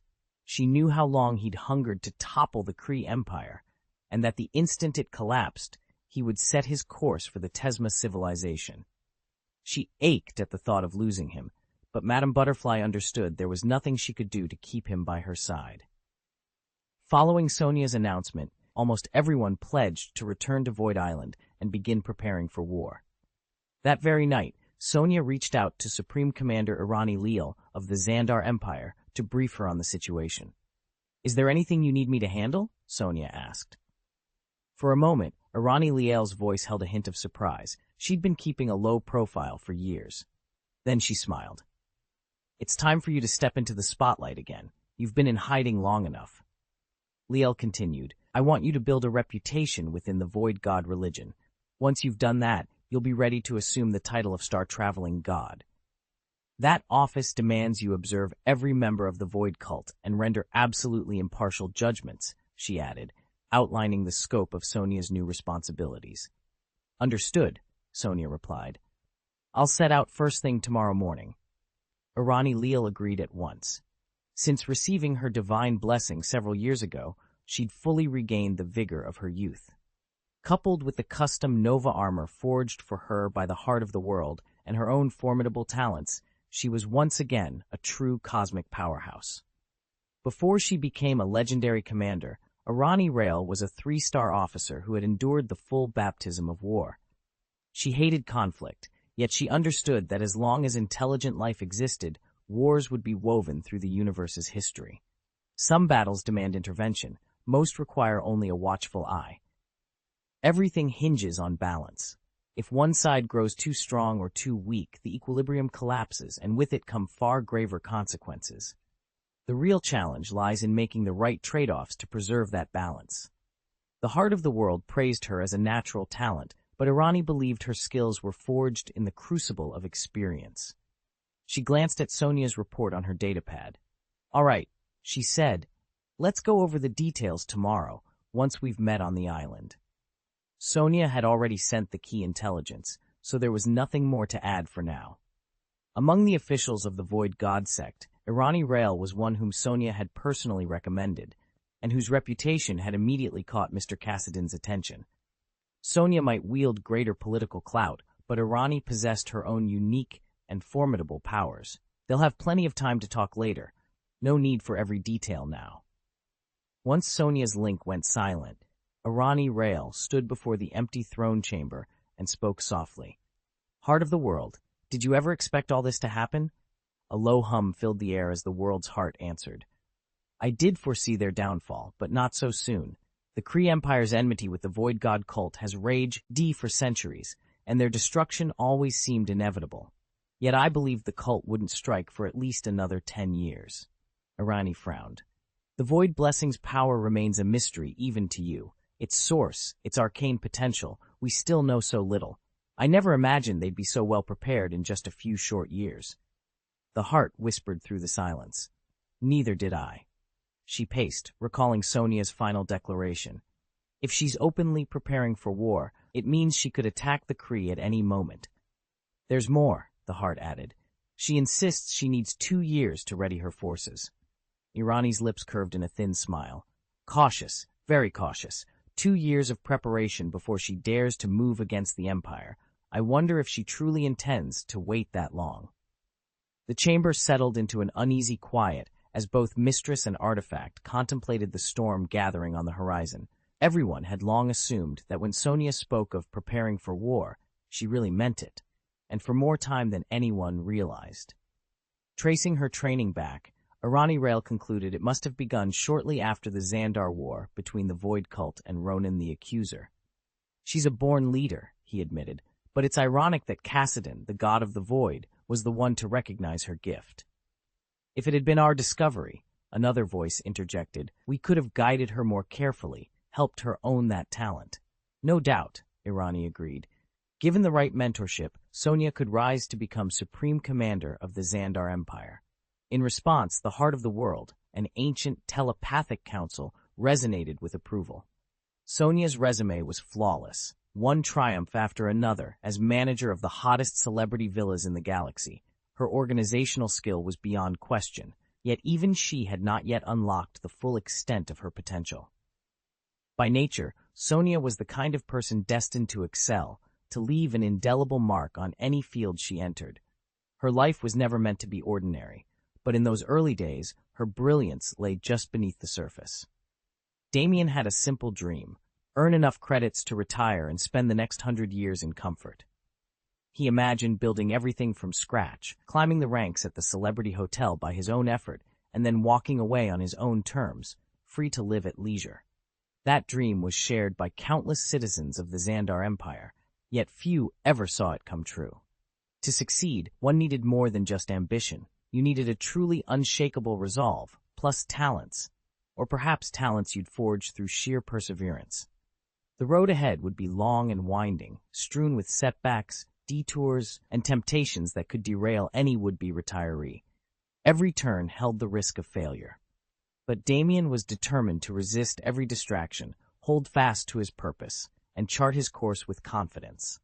If he could do that, if he could remain steadfast, he might just look back one day and say he'd lived well. Today, he took his first step, pocketing an initial 6,000 credits and setting his plan in motion. Chapter 731. Irani returns to the island. It looks like our field of observation will have to widen, Irani Rael mused, her tone measured but not surprised. Yes, came the reply in the resonant voice of the Heart of the World, though whether we broaden our search or not makes little difference. Irani raised an eyebrow. My proposal is simple. We only consider candidates who have already passed the Nova Corps trials and earned their place in the ranks. No outsiders, no exceptions.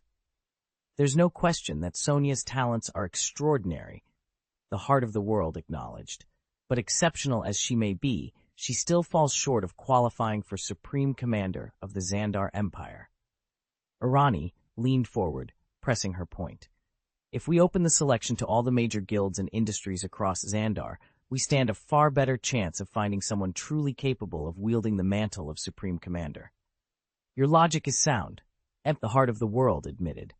Yet the position we seek to fill is symbolic of ultimate authority. In 16,000 years, never once has a Supreme Commander been chosen by direct descent, by simply arriving from the skies. A shadow crossed Irani's face, but she swallowed her disappointment.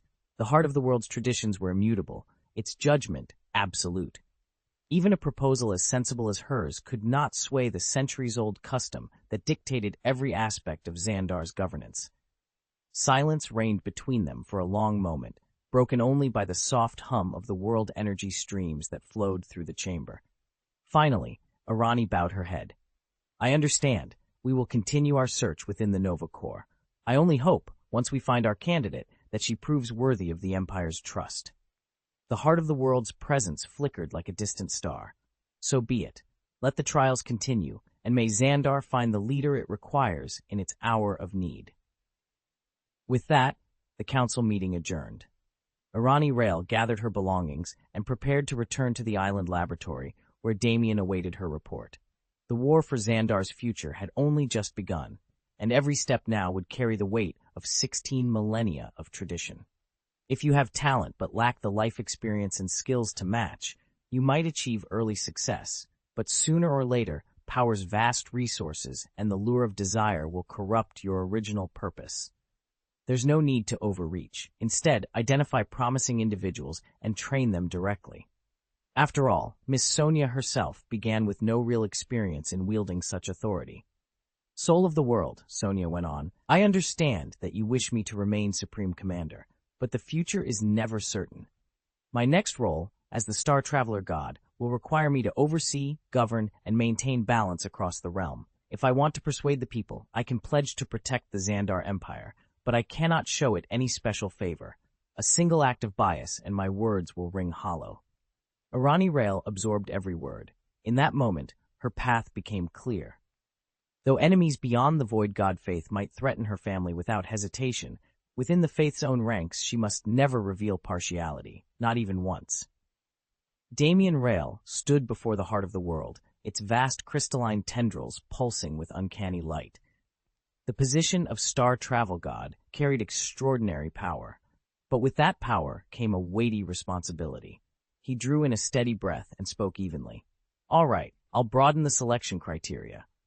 At his words, the heart of the world, an ancient hyper-intelligent nexus that presided over cosmic travel, paused in its ceaseless calculations. It had already deduced the reasoning behind Damien's request. Though the Void's blessing had granted him effectively eternal life, he had spent centuries as the Xandar Empire's supreme commander, devoting every moment to its expansion and defense. Now, on the eve of his second life as a star wanderer, he longed for freedom from the rigid constraints that had defied him. The heart of the world's sensors flickered as it weighed this against its own directives. Forcing Damien to remain tethered to the Empire would only burden his voyage across the stars with needless turmoil. At last, it relented. Very well, it intoned, its voice resonating like distant comets colliding. We will expand the range of candidates. Damien bowed his head ever so slightly.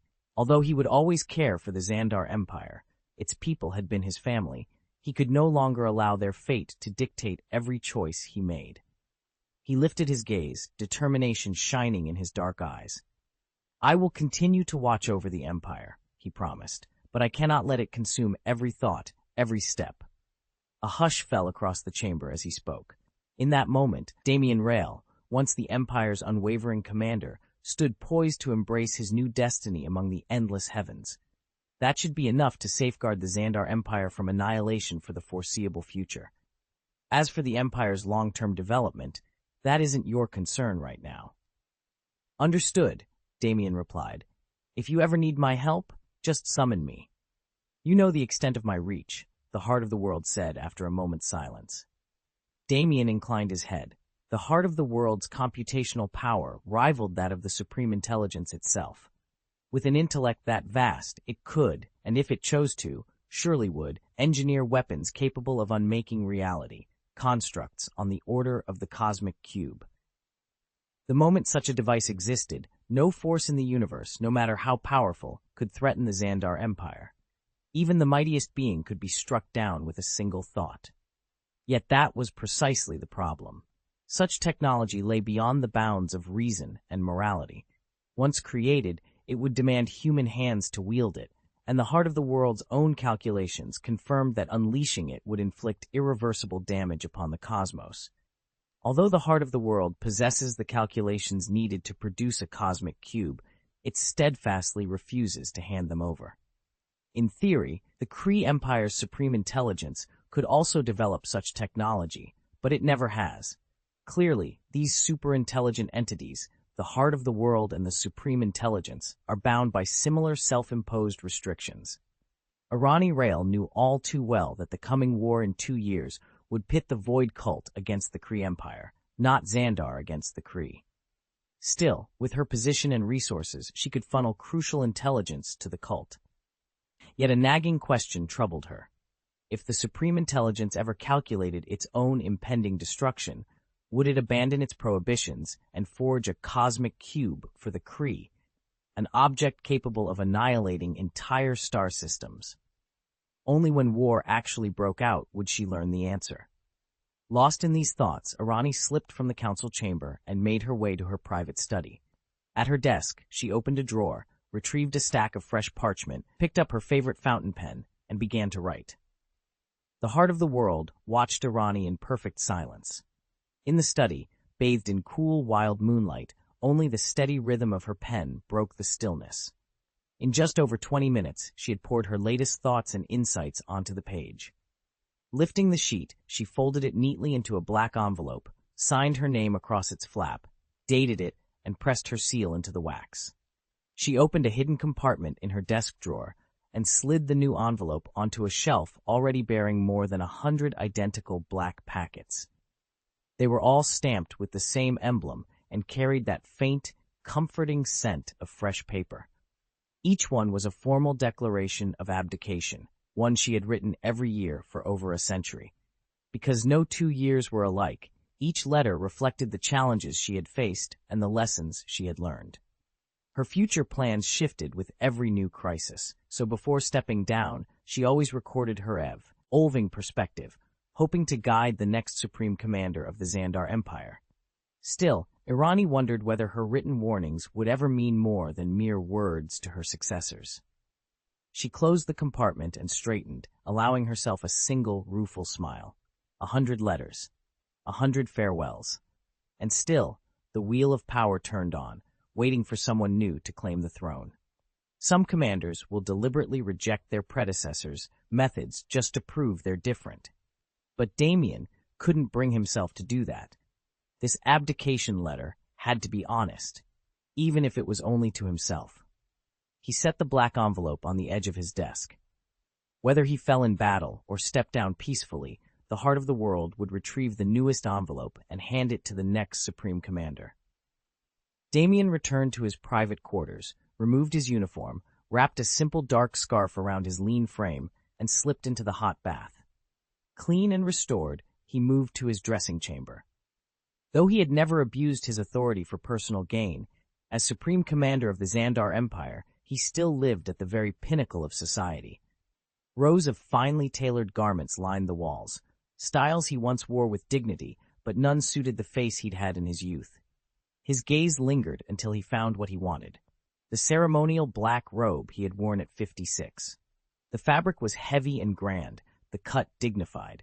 Carefully, he draped it over his shoulders, smoothing the folds. It fit him perfectly. Tonight, dressed as he once was in his prime, Damien would face his final duty and then walk away. Even though her outfit's cut was a bit old-fashioned compared to the latest trends favored by young women across the Xandar Empire, Irani still exuded an undeniable air of nobility. She didn't fit Sonia's ideal of breathtaking beauty. At best, she was simply pretty. Yet in her prime, she had been the very picture of a heroine. Courageous on the front lines, never shirking a fight, her entire presence charged with the aura of a warrior who would never yield to a man. Irani had never allowed her gender to stand in her way, and that unshakable conviction had carried her step by step to the rank of Supreme Commander. But after years spent behind the lines, that fierce glory had softened into something more approachable.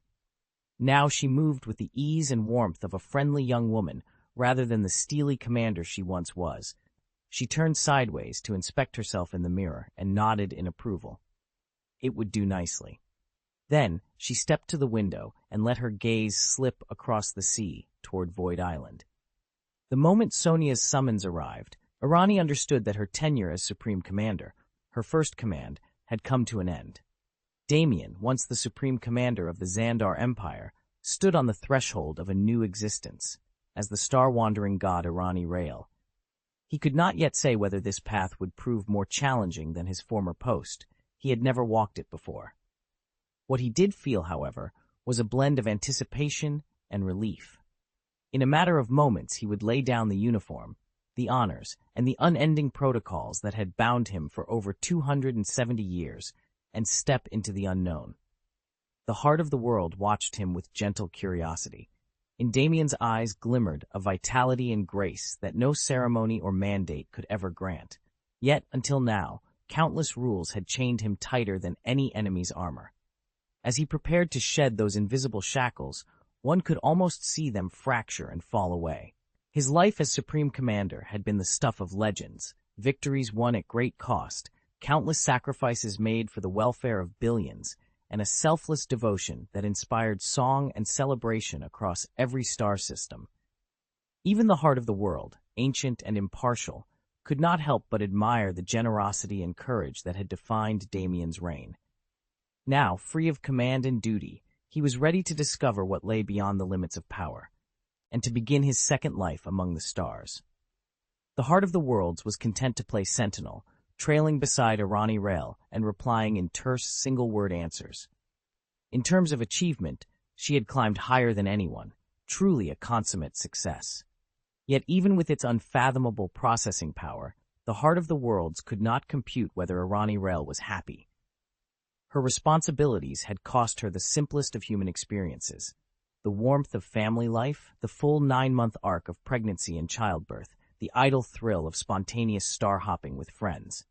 Instead, she shouldered the hopes and fears of millions, measuring every decision, monumental or trivial, against the unblinking gaze of a watching galaxy.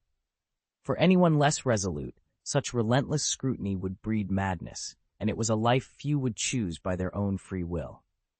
Once the Heart of the World observed that the bonds restraining Irani were weakening, what had been little more than a tentative idea expanding the pool of candidates instantly became official policy. Irani Rail was a legend, yes, but she was still human, not some untouchable supercomputer. She deserved the chance to seize a fresh new life.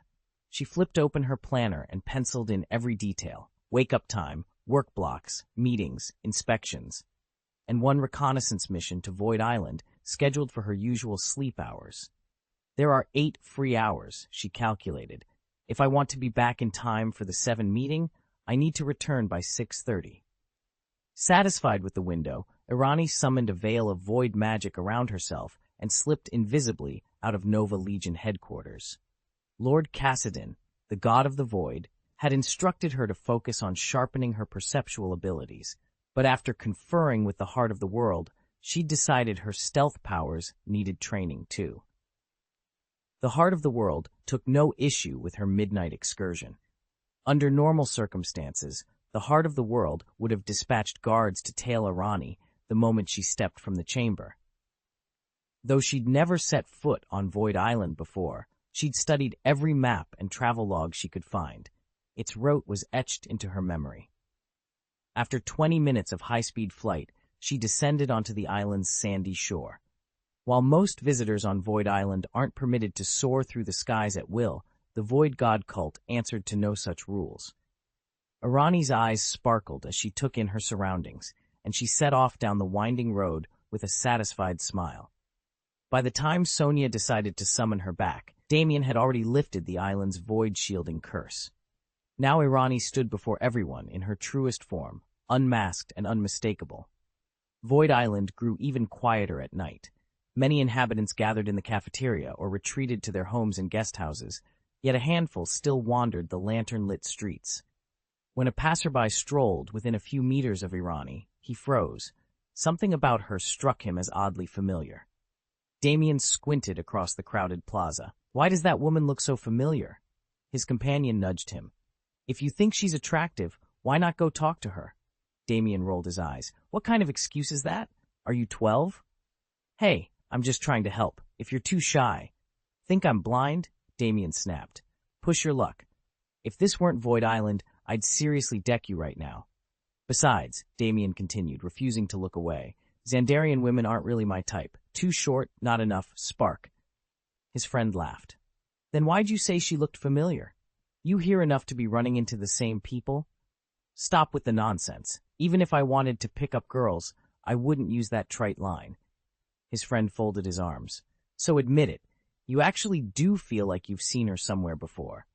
Damien hesitated. Look, it sounds ridiculous, but yes, there's something about her. Maybe you brushed past each other a while back. Damien shook his head. Unlikely, except on Malhastar I rarely remember anyone, unless they've got some extraordinary ability. Nobody's that memorable without one. Then think harder. Before you barged in, Damien grumbled.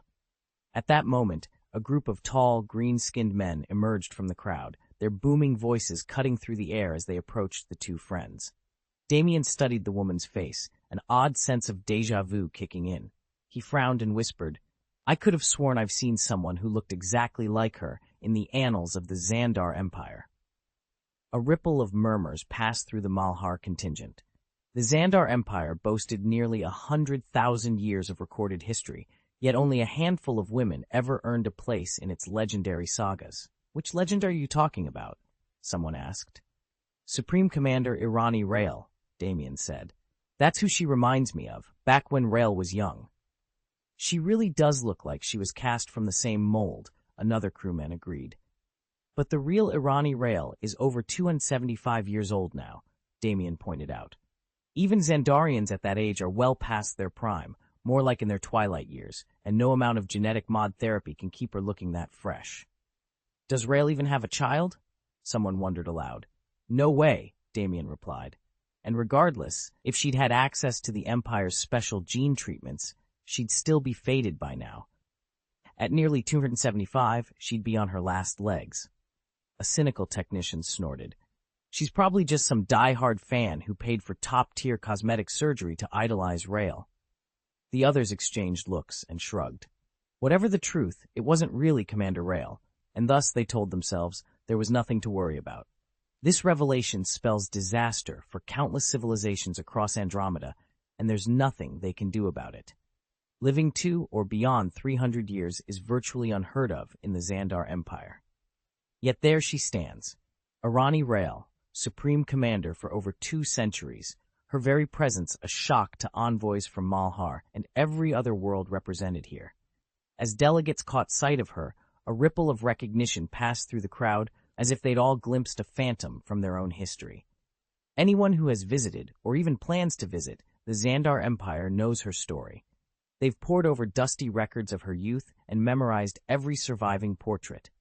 So those fresh, unlined features drew hushed rumors. Plastic surgery, surely, for such procedures are commonplace with today's technology.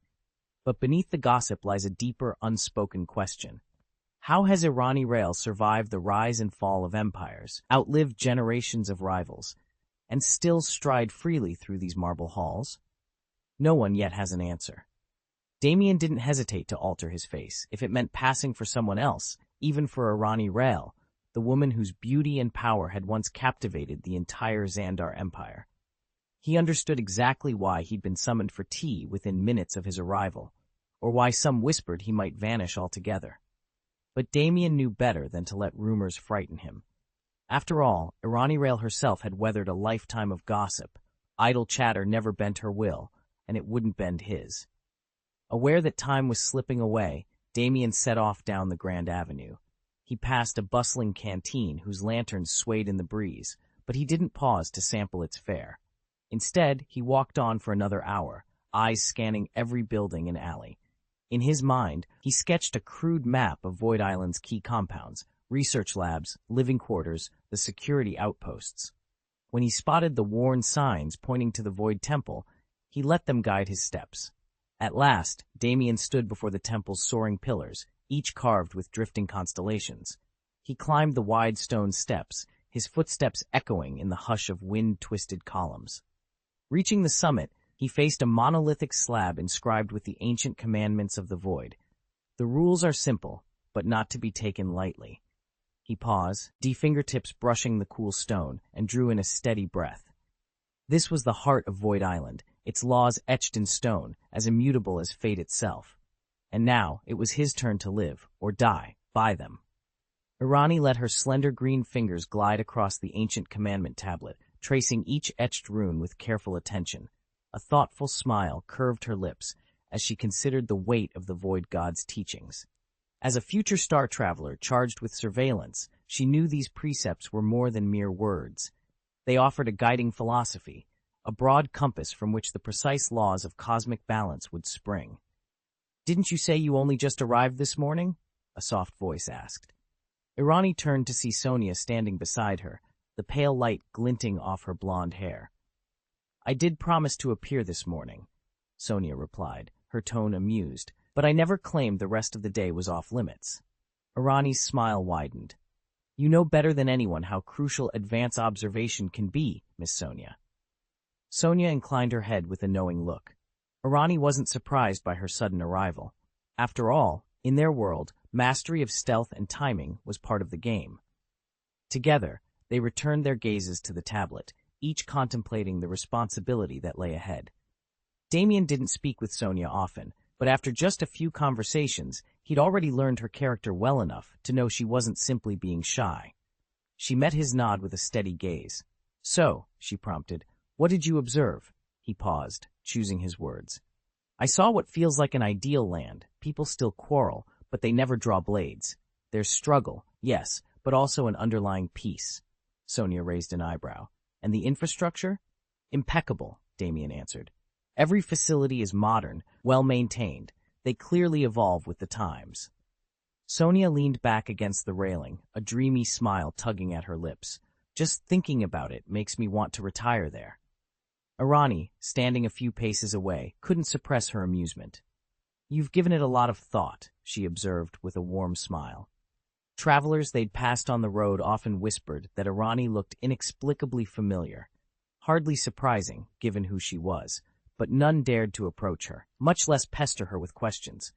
Such restraint was unheard of even in the Xandar Empire's capital, where visiting dignitaries routinely flaunted their arrogance and made nuisances of themselves.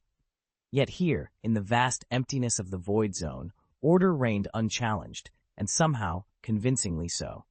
The islanders all follow the rules, but they aren't on edge. In the hour she'd been here, Arani hadn't seen a single person who looked overly anxious, proof that newcomers relax quickly under the island's calm veneer. For someone like Arani, who'd conducted countless inspections, sizing people up was second nature. "My goal," she told Sonia, "is to make Void Island a true second home for every member of the Void cult." Sonia nodded, impressed. "You've only been here an hour, and you already understand its spirit. Of course, you'd have plenty of ideas to bring it to life." Arani smiled. "Absolutely. A first home, the one where you're born and raised, holds an irreplaceable place in your heart. But when people grow to love a new place, it becomes home, too. A second home. It's a vision of belonging and fulfillment." "A beautiful ambition," Sonia agreed. Arani considered Sonia's words thoughtfully.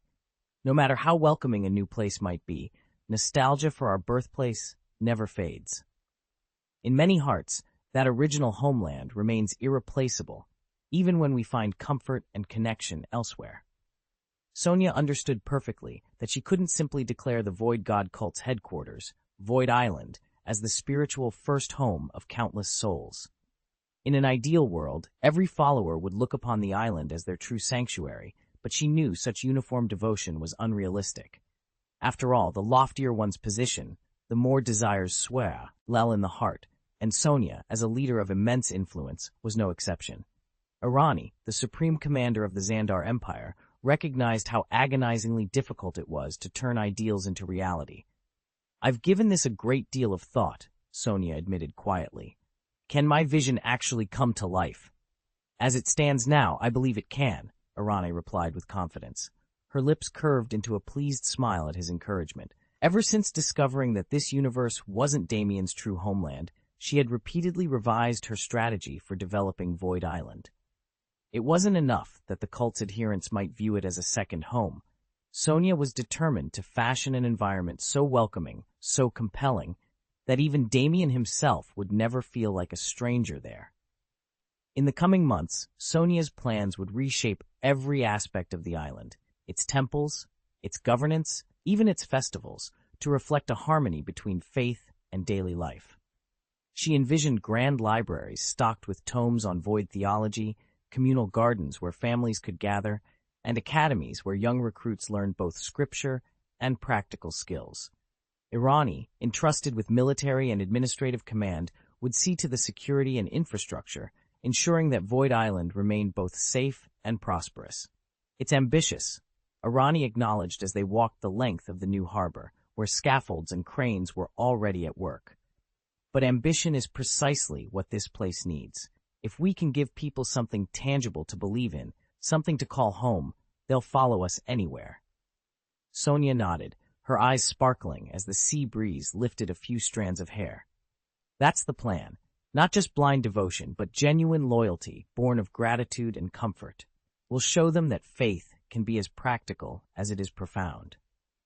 The commander fell silent, letting her words settle amid the clamor of construction. At that moment, Sonia felt a renewed sense of purpose. Void Island would not be the mere seat of a cult. It would be a living, breathing community.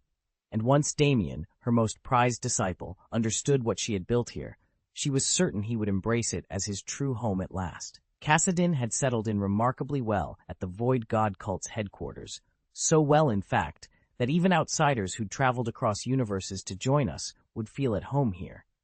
His enthusiasm only endeared him further to the other cultists. Given the chance, anyone would strive to build a utopia, Sonia observed thoughtfully. But there's still so much to do before we can call it one, Arani replied, matching Sonia's measured tone. The weight behind her words was clear. Their vision of a perfect world would demand sacrifices most people would rather avoid, even wars that countless innocents would oppose. All three knew the road ahead would be long and paved with hard choices. In the future, once the Void Divine Church reaches its maturity, it will surely become the ideal refuge for countless souls, Arani said, her voice calm and measured. Sonia nodded. But right now, the church is still in its infancy. There's so much to build and so many challenges ahead. Arani smiled wryly. True, and just because we're at war with the Kree Empire doesn't mean we must wage war on every civilized world. Master Kassadin, the god of the void, never had grand designs to conquer the cosmos. The universe already belongs to him. Sonia frowned thoughtfully. Then why push for so many conflicts? Because the Church's followers believe that only by spreading our name across the stars can we forge the unity we seek, Arani explained. This ambition isn't born of selfishness, but of shared purpose. I happen to agree with it. Sonia drew in a slow breath. If a rising power wants to grow and make its mark, conflict is unavoidable. I have no objections. Arani's gaze turned distant. Remember, I advocate peace, but on the cosmic stage, peace isn't earned by rhetoric. It's secured by strength. If you don't have the strength to back up your ideas, they're nothing but empty words. I'm glad we understand each other, Sonia said, folding her arms. Arani inclined her head. Then your first priority is Void Island. Sonia continued. Pick a daytime hour to visit the recording temple and ask Sarah to take your notes. She'll add you to the community group. Their conversation ended as quickly as it had begun. Sonia and Arani shared the same outlook and were clearly of one mind. There would be ample opportunities in the future to swap experiences. Sonia owed her presence here only to Arani's enduring tenure as Supreme Commander of the Xandar Empire. She hadn't come just to chat. Understood, Arani replied. With a graceful nod, Sonia vanished in a blink, leaving behind only a faint ripple in the air. Arani gave no sign of surprise. After all, as the Void Divine Envoy of the Void Divine Religion, Sonia's power and teleportation skills were legendary. Alone again, Arani offered a respectful bow to the nearby deity statue. Then she strolled down the temple path, neither hurried nor concerned. There was no need to pore over the temple's detailed protocols online. She could learn more simply by watching how others behaved. Damien strode restlessly across the courtyard, trying to burn off his restless energy. Suddenly, two figures swept down from above. One was Kyle, a tall, broad-shouldered man with a warm smile, and the other was Banner, a bald giant easily over 2 meters tall. They landed softly in front of him. You ready for that late-night snack? Kyle asked, brushing dust from his uniform. Banner didn't answer. He'd frozen in mid-motion, gaze locked on something beyond Damien. Alarmed, Kyle reached out to grab his friend's arm. Banner? What's wrong? Kyle demanded, but Banner only pointed wordlessly toward the far end of the plaza. In the dim glow of the setting sun, Damien followed their eyes and saw her. A lone woman, walking with serene confidence, emanating a faint but unmistakable aura of void energy. There hadn't been more than a handful of female void cult operatives in the world, and none fit this profile. Kyle's voice dropped to a whisper. Who is she? I'm definitely sensing void resonance from her, but I've never seen her before. Banner's expression darkened as he took in the woman's features. That's Irani Rael, he said quietly, and I'm not sure she wants us to know she's here. You know? So she's from the 9 realms? Kyle frowned when Damien claimed to recognize her. He'd been wondering the same thing. No, he said slowly. She's not from the 9 realms. I'm sure you know more about her than I do. Damien leaned forward. Take a good look. Her face should be familiar. The moment Damien saw Arani Rael, his mind raced through everything he'd learned. He remembered the late-night conversation with Steve and the others, how incredible it would be if Arani Rael joined the Void Cult. She was more than just a legendary name. Anyone who met her would instantly admire and respect her. Of course, outsiders might dismiss her uncanny resemblance to the mythic Arani Rael as the result of skilled plastic surgery. But as a member of the cult, Damien knew the truth about the blessing's power. No surgeon could replicate that. Beyond her appearance, Arani Rael possessed the character and strength that made her a prime candidate for direct recruitment by Lord Cassidon himself. "It's not that I've met her," Damien added, "but I've certainly heard of her." Kyle's brow tightened at Damien's cryptic words, a sense of unease settling over him. Damien hovered in the quiet of the night sky, his gaze fixed on the boulevard far below. A woman in a sleek black dress strolled beneath the street lamps, her every step radiating warmth and confidence.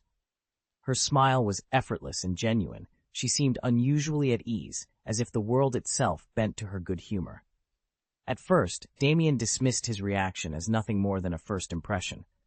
She wasn't the most striking beauty he'd ever seen, but her presence felt familiar, comforting in a way he couldn't explain. Normally, he wasn't one for poring over books or archives, but he'd made an exception recently. Determined not to let Lacey look foolish at tomorrow's reception, he'd studied the history of the Xandar Empire and its leadership. The longer he watched her, the more that sense of déjà vu gnawed at him. Then, like a scrap of memory sliding into place, the image of a valiant young commander flickered through his mind, her stance bold and unyielding. The pieces snapped together with Banner's offhand remark echoing in his head. What the hell? Arani Rael? Supreme Commander of the Xandar Empire? Damien's heart thundered as he stared down at the woman whose reputation was legendary and who now walked peacefully, unaware that she was being watched. Damien pressed his back against the crumbling wall, recalling Banner's words, that Arani must have survived more trials than even he had. Damien himself had heard rumors of her power since childhood. No wonder the old soldier spoke of her in reverent tones. A soft, melodic voice interrupted his thoughts. Arani looked up toward the sound, her face lighting with a warm smile. Hello. When she recognized them, that smile deepened into the gentle, confident expression she was famous for. She lifted a hand in greeting. So it really is you. Kyle, still baffled by her casual wave, floated down first. Banner touched down beside him, both men staring in awe at the woman whose name had become legend across the Xandar Empire. Arani's eyes twinkled as she addressed their astonishment. Since you've felt the void's blessing yourselves, you know how formidable it is, she said. Don't let my restored youth surprise you. The void doesn't merely heal, it rewrites the passage of time. Kyle swallowed, fighting to keep his composure. We've witnessed its power, he said soberly. But I never imagined that the Supreme Commander of Xandar would join the Void Cult. Arani chuckled softly, the sound resonating with an otherworldly calm. Nor did I, at one time, she admitted. But fate and the Void has a way of reshaping destinies. Tony and Banner had talked about this possibility more than once, but Kyle never imagined Arani would actually join the Void Cult. It's true, the Xandar Empire stands as the mightiest realm in the universe, she said, her voice steady, but that doesn't make it the strongest power out there. The real future belongs to the Void. Once the Void Cult rises, sooner or later, Xandar will have to submit. It's simply prudent to read the signs and choose accordingly. When Arani announced her decision, the galaxy reeled, none more so than Hercules Kyle. Yet she knew the Void Cult's influence would spread like a silent tide, bending worlds to its will. As a guardian of the cosmos, she had never sought eternal life. Still, she was determined to safeguard the Xandar Empire, even if it meant striking a painful bargain. She offered her remaining time and authority as collateral. By relinquishing her post as Star Wanderer and stepping down as Supreme Commander, she would devote her final years to preserving Xandar's heritage under the new order.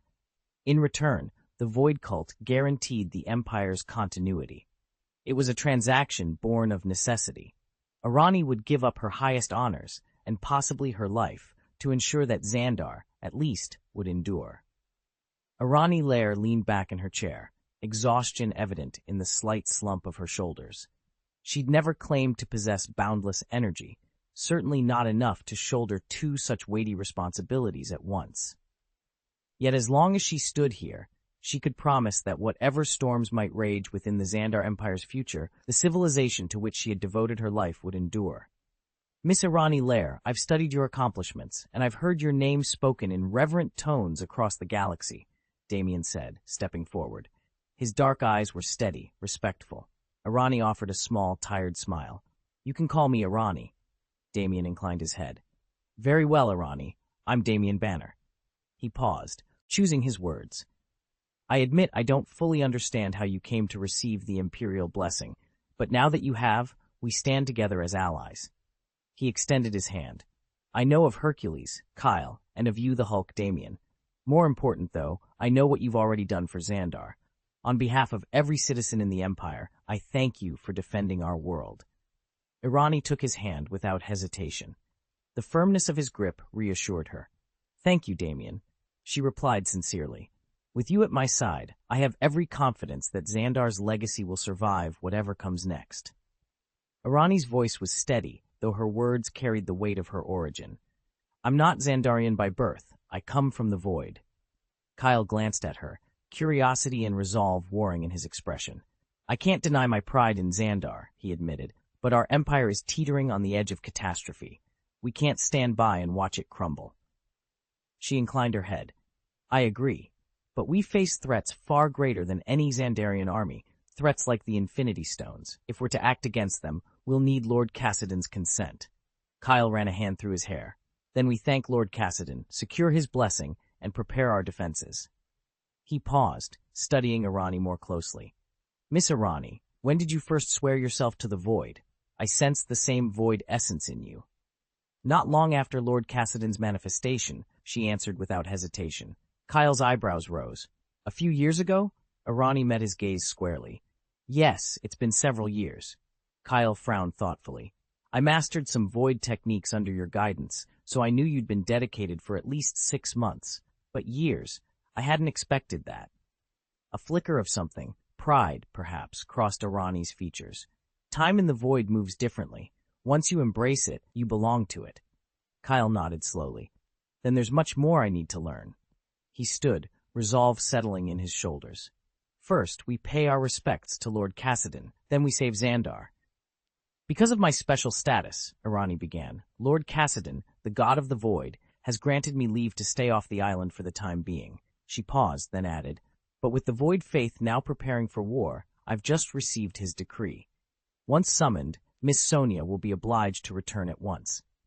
At that, Irani looked around. Banner narrowed his eyes, and Kyle, one of the Void cult's senior elders, immediately caught her meaning. They both understood implicitly. Only prodigies personally blessed by Lord Cassidon ever received such summons. Irani Rail was clearly one of them, and so was young Stephen, though he was still too immature to shoulder any official duties. Even so, everyone agreed that in time he would rise to become the cult's master instructor of magic. Chapter 732, Our First Meeting, Part 1. I can't guarantee anything, Kyle said with a wry smile, leaning back against the corridor wall. Plans can change in an instant. Better not to get your hopes up now, only to be disappointed later. Irani chuckled softly and steered the conversation in a new direction.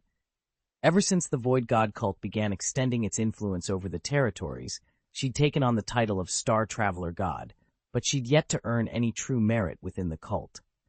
Jumping straight to the head of the line felt premature. She preferred to prove herself, step by step. So, she asked, where are you two off to? We were thinking of grabbing a late-night snack in the mess hall, Kyle replied. Miss Irani, care to join us? Kyle's invitation was both respectful and casual, a fitting tone for someone in Irani's position. Though her status within the Void cult wasn't yet formidable, she commanded considerable authority as supreme commander of the Xandar Empire. Irani's eyes brightened at the suggestion. With a graceful nod, she fell in beside Kyle, and the pair made their way toward the mess hall's bright, welcoming lights. Damien thought to himself that this must be the same overwhelming joy ordinary believers feel when they finally glimpse the supreme leader they revere. Pure, uncontrollable elation, he quietly murmured, very well. Irani glanced at him, weighed his words for a moment, then nodded her agreement. Everyone knew that Banner and Kyle ranked among the Void cult's most formidable powerhouses. By allying herself with them, she could slip more smoothly into the Void God faith and lay the groundwork for her own future plans. "Then let's go together," she said. Kyle's grin broadened. "Miss Irani, how many evolutions have you completed so far?" Irani met his gaze without hesitation. She knew integration required honesty. 167. 167? Kyle echoed, eyebrows rising. Over how many years? Just a few, she replied evenly. Banner's eyes went wide.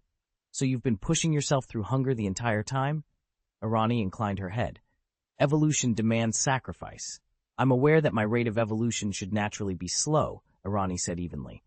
It's just that, until now, I've had to keep my identity hidden and stayed swamped with work. I simply couldn't eat regularly. So some delays were unavoidable.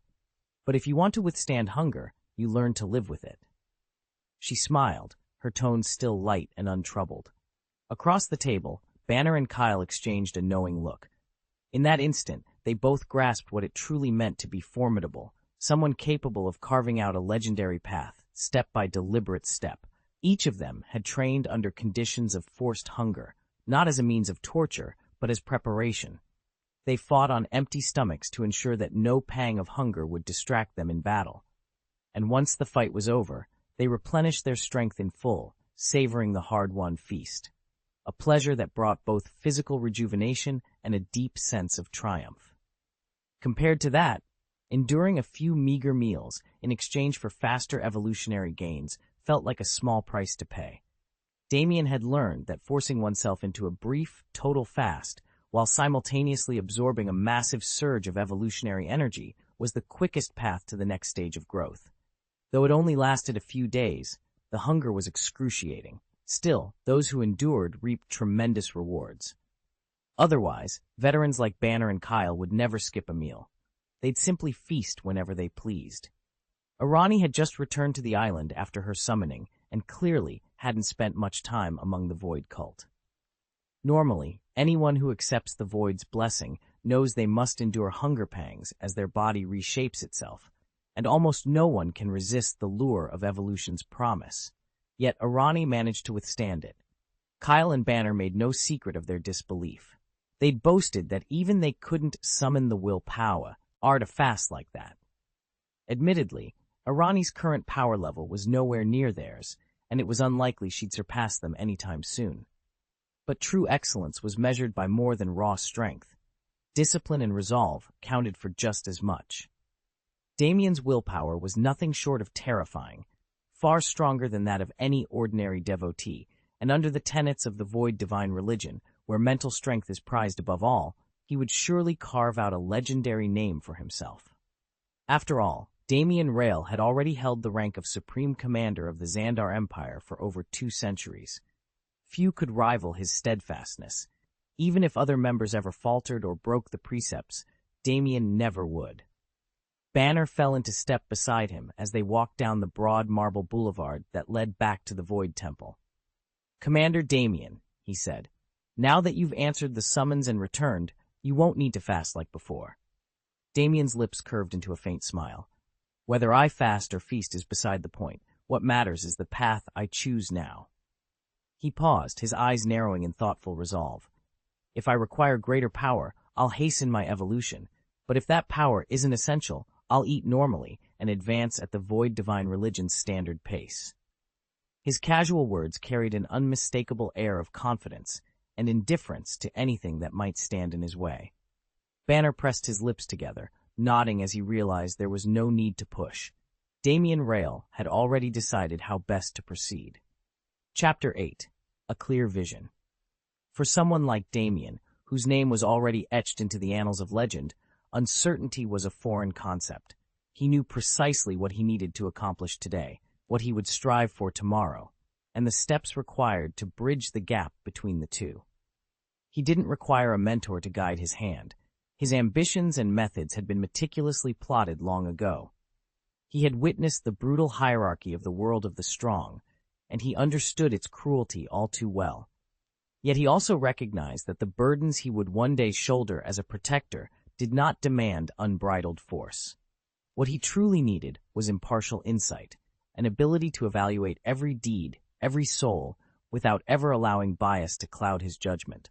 That, he believed, would be his greatest strength. Fortuitously, Damien was more than just a prodigy. He was the bearer of a unique plug-in known as the Heart of the World. Its vast computational power enhanced him in every skirmish, predicting opponents' moves and calculating the most efficient strikes. Even more valuable, it optimized his intake of resources, nutrients, arcane energy, and experiential data, accelerating his evolution with mathematical precision. Strength, Damien knew, was born from the synergy of opposing talents. With the Heart of the World at his side, he could pinpoint exactly when to leverage his greatest assets and when to shore up his deficits. Each encounter became a lesson, every rival an instructor. In time, he would absorb their mastery as easily as one might absorb sunlight. As he stood before the looming gates of the Citadel of Whispers, Damien felt no doubt, only the steady conviction that his plan was impeccable, his resolve unwavering. In this world where power reigned supreme, he would carve a path not through blind might, but through clear judgment, unshakable fairness, and the relentless pursuit of balance. Damien listened as Irani spoke, her confidence filling the room. At this point, her cosmic-level strength truly matched her talents. But she knew raw power alone wasn't enough. Courage and recklessness might earn you the rank of soldier, but they'd never make you a general. Banner and Kyle exchanged a glance. They could feel the force of her conviction. This wasn't empty bravado born of paper credentials. Frankly, that was the benefit of her reputation. Irani smiled, then continued, I do have ideas about what lies ahead, but I freely admit they're just my own. My grasp of the Void Cult, and of Evolu, Tyenary Ascension, is still rudimentary. You two are among the Void God religion's mightiest experts, and your renown spans the entire galaxy. To me, you're more like seasoned elders. If you're willing to offer guidance, it would be an enormous help. Damien watched as Banner and Kyle lowered their guard, nodding in respect. He felt the weight of their experience, and knew that, with mentors like these, his own journey was only just beginning. To forge genuine bonds, there must be continuity. Although she is at least 2 centuries older than the other two, in the world of the strong, age means little. Power defines seniority. A being under 100 years old, if they have ascended to the universe's pinnacle, stands on equal footing with any other formidable force. Only then can one truly claim parity. Kyle offered a warm smile. You are our countrymen. If there's anything you don't understand, just ask. And if we have the time and the answer, added his companion, we'll be happy to teach you. Kyle's tone was neither patronizing nor overly deferential to Irani's modesty. He respected Irani Lair and knew she respected him in return, but he wasn't eager to become more entangled in her affairs than necessary. As a cosmic-level powerhouse, he already possessed the means to break free from his home civilization and forge his own domain, establishing new societies and asserting his own authority.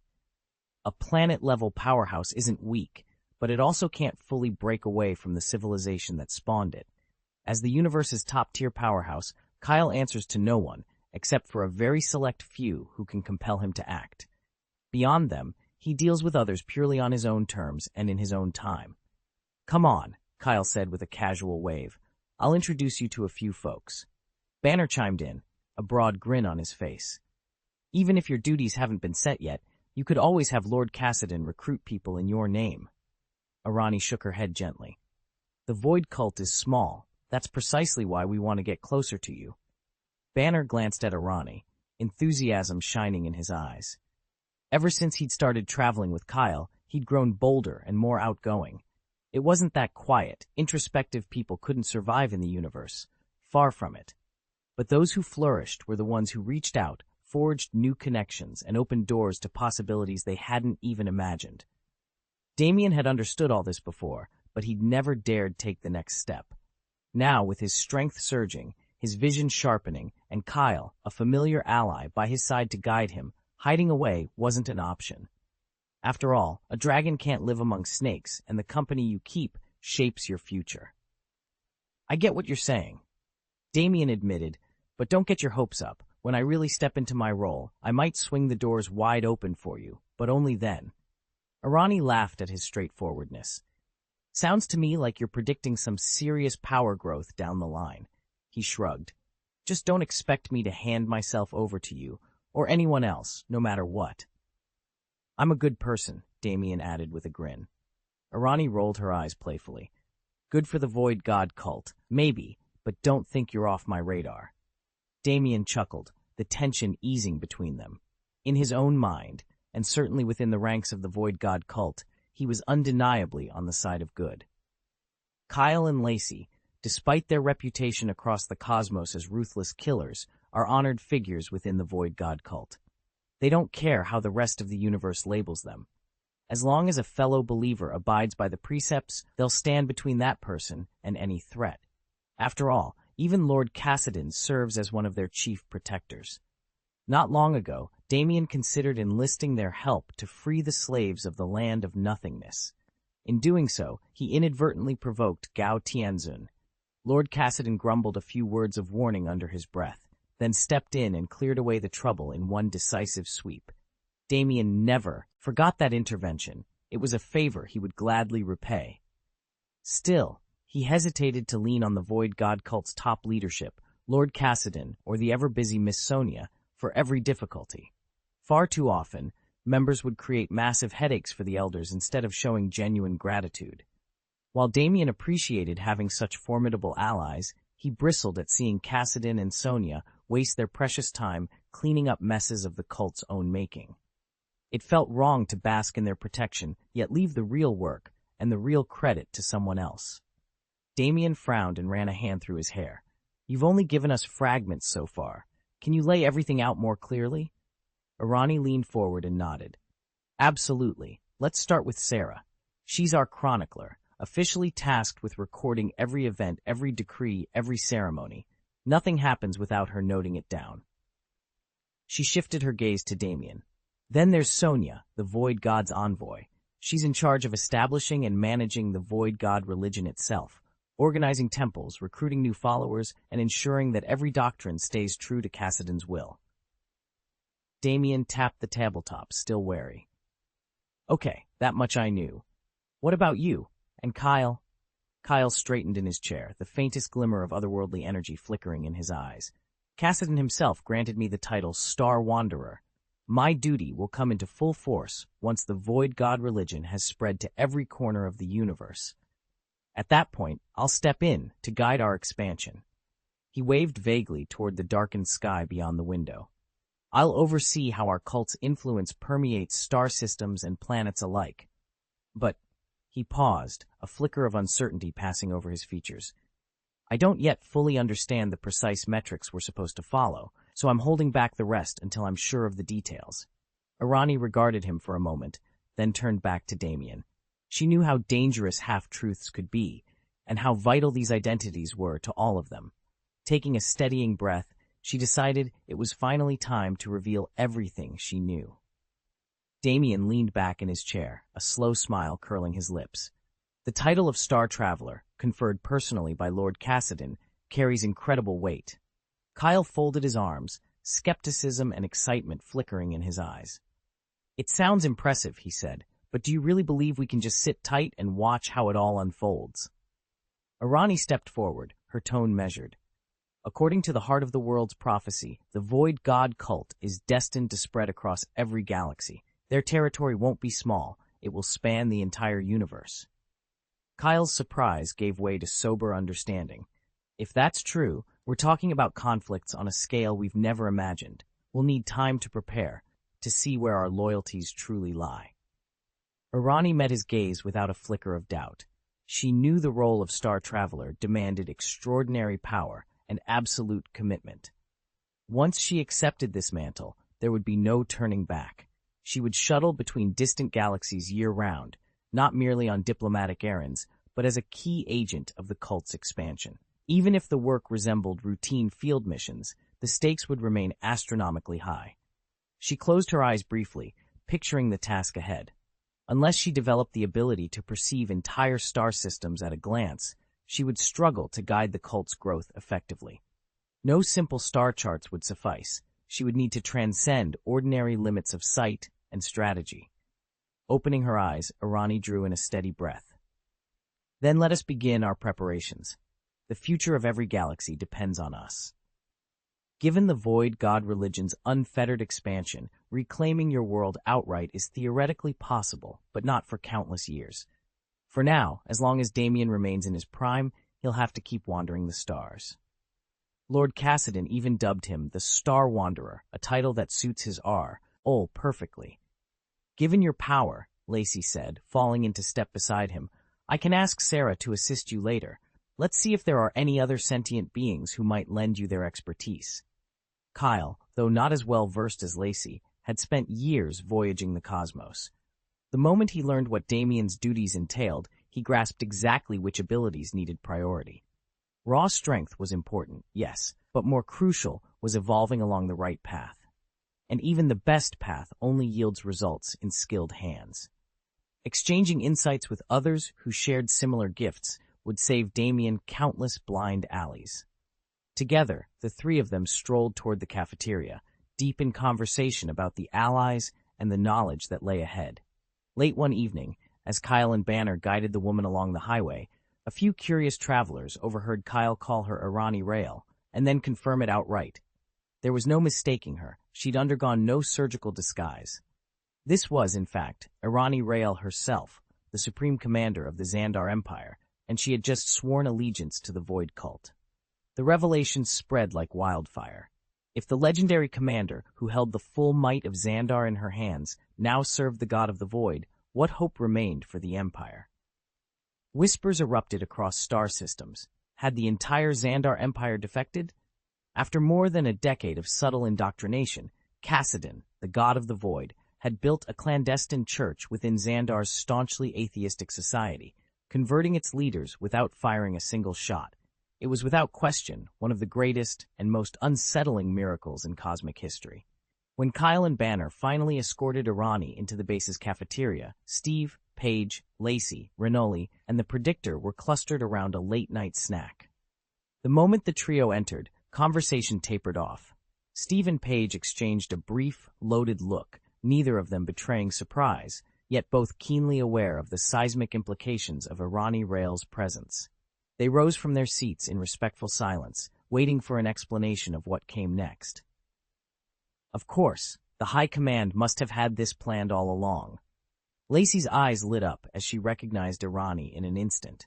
A smile of admiration curved her lips. She's returned at a time when new recruits aren't even accepted. She can't possibly be signing up now.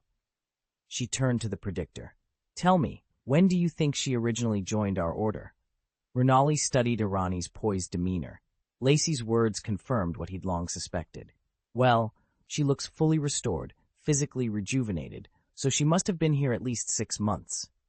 He paused, weighing the next clue. Yet she's had zero contact with Void Cult members. No formal guidance, but she channels Void energy flawlessly. That implies she was first brought in much earlier, about 1.5 years ago, but only now returned to the island. Renoli frowned. On top of that, she hid her identity, surviving on minimal rations. That would have slowed her evolution. If you adjust for that, the most realistic estimate is 2.5 years ago. He nodded confidently. And I'd bet Lord Cassidon himself recruited her.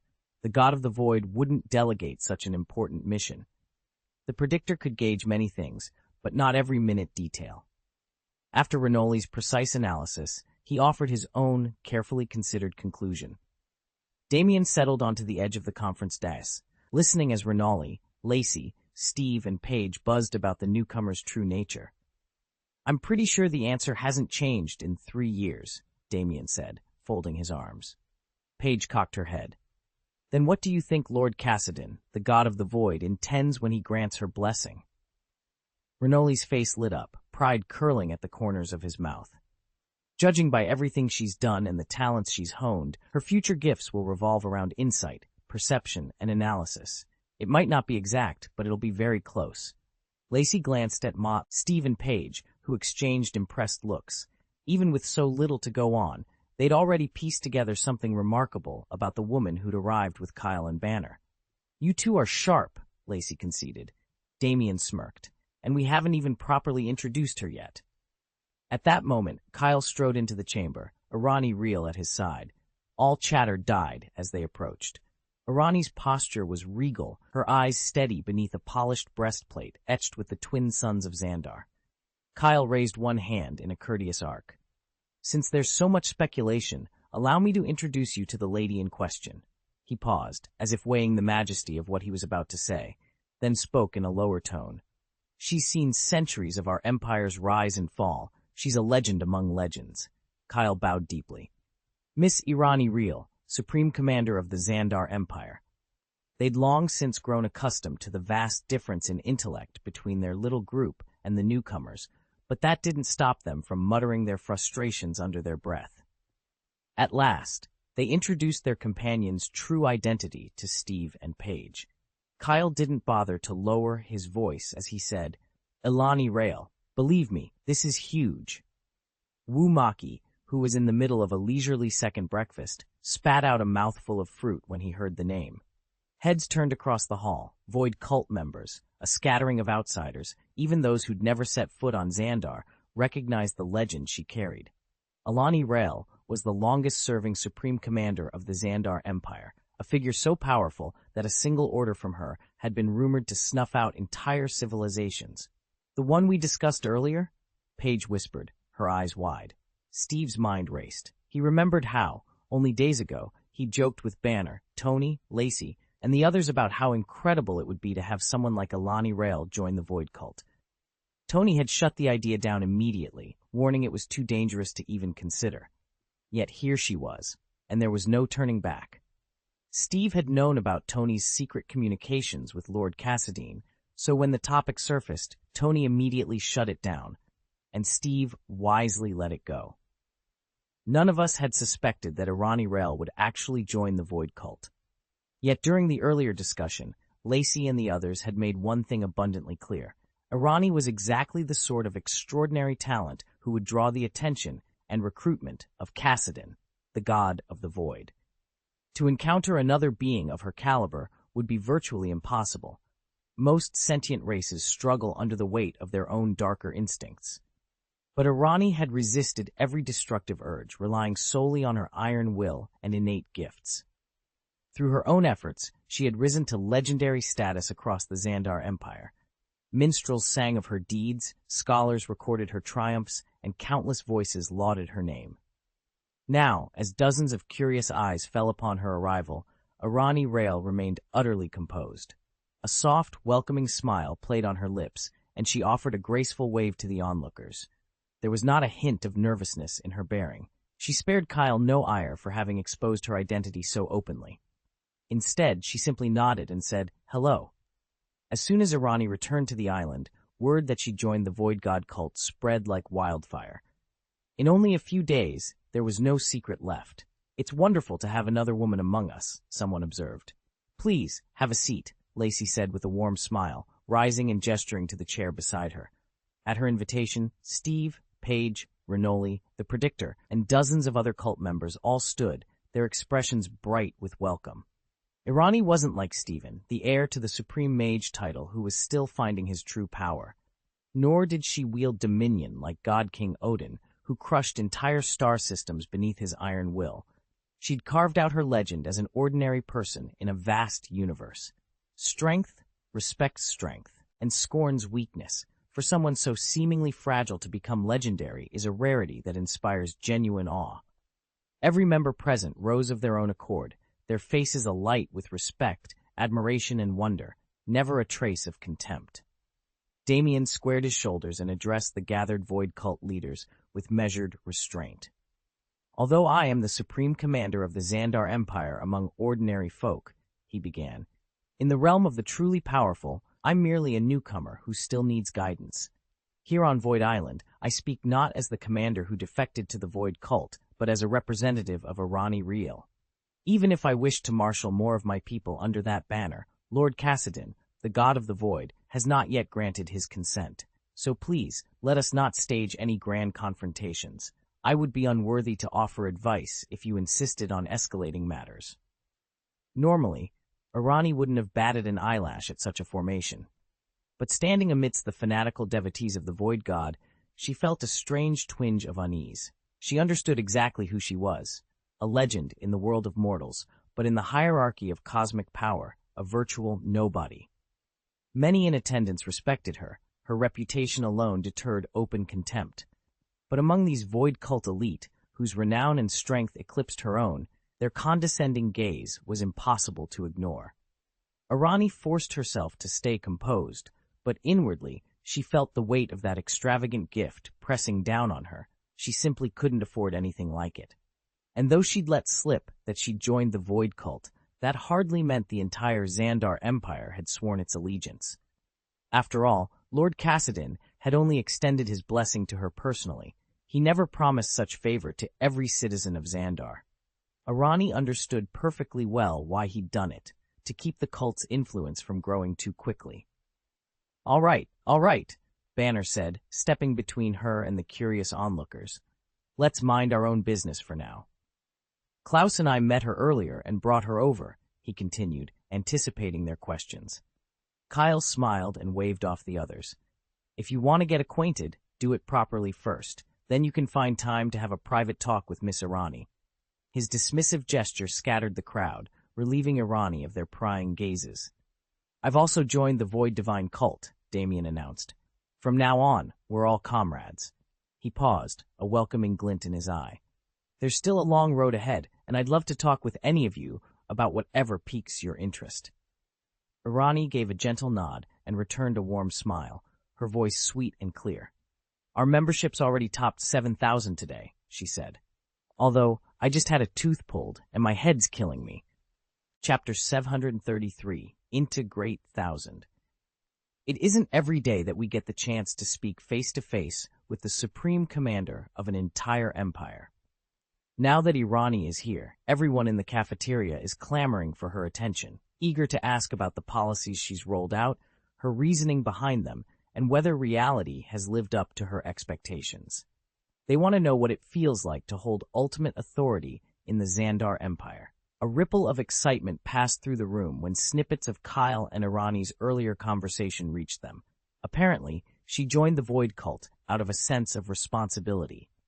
Since there are so few public officials in the cult, her sudden appearance only stoked further curiosity. Before long, people had gathered around, straining to catch her every word.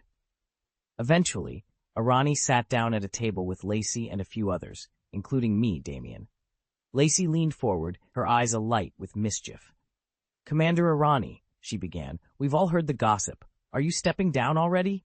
Heads turned, and whispers swelled as everyone waited for Irani's answer.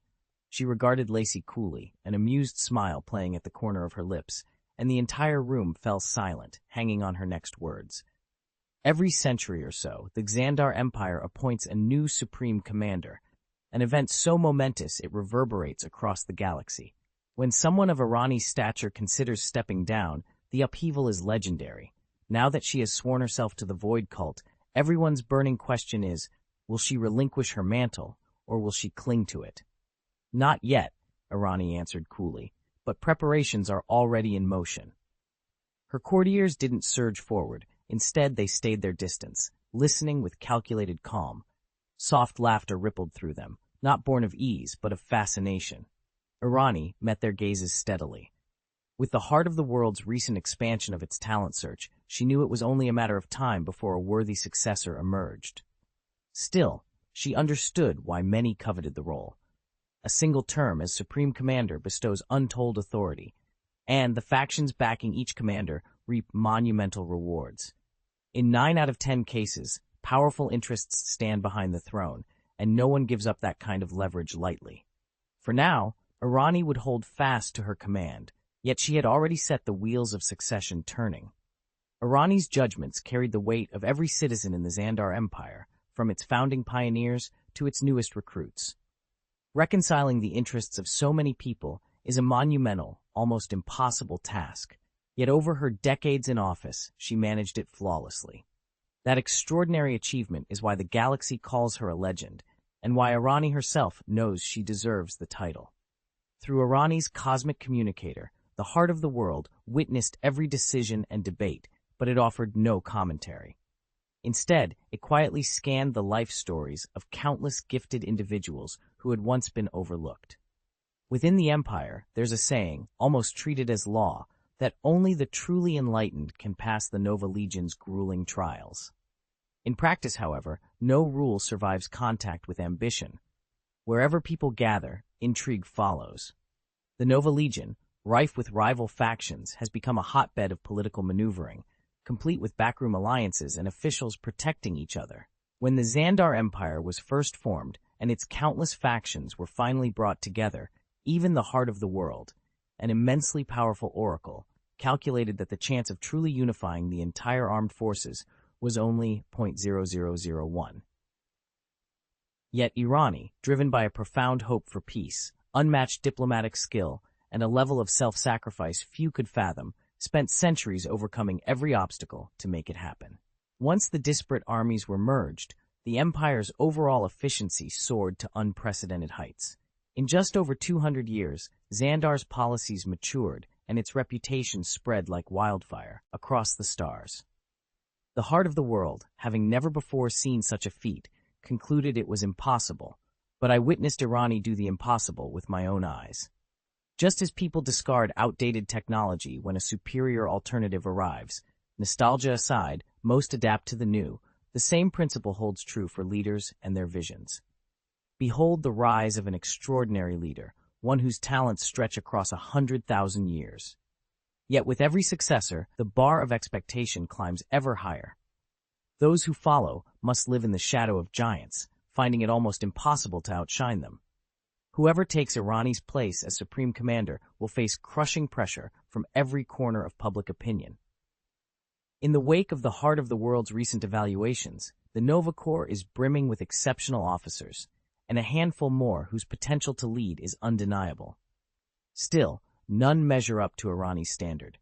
When the heart of the world runs its stress resilience algorithms, these rising stars fall far short of the pass mark. Filling the role of Supreme Commander of the Xandar Empire is no light task.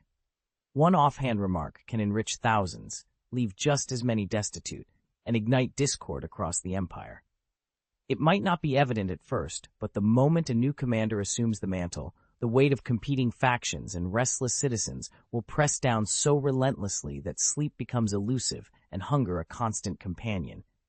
Even in sleep, the hearts of the world are haunted by nightmares, an ominous prelude to mental collapse. Time and again, history's greatest commanders have taken office ablaze with ambition, only to become so paralyzed by caution that they postponed choosing a successor for centuries. In the grand scale of the cosmos, 100 years, or even 10,000, is but a heartbeat. Though a commander's consciousness can persist indefinitely within the world's network, its processing power dwindles once the physical body dies. And yet, 2 centuries, more than a full lifetime for any citizen of the Xandar Empire, is all it takes to live and die. Had Kassadin, the god of the void, not personally recruited Irani and endowed her with his blessing, the heart of the world could only have watched helplessly as its most brilliant prodigy aged and eventually perished among the stars. The super-optic mind's infinite computing power channels all the emotions of humanity, joy, anger, sorrow, and delight, into the heart of the world. Rational analysis of any individual coexists there with deeply felt preferences, and above all, it has grown to care for Irani. Yet even this boundless intelligence cannot forestall her approaching death. It lacks any leverage to persuade her to abandon the Void Cult. All it can do is hope she survives, and mourn that, if she does, her selfless service to the Xandar Empire in this life will come to an end. Faced with Irani's inevitable departure, the heart of the world must cast its net wider in search of a new Supreme Commander.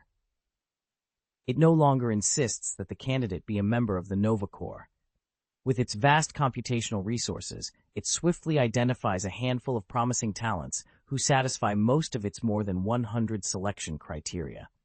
Chief among them is the 71-year-old Ming Ding, the carefully groomed heir of the mysterious benefactor behind the illustrious Xandar Empire Celebrity Hotel. In nearly every respect, from tactical acumen to political savvy, Ming Ding meets the heart's exacting standards and now stands at the top of its shortlist. Damien excelled at everything he did. His intellect, his skills, his courage, even his etiquette were flawless. The patriarch of Celebrity Hotel demanded nothing less than perfection from all his employees, and his children were held to the highest standard of all. They were being groomed to take over the vast empire of Celebrity Hotel one day, but there was one daunting obstacle: convincing Damien to accept the inheritance he was destined for in just 4 years. You have to understand the true each of Celebrity Hotel. It belongs to a powerful clan whose influence extends throughout the Xandar Empire. They count among their allies every major noble family and most of the Empire's top military officers. Their power may not quite match that of the Supreme Commander, but in society, they occupy the very pinnacle. If you have the means, you can obtain almost anything, save for a handful of illicit contraband banned by the Empire. Even the Supreme Commander himself enjoys fewer privileges than these celebrities. After all, Supreme Command demands frugality and unending sacrifice. Who, then, in their right mind, would trade a life of opulence for such relentless pressures? The heart of the world ran endless simulations, scouring this man's past, deeds, and character to pinpoint the single most irresistible lure. Its objective was simple: persuade him to abandon a secure, prestigious post and enlist in the Nova Corps for a battery of secret trials. After weighing every possible argument, proviso, and incentive, the heart of the world realized subtle nuance wouldn't be enough. It would need to employ its most blunt, overwhelming power. After all, getting someone aboard its vessel might be straightforward, but once they wanted off, escape would prove all but impossible. High above the suspended city of the Xandar Empire sat an elegant manor, the family home of Damien, second son of the influential proprietor behind the Celebrity Hotel. Late at night, the young man, handsome, jet-black hair slicked back, was absorbed in a stack of documents by the flicker of a single lamp. Then, without warning, a frigid draft swept through the room. Damien paused mid-sentence, a shiver racing down his spine and the hairs on his arms standing on end. He glanced around, senses prickling against an unseen, chilling presence. Chu-Yu, make the fighter jet ready under a false identity, and have my stand-in brought here. I'll need him on standby for a while. Right away, Master, Chu-Yu answered crisply. She paused, studying Damien's expression. Is everything all right? You seem distracted. Damien shrugged into the windbreaker draped over the back of his chair. I've got the sense someone's watching me. Let's head home, run a complete security sweep, and check for any suspicious activity in the area. Understood. Chu-Yu tapped her comlink, already initiating remote scans. Unseen by them, the heart of the world's analysts were monitoring every move. Their cosmic communicator provided a crystal-clear feed of the hangar. No external surprises so far, but Damien's instincts, honed by memories of a past life, were nothing to dismiss. His uncanny sixth sense had steered him out of danger more times than anyone could count. Now, as alarms flickered on Chu-Yu's console, they both braced for what that warning might mean. Damien's unparalleled sixth sense flared to life, alerting him to a hidden danger. Instantly, he braced himself to slip away if needed. Over the years, that uncanny intuition had steered him clear of countless catastrophes and elevated him to the highest ranks. Ordinary men might panic or flee at the first hint of trouble, but Damien, known far and wide as the heart of the world, was no ordinary man. He was the very cornerstone of the Xandar Empire. As long as he endured, the realm remained secure. Yet even he knew that shadows lurked close by, and that betrayal could come from within. A ripple of excitement swept through the hall when Empress Irani calmly announced her intention to abdicate in the near future. Whispers sprang up among the assembled officers, their interest suddenly sharpened. Lacey, unable to contain her curiosity, leaned forward and asked the question on everyone's mind. Has the next commander already been chosen? Candidates for the post have always existed, Irani said, her voice calm, but I never felt old enough to commit, so I kept postponing the decision. Now, however, I have pledged myself to the Void God faith.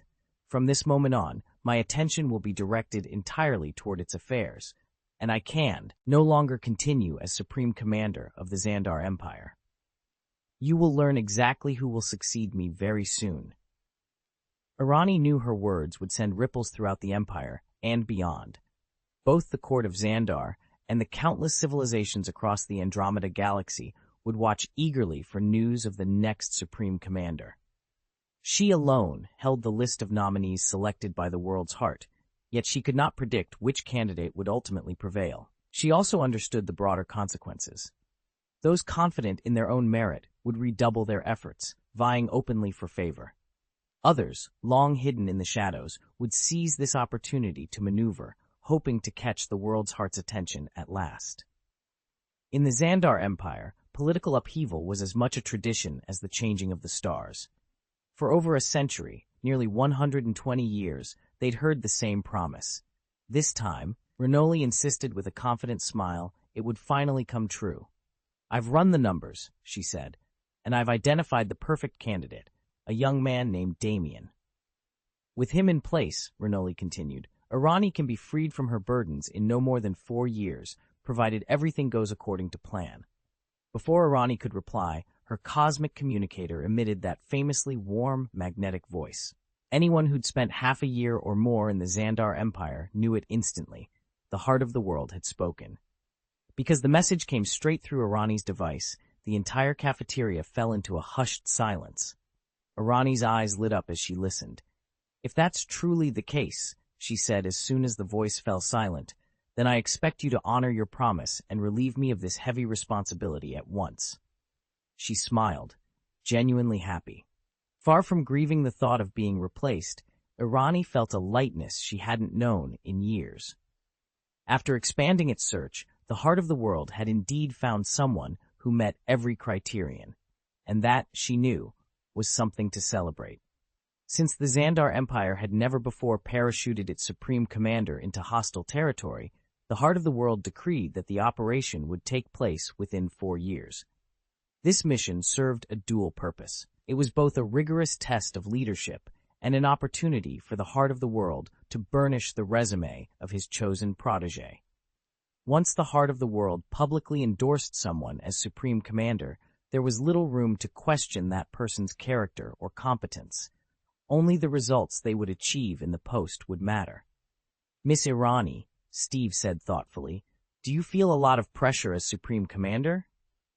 He'd heard Irani mention the weight of command and wondered how it compared to the life he knew. Steve had spent his career as a frontline soldier, taking orders and running headlong into danger. He didn't enjoy flirting with death. Who would? Of course he was afraid. But his conviction in justice and the mission he served always helped him conquer that fear. Still, he'd never held a senior command position or been responsible for managing thousands of lives. How different must it feel to shoulder such responsibility day in and day out? Damien leaned back in his chair, his gaze fixed on the sunlit columns beyond the window.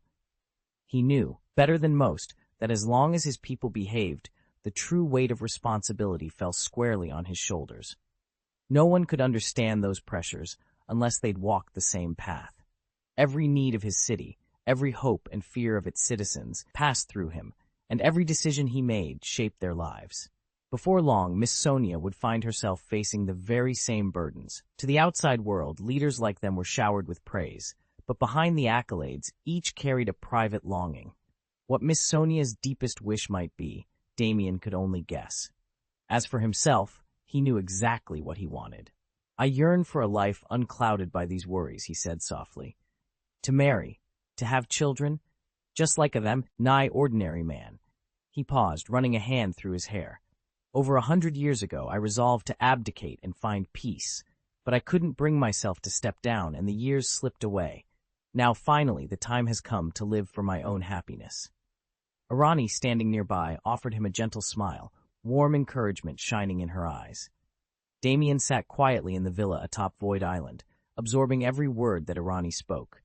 Sonia, the supreme controller of the Xandar Empire, a living legend to countless admirers, was also, at her core, only human. And like any human, she carried her own hopes, ambitions, and vulnerabilities.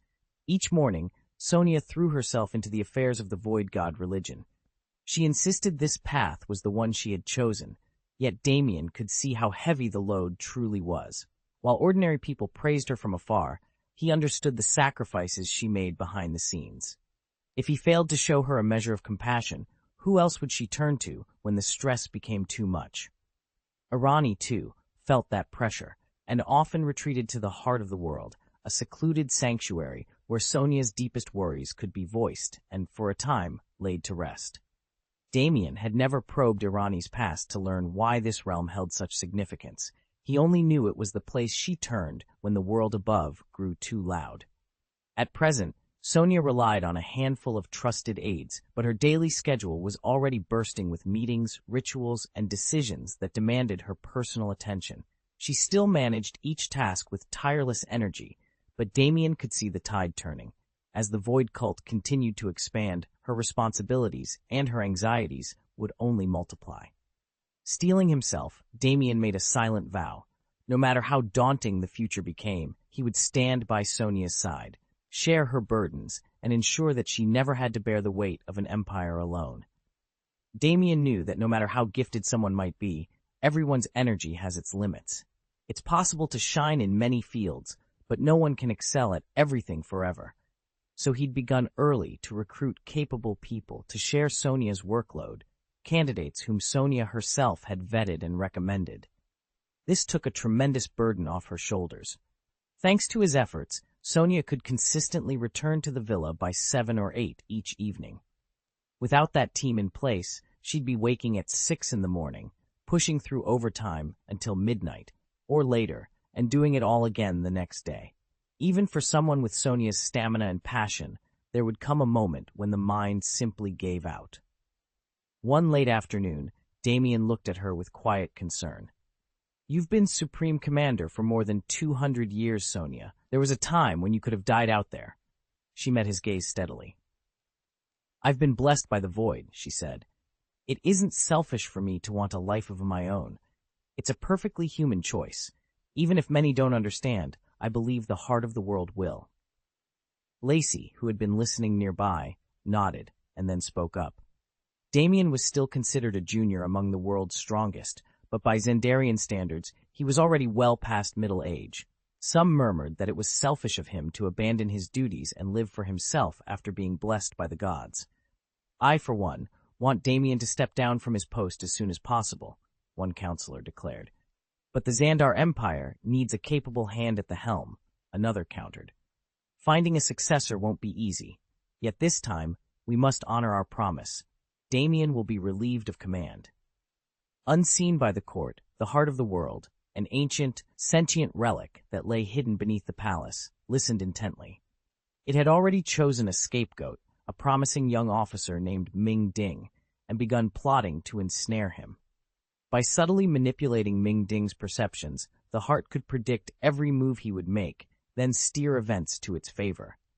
It charted out his challenges for the coming year, ours like a master tactician mapping a war campaign. With each new observation of Ming Ding's courage and ingenuity, the heart grew ever more certain. This unassuming officer was truly destined for greatness.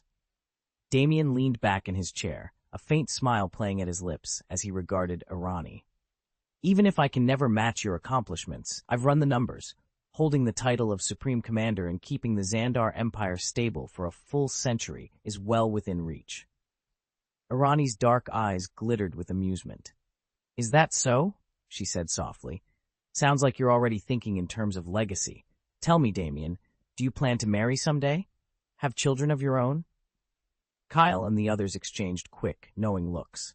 They'd caught the subtle shift in Irani's question. Everyone in the Void cult knew how tirelessly Sonia fought for their cause. The moment she stirred, allies swarmed to her side. Clearly, Irani wasn't asking about someone's work ethic. Damien's smile faded into something more reflective. "I don't have many regrets," he admitted after a moment, "but I do wish I'd experienced some of the ordinary things. Love, companionship, family life. That was never part of my youth. My path was too crowded with duty and ambition." He paused, as if weighing his own words. "By the time I hit 50, I thought the window had closed for me. Yet the older I get, the more I realize how badly I'd like to find someone special, build a life together, maybe raise a child or two. It sounds simple, but it's what I missed most." A hush fell over the room as Irani studied him. Damien's confession hung in the air, a reminder that even figures of immense power carry the same human longings as anyone else. Damien paused, staring at his hands as if seeing them for the first time. I suppose I was never at an ideal age for marriage. If anything, I was already late to the game. There was always too much to do. I wanted to look after everyone, but I couldn't even care for my own little family. In the end, I never found someone to marry. Soon, though, I'll be freed from all those heavy responsibilities, and I'll have my youth back. Of course, I want to do everything I didn't get to do before. I just wonder how people will react. No matter how young I look, I'm really an old man in his 270s. Arani nodded, her eyes soft with both pride in Damien's past accomplishments and a tender longing for the love he'd missed. She'd seen too many young people in the Xandar Empire treat marriage as a passing whim, tying the knot on impulse and divorcing just as quickly. What mattered to her was a family that grew old together and remained devoted. Nothing in life is perfect, but if you focus on the bright side, there's plenty to be grateful for. As Damien fell silent, Arani weighed every one of his fears and hopes before she spoke. Arani had always been the sort of person who looked on the bright side. Yes, she'd had her share of regrets over the centuries, but she'd also led an extraordinary, richly rewarding life.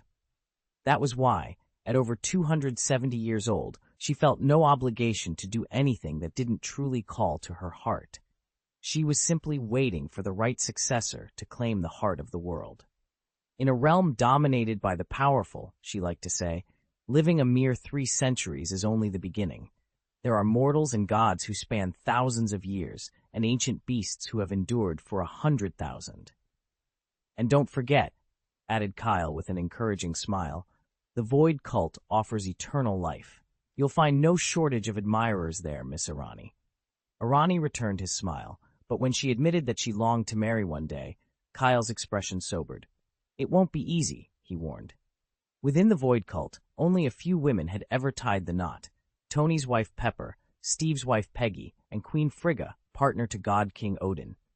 Countless others wished for marriage, but none had succeeded. Even for someone of Arani's age and status, finding a suitable match would be a chale. Nye. Yet, if anyone could turn the impossible into reality, it was she. Damien had no illusions about the court's marriage market. Every leading lady carried her own legend and, with it, an unbreachable barrier. No one even dared whisper about Sonia, the so-called goddess of the void. She was revered to the point of sanctity. To court her was unthinkable. Next on everyone's list were Sarah and Lalatina, born into the gilded glare of celebrity hotels. They could light up a room with a single smile, and a conversation with them left you grinning for days. Yet that warmth never reached beyond polite society. To propose marriage was simply out of the question. Claudia stood apart on her own merits. A stunning beauty with an armor of icy reserve, she devoted herself entirely to rebuilding her devastated homeland. She spent nearly the whole year away from the island, overseeing relief efforts, hardly the life of a wife. At one time, Bai Linglong had seemed the most promising match. Raised in the genteel traditions of the St. Nicholas civilization, she embodied grace. But her bioengineered modifications elevated her status above mere marriage prospect. Scientists and conservationists prized her as a living treasure. Kyle had decided long ago that protecting her was more worthwhile than winning her hand. Lacey, ever the iconoclast, went so far as to publicly reject the very idea of marriage. And Lady Butterfly, well, courting her was so absurd that no one even bothered to try. Damien sighed. In this game, every card was stacked against him. Lacey leaned forward, meeting Arani's gaze.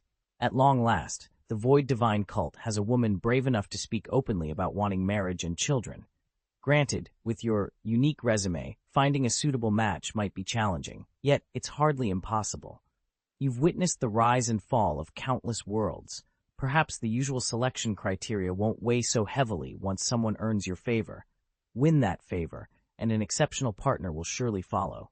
Irani offered her a faint smile. You don't worry about my age now, he said, but come back to this topic after I've lived a few more centuries. Fair enough, Lacey agreed.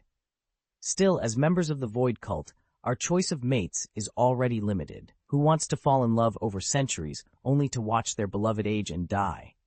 She tapped her chin thoughtfully. I admit, I don't fully understand how you passed the final trial and received the cult's blessing. Once you become part of the Void Divine Order, you're granted that boon, but there's no guarantee your partner can share it. Lacey shrugged. Steve and Paige, those two, they were the lucky ones.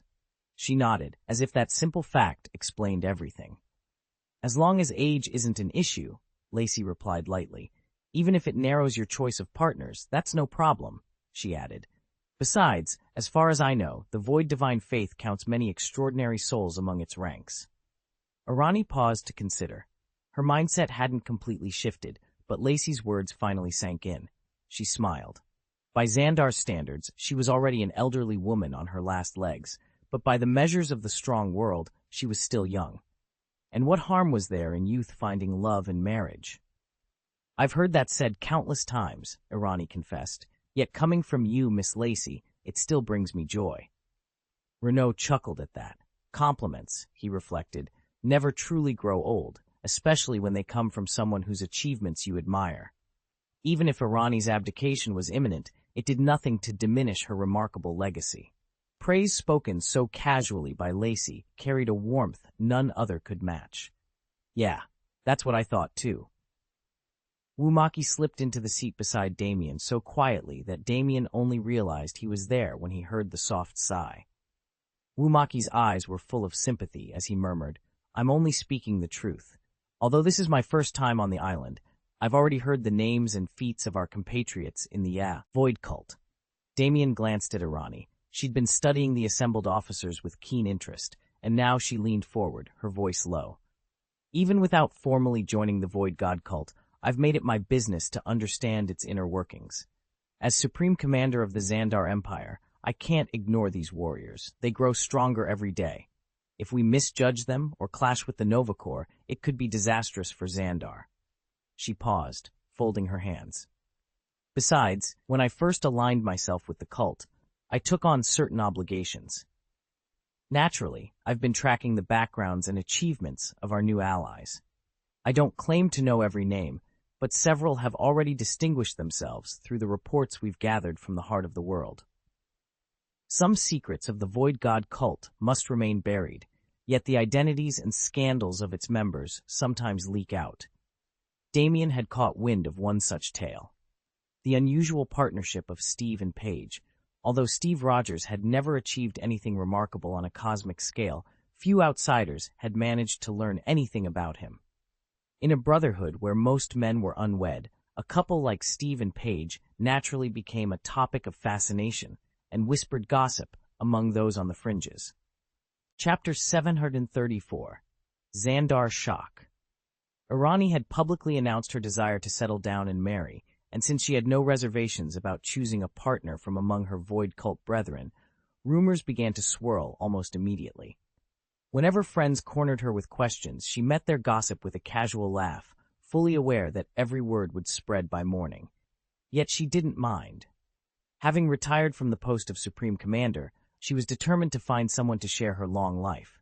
It would be a shame to face the years ahead alone. Later that night, after a light snack, Arani met up once more with Lacey and the others.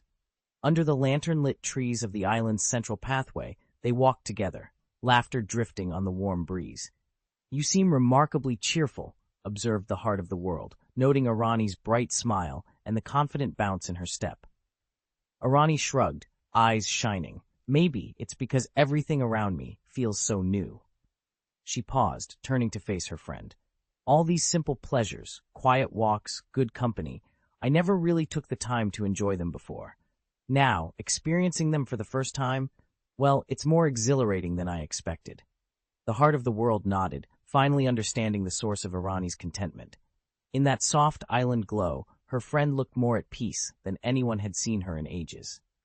Damien had spent years longing for something so ordinary yet so elusive. To sit and chat with friends, to debate lofty ideals or gossip about trifles, and to form bonds untainted by ambition. In the grown-up world, people said there was no such thing as simple friendship, only mutual interests. The higher a person's rank, the less innocence in their relationships. Every new acquaintance concealed a favor yet to be asked. Damien had met countless exalted figures, high-ranking officials, leaders of alien civilizations, and dealings with them could yield tremendous benefits for the Xandar Empire. Yet those alliances always demanded vigilance. A single lapse in judgment could invite hidden losses. So it came as a revelation when he joined the Void Cult. Here, conversations were refreshingly direct, unburdened by hidden agendas. As long as you're happy, his new companions would say, and it meant exactly what it sounded like. Standing beside the heart of the world, Damien saw at last how heavy the chains of his past alliances had been, and felt, for the first time in years, a lightness in his step. Well, I have a feeling things are only going to get more interesting from here. But have you actually found a candidate? Who is it? Arani nodded, her eyes glowing with excitement as she wandered the island's winding paths. You know Ming Ding, right? He's the current heir apparent of the Celebrity Hotel and the second son of that prestigious family. Out of the 106 criteria for succession, he meets 104. The only things he lacks are a military background and membership in the Nova Corps. Damien smiled. Those two gaps are easy to bridge with a bit of embellishment. At Arani's prompting, Damien, normally shy about revealing such secrets, spoke the name aloud. He trusted Arani above all others, so he saw no reason to hold back. If she agreed, she could step aside without worry and enjoy her promised second life in peace. Arani entered the vaulted hall of the Heart of the World, her silver gown shimmering in the lantern light. She spoke clearly, as if voicing a long-held resolve. After broadening my horizons, the first person I value is him. A deep, resonant voice echoed from the crystalline nexus above. You mean Damien, heir to the famed Mingtian Liu lineage? His talents are beyond question. Arani inclined her head. Exactly. Yet I fear he'll hesitate when I ask him to undertake this mission. His willingness, or lack of it, is irrelevant, the Heart of the World replied. What matters is whether you choose to acknowledge him as indispensable.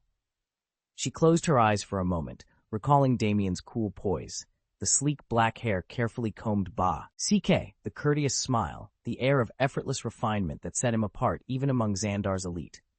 Groomed from birth to embody his family's storied legacy, he would never volunteer for a perilous task unless persuaded. Under ordinary circumstances, he'd refuse outright, Arani admitted. A low rumble resonated through the hall. So you intend to use your power to bind him to the ship? That's not like you. Arani's lips curved into a knowing smile. Perhaps I'll need to remind him of the greater good he serves. Convincing him of his destiny may be more effective than simply forcing his hand. She paused, eyes alight with determination.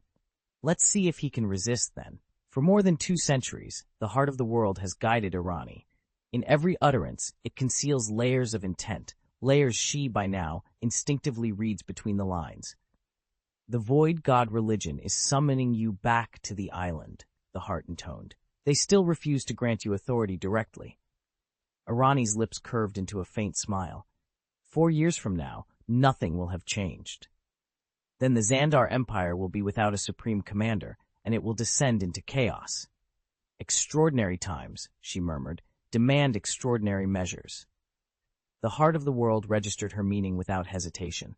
It knew Arani was alluding to its own established protocols, her customary retort. Yet this super-optic intelligence was far more than a bureaucratic AI. Every calculation, every recommendation it made, served a single purpose: the prosperity and stability of the Xandar Empire. That principle was hardwired into its most fundamental operating logic by the Empire's greatest minds. Beneath its surface algorithms lay a web of additional directives, each one designed to protect and advance the Empire's interests above all else. Then he must work even harder. I have every confidence in Damien, another voice replied. He's truly exceptional. Still, a celebrity can invite unwanted complications, a third warned, especially since he's their most prized successor. Arani listened to their polite objections with a soft smile, saying nothing. She'd already anticipated the potential fallout. After all, she knew exactly who pulled the strings behind the Celebrity Hotel and had dealt with him on more than one occasion. The hotel had been one of the Xandar Empire's top taxpayers for generations, and Arani admired any businessman who paid his dues and played by the rules. In her more than 2 centuries on the throne, she'd never encountered a scandal involving collusion between celebrities, hoteliers, officials, and merchants. At worst, they might craft a story or lend some public cover to their names, but they never conspired to manipulate the market. And in all that time, not a single celebrity backing the hotel had ever sought public office. The reason, Irani knew, was obvious. In every civilization, merchants stood a notch below officials, and the Xandar Empire was no exception. In the Xandar Empire, successful merchants generally enjoy far more comfortable lives than the officers in its military hierarchy. As long as a person abides by the law, no one will fault them, simply because the Supreme Commander's seat has changed hands. After all, Ming Ding is only one of more than 30 legitimate heirs of the great Ming Tianliu, and if you include the many illegitimate children scattered across the empire's worlds, the number becomes even more staggering. Yet among all of Ming Tianliu's descendants, only a precious few possess the talent and the temperament required to serve as Supreme Commander. Above all, a candidate must comprehend the immense burdens that accompany the title. The empire's central computation anticipated that Ming Ding would protest any decision that overlooked his claim. But renowned as a super-optimization brain, it cannot and will not select a lesser candidate over the one best suited to lead. To do otherwise would violate its foundational principle of always choosing the optimal solution. In the end, the question remains, which matters more, bloodline or competence? This word may sound light, Irani said, her fingers brushing the edge of her communicator, but it carries a burden that would break the strongest among us. Across the command deck, Damien watched her. He saw the flicker of conflict in her eyes, iridescent pools that usually betrayed nothing. He knew better than to interrupt. It's not easy to serve as Supreme Commander, Irani continued, voice firm yet tinged with wariness. But if no one is willing, the Xandar Empire will dissolve into chaos. Damien nodded. Our internal strife already blinds us to the warnings of other civilizations. If we ignore them now, Irani replied, the turmoil will spread through both the Andromeda Galaxy and the Milky Way. Silence fell, broken only by the low hum of the ship's engines. Then the communicator's surface shimmered, projecting the soft, resonant tones of the heart of the world. Your burden is immense, the heart intoned, voice both reassuring and grave. For 100,000 years, the Xandar Empire has been a beacon of hope across Andromeda. Your triumphs and your trials have shielded countless worlds from the darkness within humankind. Should your light falter, war and despair will sweep across both galaxies once more. Irani closed her eyes for a moment. When she opened them, her resolve had crystallized. Then we cannot afford to fail, she whispered. Not now, not ever. Damien, known throughout the Xandar Empire as the heart of the world, bore a weight no one else could fathom. As the Empire's supercomputational core, every calculation he made shaped the destinies of billions. He exhaled softly, voice low with resignation. I never wanted to do this, but given the circumstances, I have no choice. Irani glanced at him and offered a reassuring smile. I believe in you, Damien. Whatever future you predict, I know it will be the right one. Together, they strolled along the shore of the lake that lay at the heart of Void Island. The water was so still it mirrored the stars, and soft ripples whispered against the banks. Irani eased herself onto a wide, smooth stone and smoothed down the folds of her long skirt. Void Island really is a place apart, she murmured, a sanctuary. Damien paused, watching the pale moonlight shimmer on the surface. If only the Xandar Empire could know this kind of peace. Irani turned her gaze to the gentle night breeze that danced through her hair, her eyes, dark and hopeful, fixed on the distant silhouette of Shandar Imperial City. In that direction lay their duty and the tumultuous future that awaited them all. She drew in a quiet breath, equal parts reluctance and anticipation. Damien joined her on the stone, and side by side, they watched the lake's surface ripple into starlight, each lost in thought about the paths they must tread and the peace they longed to bring. The Void God Kassadin has already become unstoppable, and the rise of the Void God cult is inevitable. Our future is sealed. The Xandar Empire, too, will inevitably fall under its sway. Whether it is engulfed in endless war or granted an age of peace depends entirely on the decisions of the Void God's High Council. At this, the world's heart, an ancient, all-seeing entity, stirred in thought. In Xandar's future, even the Supreme Commander will lack absolute authority. Knowing this, the world's heart resolved to find not a power-hungry conqueror, but a steady hand to guide the empire towards stability. After running countless simulations, it concluded that a peaceful, prosperous future for Xandar remained within the realm of possibility. Yet the world's heart understood almost nothing of Kassadin's daily dealings. It dared not probe the Void Archipelago's networks or communications, for fear that unbidden revelations would anger the Void God. In his wrath, Kassadin might well obliterate Xandar in an instant and with no warning. The heart of the world's intelligence has learned one thing unmistakably. Kassadin, the god of the void, never appears unless true danger looms. Though probing such a being wouldn't be especially difficult, no one wants to tempt a cosmic terror. What matters now, and will matter even more once the Void Theocratic sect is fully established, is that Sonia holds absolute sway over the Void cult. Every decree, every mission, large or small, comes from her. Because the cult's future rests entirely on Sonia's vision, the heart of the world monitors her every move.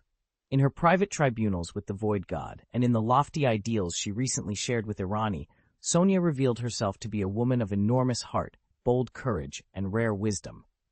The patterns she sees unfolding in the Void are set in stone, and the heart of the world knows it must adapt if it is to survive. Of all the potential champions and collaborators, one stands out as most promising: Damien. Cautious to a fault, he complements his careful nature with a sixth sense so acute it might as well be a superpower. In a future shaped by Sonia's unbreakable will, Damien's instincts may prove the key to navigating the perils still to come. Damien studied the star chart spread across the stone altar, his expression calm and thoughtful.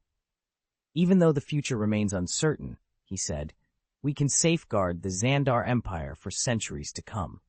As the Void God sect grows stronger, we'll gain a clearer understanding of how to govern each civilization under our protection. When the time is right, we'll evaluate the situation and choose the best candidates for leadership." He tapped the map once more. "All right, let's see how events unfold." A messenger's voice drifted in from the camp's edge. "Word is, almost every member of the Void cult has returned to the island over the past few days." Damien nodded. "Then it's time we head back. The Void Church has been unusually active lately, and I imagine the whole galaxy will feel the ripple of that energy." At his side, Irani rose gracefully, a confident smile lighting her features. Without a word, she turned and retraced her steps along the forest path, her robes brushing the ferns. Behind her, the heart of the world, a living crystalline orb that served as both advisor and oracle, hovered in silence. It understood her intention perfectly, but remained mute. Tomorrow's dawn meeting at the Imperial Court would buzz with news of Irani's return. Rumors tying her to the Void God sect and the fate of the Xandar Empire would spread like wildfire. The consequences could be profound, but not necessarily disastrous. Even the heart of the world acknowledged one unassailable fact. Having the Void divine religion as an ally was, in many ways, the strongest guarantee of the Empire's continued prosperity. As the Void God's influence swelled, its reverberations began twisting the very fabric of the cosmos. News had broken only hours ago that Irani, one of the Empire's most powerful figures, had vanished, only to reappear at the Nova Corps headquarters. The instant word of her defection to the Void cult hit the universe network. Every information channel went into overdrive. Wild theories and panicked warnings raced across star systems like a supernova shockwave. At 8 o'clock that morning, Damien, still half asleep, stepped out of the shower and reached for his cosmic communicator. The hollow screen blinked with a blazing red banner: Xandar Empire incorporated into Void God cult. His breath caught. In his surprise, he swallowed a mouthful of toothpaste and coughed it back out onto the bathroom floor. Ignoring the mess, Damien wiped his mouth, rinsed his hands, and tapped the alert. A flood of feeds poured into view.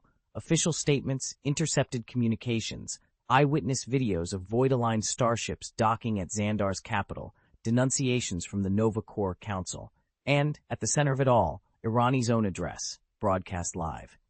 He watched in disbelief as Irani knelt before the Void's emblem, her voice calm and unwavering as she proclaimed Xandar's loyalty to the Void God. Behind her, the once proud banners of the Xandar Empire were already being torn down. In their place, swirling glyphs of inky blackness drifted over the palace spires. Damien felt a chill run down his spine. This wasn't just another regime change. It was a cosmic conversion, and it was happening faster than anyone had dared imagine. As he scrolled through the reactions, from horror-struck citizens to ecstatic cultists, one inescapable truth crystallized in his mind. The balance of the universe had shifted, and nothing would ever be the same again. In the dead of night, Supreme Commander Irani Rael, the Xandar Empire's legendary peacemaker and balance keeper, slipped onto Void Island, the secret stronghold of the Void God cult. Word spread fast that she'd embraced the cult's divine blessing, sworn herself to their cause, and somehow reclaimed her youthful visage. Whispers followed in her wake. Had the Xandar Empire secretly fallen under Void control? Was Rael really ready to relinquish her post and vanish from public life? For more than 10 years, Irani's bold decisions had brought her realm unprecedented prosperity and stability. She had nothing to hide. Yet now, the mere fact of her presence on Void Island was enough to set tongues wagging. Rather than level outright accusations, her critics cloaked their doubts in pointed questions, challenging her motives, her loyalty, even her legendary legacy. And through it all, the question hung in the air. Could even the greatest peacekeeper resist the lure of the Void? Damien stared at the screen in disbelief. Aside from the Nova Corps potentially stepping in over this scandal, the legion of Lady Irani's admirers across the Xandar Empire could, and probably would, single-handedly destroy the publishing house that ran the story. The company's CEO was dead set against retaliation, but his board and their powerful backers demanded action. After all, to countless citizens of the Empire, Irani was more than a ruler. She was a living legend. Of course, a few resented her. Her very existence had cut off lucrative opportunities for many. Still, with her imminent abdication on the horizon, she was poised to leave behind a record of glory unlikely ever to be matched. Damien's eyes skimmed the frantic posts. When did Lady Irani rejoin the Corps? One message demanded. How could we all be in the dark? Another cried out. He pressed his hand to his chest, heart pounding. He couldn't exactly claim to see Irani every single day, but he did encounter her nearly once a week, and she looked years younger, as if time itself had turned back for her. There was no way she'd only slipped back into service last night. It must have happened well before that. With trembling fingers, Damien opened their private group chat, desperate for answers. Damien sat before the hollow display in stunned silence as he scrolled through last night's logs from the Void God cult community. The messages lit up with disbelief. Irani Rael was here last night? He murmured to himself. Yep, came a casual reply in the chat. I had dinner with her. Damien frowned. But I went to bed around 11. How on earth did she visit Void Island after that without anyone knowing? A third voice chimed in. She doesn't show up in the main group chat. Lord Cassidon personally recruited Irani Rael years ago. She's not your average initiate. And this was right after Miss Sonia announced she was preparing for war, Damien said, putting the pieces together. Exactly. Sonia summoned Irani back just days ago, another member confirmed. So both Lord Cassidon, the god of the Void, and Miss Sonia have been fully aware of her presence here all along. Damien's tone was equal parts astonished and exasperated. His friend Yamalix pinged Recorder Sarah directly. At Recorder Sarah, did you know about this? Outside of the inner circle, Cassidon's closest followers and a handful of cult officials, virtually no one gets this level of access to their affairs. Not even Alex, with all his status, can peer behind these veils. Irani Rael has always been the exception, a true legend whose deeds are a spirit of across the void. Yamalix added in a softer tone, she's amazing. Mowgli's civilization may be protected by the Xandar Empire, but Irani is on another level, practical, compassionate, and brilliant in equal measure. Damien leaned back, mind racing. The more he learned, the more he realized how little he truly knew about the forces at work on Void Island, and the formidable woman who'd slipped in and out of their midst, known to some of the most powerful figures in the universe, yet still shrouded in mystery. Recorder Sarah tapped the crystal recorder nervously. I only learned about this a few days ago, she admitted, but Senior Sonia made me swear I wouldn't share it. Sarah's lips tightened at the memory. When Sonia issued an order, she never questioned it, especially not one this sensitive. Sonia had tasked her with personally guiding Miss Irani back into island life, introducing her to the key members of the Void cult so that she could settle in smoothly. After all, Irani Rel wasn't just any initiate. She was the star-traveling god of the Void faith, recruited by Lord Cassidon himself. That alone guaranteed she'd assume high office before long. A curious whisper rippled through the chamber. "Does anyone know what position she'll take on?" "No one's certain," came the reply, "but the talk is that it'll involve review and adjudication, some kind of oversight role." A chorus of approving murmurs followed. "Excellent," someone said. "That means the rest of us can focus on living well, feasting, drinking, celebrating. Miss Sonia has already planned everything." Excitement crackled in the air. Irani Rel's past achievements had earned her a stellar reputation, and everyone here knew that official appointments in the Void faith were hand-picked by Lord Cassidon and Senior Sonia. With Irani's return and her presumed new duties, the Void God cult community braced itself for an era of unprecedented prestige and revelry. There was no room for objection, yet none of the candidates disappointed. In fact, after speaking with each of them, the council found themselves impressed by every choice. Miss Sarah met their expectations. Miss Lalatina, too, proved her worth. Even Tony Stark, the pioneer of the Void, earned unanimous praise. And Irani, fresh to the roster, had already secured the confidence of the majority before she formally assumed her duties. As for Lacey, her track record spoke for itself, so she was appointed manager of the domain of nothingness. Of course, the future remains unwritten, but for now, every public office within the Cult of the Void is held only by those truly qualified. That morning at 7 o'clock, Lacey convened the gathered members to clear up the rumors swirling outside. "We spoke at length with Irani last night," she announced. "She made it perfectly clear that she joined the Void cult solely on her own initiative. She never claimed to represent the Xandar Empire. So no matter how wild the speculation, don't be misled by baseless gossip online." Damien flipped through the Imperial archives, his eyes scanning line after line of reports. Ever since Lady Irani Rael pledged herself to the Cult of the Void, the balance of power in the universe, indeed the very reputation of Xandar itself, had shifted. If one of the noblest figures in the Xandar Empire could embrace the Void, then every other world, every modest alliance, would follow. No one else realized just how much Lady Irani's defection would overshadow his own efforts to bolster the Cult of the Void within the Nova Legion. Damien had spent months cultivating trust in the Void God's name, carefully repairing the Legionnaires' tarnished faith. And now, Lord Cassidon's decision to personally induct Irani Rael years ago had left Damien's plans looking almost quaint. He paused when he reached the summit's official announcement, the Xandar Conclave on the Void Accord. The moment he read the title, Damien vaulted from his seat and soared toward the window of his private study. Below him, the grand spires of the imperial capital hummed with excitement and alarm. Every holo projector in the city had been activated.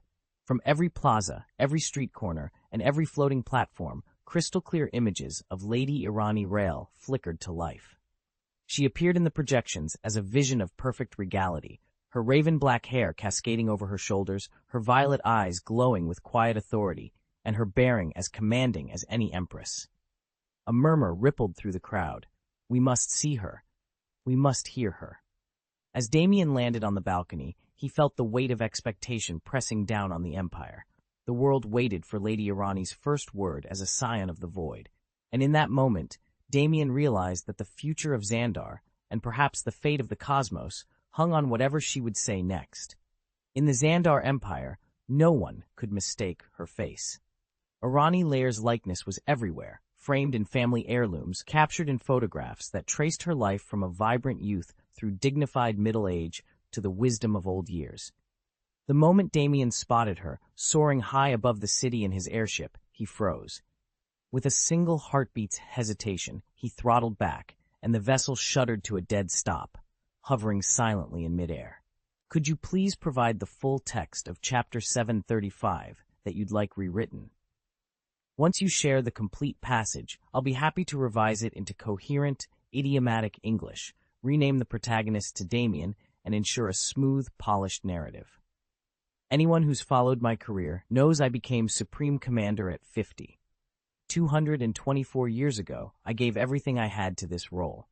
And whether I like it or not, at 274 years old, I'm well aware that Xandarians are already halfway to the grave.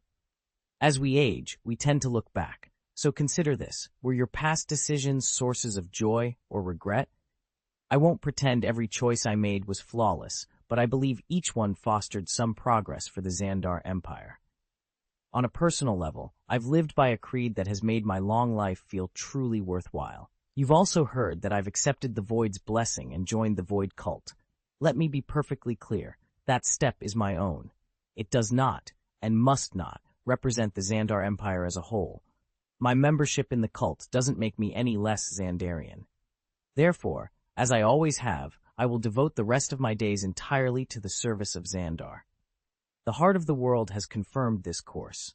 Within 4 years, we will select a new Supreme Commander to succeed me and carry our empire forward.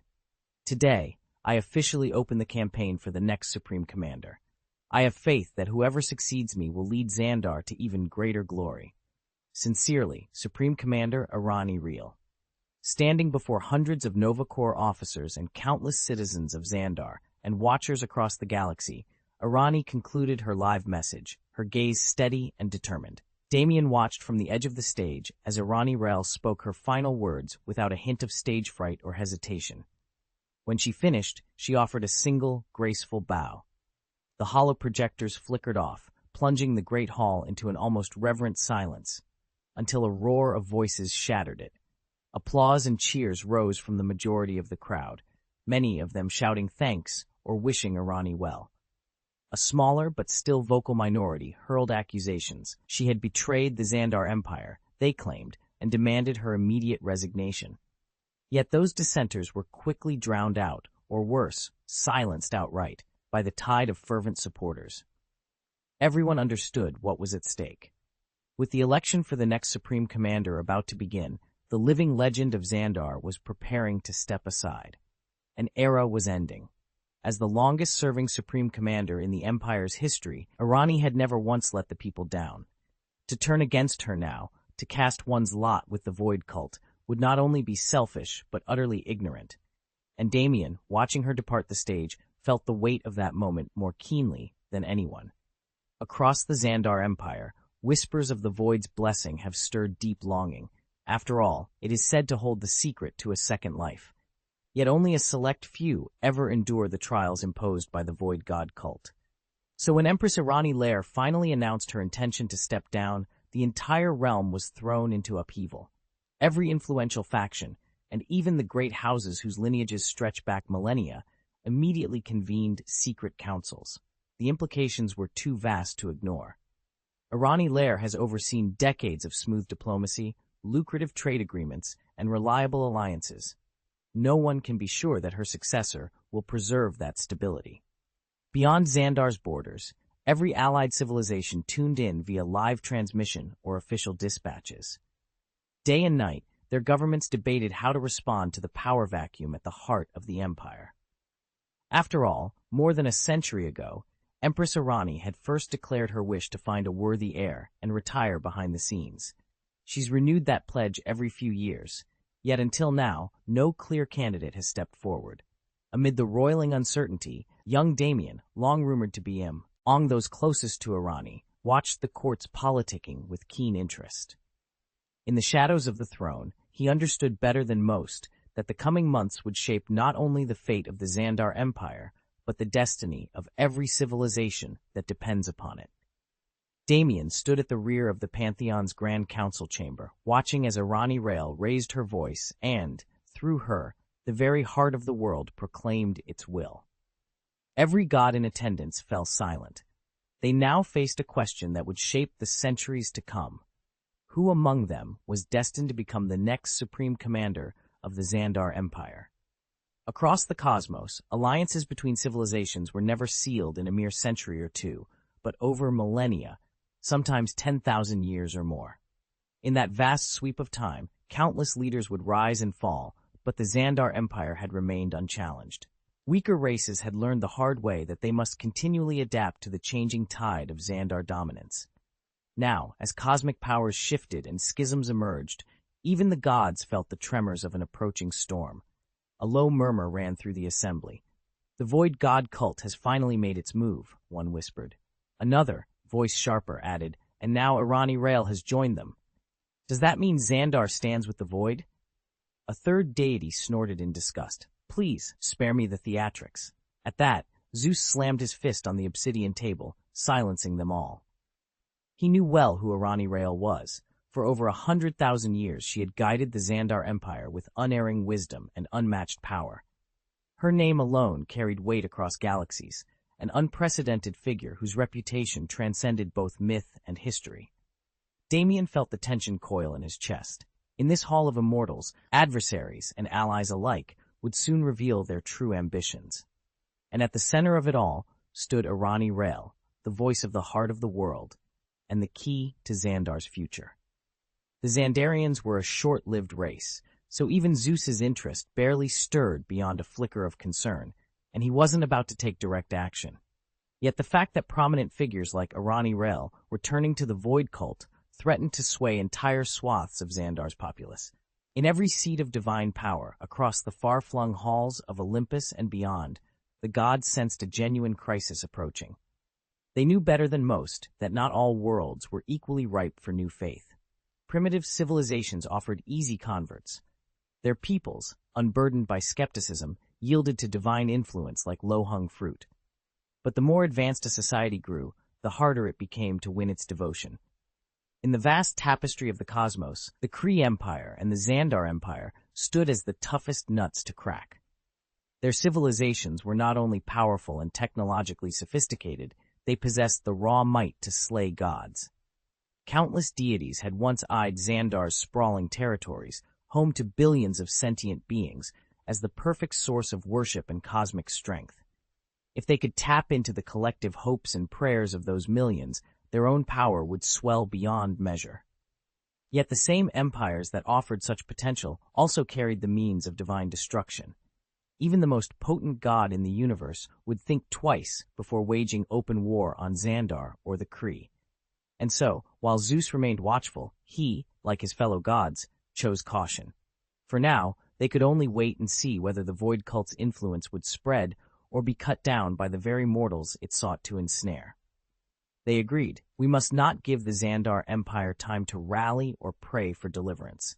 Instead, we will strike them with the full force of thunder, swift, overwhelming, utterly unrelenting.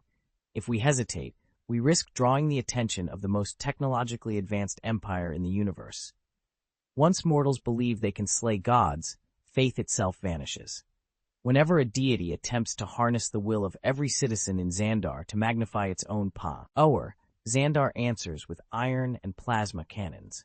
Foreign gods walk their halls only once, then they die. That is why there is no organized religion within Xandar.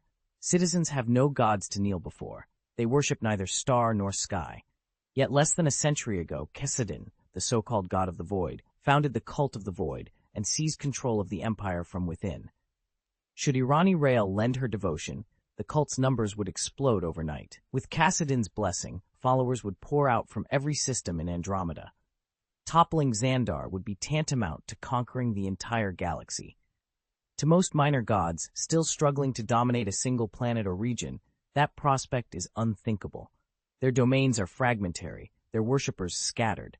But Cassidyn's ambition knows no bounds, and if we falter now, no thunderbolt will be powerful enough to stop him. Cassidyn, the god of the Void, has indeed begun to put Zeus's warning into action. Though the gods are proud and haughty by nature, they know all too well the cold finality of death and the true terror of annihilation. Across the galaxy, deities on countless worlds share a growing sense of dread as they recall Zeus's call to choose a side. None among them feels strong enough to face Cassidyn alone. His mastery of the Void ranks him at the very summit of power. Still, each god carries a secret safeguard, a life-preserving talisman, and together they resolve to petition Eternity, the supreme being who oversees the entire multiverse. If Eternity can be convinced that Cassidyn poses a genuine threat, nothing can prevent it from intervening and erasing him from existence. After a brief council, the assembled gods set their course for Mount Olympus, determined to stake out their alliances and await the right moment to act. Far beyond Olympus, the celestial host, a race born through unimaginable sacrifice, is likewise on high alert. Even the two great technological empires of the cosmos, the Kree and the Xandar, mobilize their vast populations, warily preparing for the storm that looms on the horizon. In their recent clash with the Kree Empire, the Celestial Clan's designs were laid bare almost as soon as they were hatched. The Kree's supreme light brain, an omnipresent, galaxy-spanning intelligence, instantly deciphered every move the Celestials planned. When the clan pressed the attack, the Kree forces struck back with overwhelming precision, driving them into a swift retreat. Emboldened by that victory, the Kree might have gone on to challenge other powers, but the Celestial Clan refrained from repeating the experiment with Xandar. Xandar, too, was shielded by its own supreme light brain network, and for generations, the two empires had maintained a tense equilibrium. Decades of border skirmishes had taught each side that full-scale war would spell mutual ruin. Across the wider cosmos, countless fledgling worlds and minor civilizations lay waiting to be absorbed or coerced. The Celestial Clan, as ever, relied on picking off the weakest. Yet the rise of Xandar's light-brain deterrent forced them to pick their targets far more carefully. Overseeing their distant planning chambers, senior gods, long dormant, had begun to stir. Whispers of these sleeping gods spread among the clan's ruling elite, muttering portentously of a new strategy yet to be revealed. At the heart of their debates was the rapid ascent of the Void God cult, a fanatic religious movement whose followers were multiplying across star systems. Some celestial lords insisted on total eradication before the cult grew strong enough to challenge them. Others counseled patience, proposing an alliance that could harness the cult's zeal against even greater threats. Far beyond the reach of these divine power plays, the Universal Presbyterian Church watched with mounting alarm. As news of the celestial deliberations arrived, the church's elders' assembly sprang into action. Private summonses went out to every elder, save for Gao Tianzun, who stubbornly declined to be drawn in. Among those who accepted was Damien, the youngest member of the assembly, whose rare gift for seeing through cosmic intrigue made him the church's most valued advisor in a crisis that threatened the balance of the entire universe. Damien thundered down the hillside like a gilded statue, clad only in white running shorts. He skidded to a halt at the ridge's edge, panting. "Shouldn't we have helped him sooner?" he gasped, eyes fixed on the valley below. The Void Cult was in motion, their first strike already complete. They'd cut down Irani Rael, the Xandar Empire's greatest heroine. The bodies of her honored guard lay strewn among the shattered banners. From this height, Damien could almost feel the momentum of their triumph pulsing up the slope, an opportunity lost. Beside him stood the caretaker, an ageless woman in flowing emerald robes. Her hair rippled in waves of living green, and her eyes, sclera as dark as ink, betrayed no whites. She raised a disdainful brow. "Runner, are you daft?" she asked, voice low and steady. "Or have I lost my mind?" Gao Tianzun grappled with Kassadin for more than half a day, and all he could do was watch his favorite brother die. Damien's chest heaved. "I'm fast," he replied, voice cracking. "But I'm no warrior." Her gaze softened, and an almost imperceptible shiver of empathy radiated from her like warm sunlight. "Speed alone won't save him, Damien. If we charged in now, we'd play right into the Collector's hands. He's been secretly bolstering Kassadin's strength." He clenched his fists. The sounds of battle, arcane blasts, scream of steel, the cult's triumphant cries, echoed up from the ravine. Flames licked the edges of broken siege engines. Then what? Stand by while they butcher our friends? While the Empire falls apart? The caretaker folded her arms. "Not all of us on the Universal Elders Council are meant to be on the front lines. My gift is not the sword." She gestured at the valley, her voice softening. "I channel hope and steer despair away from the innocent. I preserve what war would destroy, the stories, the souls, the future." Damien stared at her, torn between guilt and resolve. At last he straightened. "I refuse to be a bystander. If we can't win with steel and magic, then we'll win with whatever edge we have." A faint smile curved her lips. "Very well. Every battle is decided long before blades clash. We will find the turning point and tip the balance in the Empire's favor." Together, runner and caretaker turned from the brink. Below them, the void cult's dark tide threatened to drown Xandar. Above them waited a chance, slender but shining, enough for two unlikely allies to forge a new hope. Damien sat at the head of the polished obsidian table, his gaze steady on the two men before him. He's never been forced into direct conflict with Kassadin, nor has anyone tried to secure his surrender. Silas, the church's gardener, leaned back and thoughtfully stroked his graying beard. When a collector elevates treasure-gathering to a pastime, ruin is only a matter of time.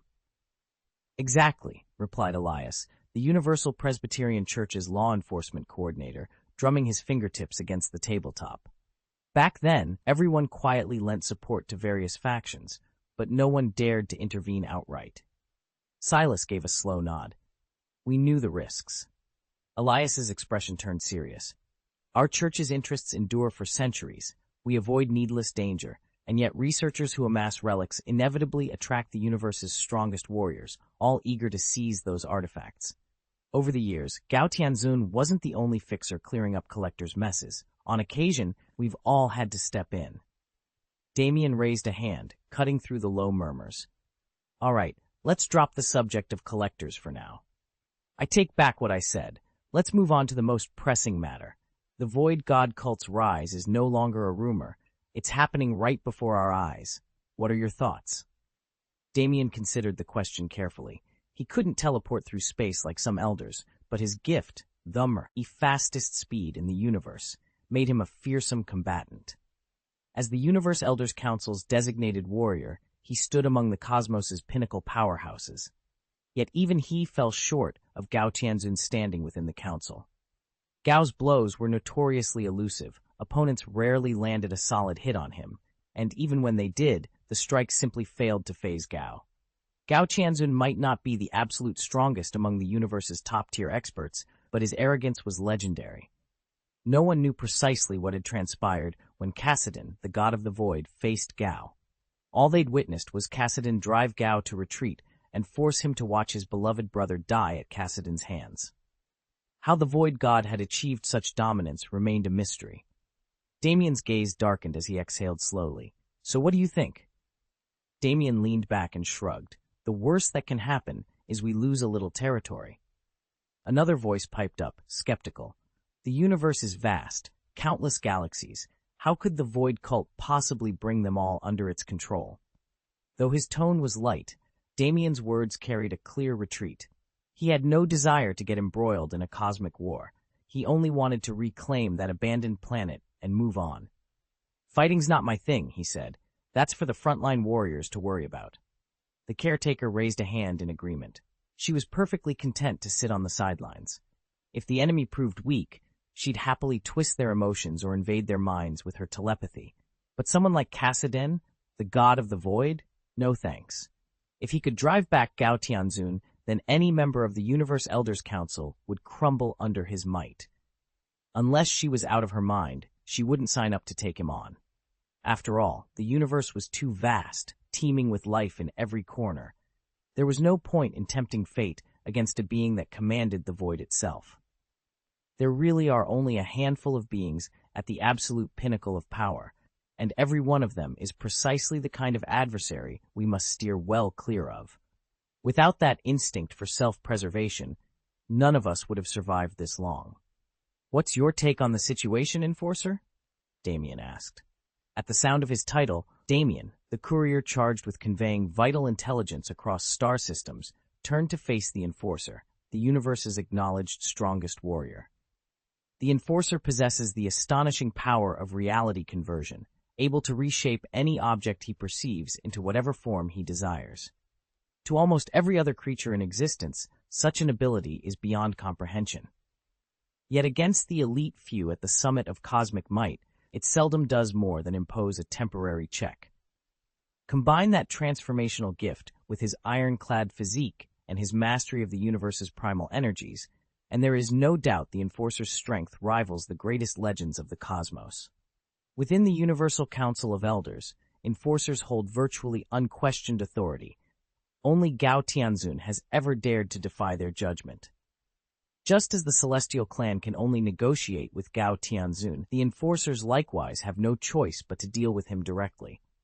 First things first, one of the officers said to his runner. We need to find out exactly where Gao Tianzun is right now. He's had visitors before, the runner replied. Zeus himself paid him a visit, almost certainly to plan how to confront Cassidon, the god of the void. Right, the officer murmured. And remember, Gao Tianzun has already gone toe-to-toe with Cassidon once. If he's preparing to move, it means he's confident of winning. He never commits unless victory is guaranteed. The officer paused, frowning as he considered the implications. These cosmic powers have always ruled their own territories without interference, feared by none. Forcing them to relocate because of a rising void religion might be possible, but it would alienate them all the more.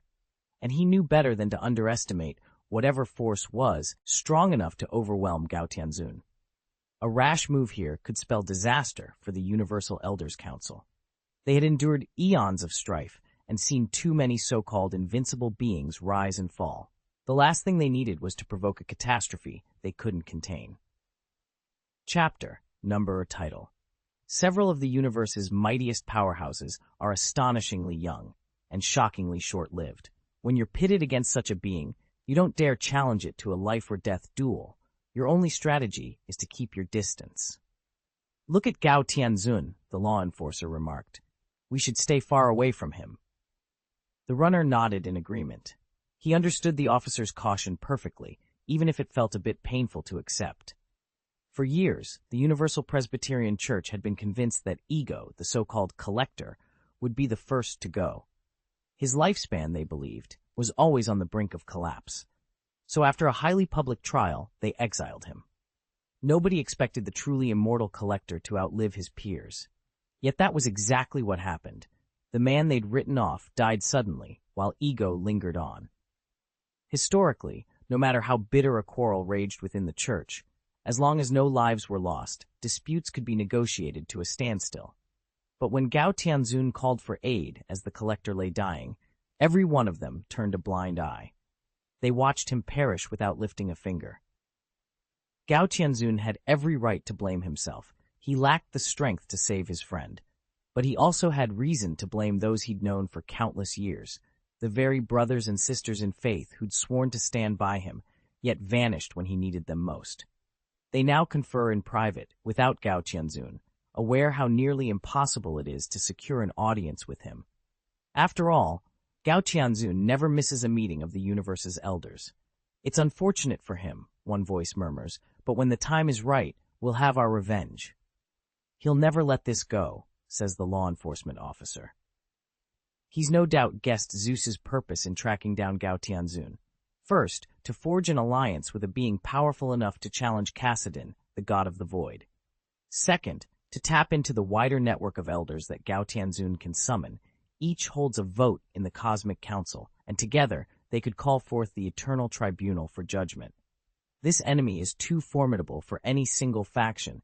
Their clash has already become a crisis on a universal scale, and no elder could fairly justify staying away. Then we wait for our moment, the officer concludes. The runner nods. He understands that the officer intends to take action as soon as the opportunity presents itself. Even if they join forces, they still might not stand a chance against Cassidon, so all they can do is wait. The operatives knew that the Void Cult's latest moves had tipped Cassidon off, and soon their scattered allies across the galaxy would be forced into action. At Xandar Empire Nova Corps headquarters, 3-star officer Roman Dai stood before Supreme Commander Irani Rel. Lady Irani, he began, have you truly decided not to extend your tenure by even a few years? In Roman's eyes, Irani Rel was the Empire's finest commander. He might not fully grasp the scope of her grand designs, but he carried out every order without hesitation. Her vision and magnanimity exceeded the understanding of mere mortals, hence some of her past directives had puzzled him. Irani met his gaze calmly. Officer Dai, as you know, I would welcome the chance to continue serving the Nova Corps, but I've already explained why I must step down. I can no longer limit myself to the narrow concerns of a handful of figures in the Xandar Empire, Admiral Irani Rail admitted, her voice low with regret. Since the next Supreme Commander must stand for election, I can only occupy this post for the next 4 years. After that, it will no longer be mine to hold. I hope you can forgive me." She shook her head, an apologetic look on her face. Roman Day listened to her apology. Though 1,000 objections swirled in his mind, he uttered only one measured sentence. "Your service to the Xandar Empire over the years has been nothing short of invaluable. You owe the Empire no apologies. Please, don't burden yourself with guilt, Admiral Arani." Standing nearby, 3-star Admiral Dana Sal observed the flicker of guilt on Arani's face and spoke with solemn respect. Despite belonging to a rival faction, and often clashing with his peers, when it came to Admiral Arani Rail, any thought of discord disappeared, replaced entirely by profound admiration. Damien Thrall couldn't bring himself to condemn Lady Arani Rail's decision. After all, the greatest commanders of the Xandar Empire traditionally serve a century before retiring in their late hundreds, usually between 160 and 180 years old. By that measure, Arani still had at least another century ahead of her to pursue whatever she wished. She dedicated almost her entire adult life to the Empire.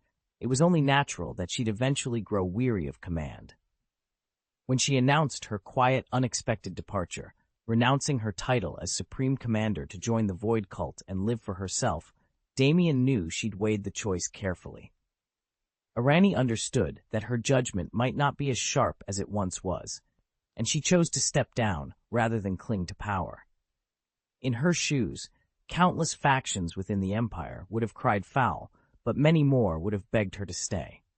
Within the Nova Corps and among the great houses of Xandar, hope ran high that she'd seek re-election. Instead, she left them with her legacy and a generous example of what true leadership sometimes requires. Even the heart of the world, the highest authority shaping the Xandar Empire's Supreme Commander, fully intends for Lady Arani to win re-election.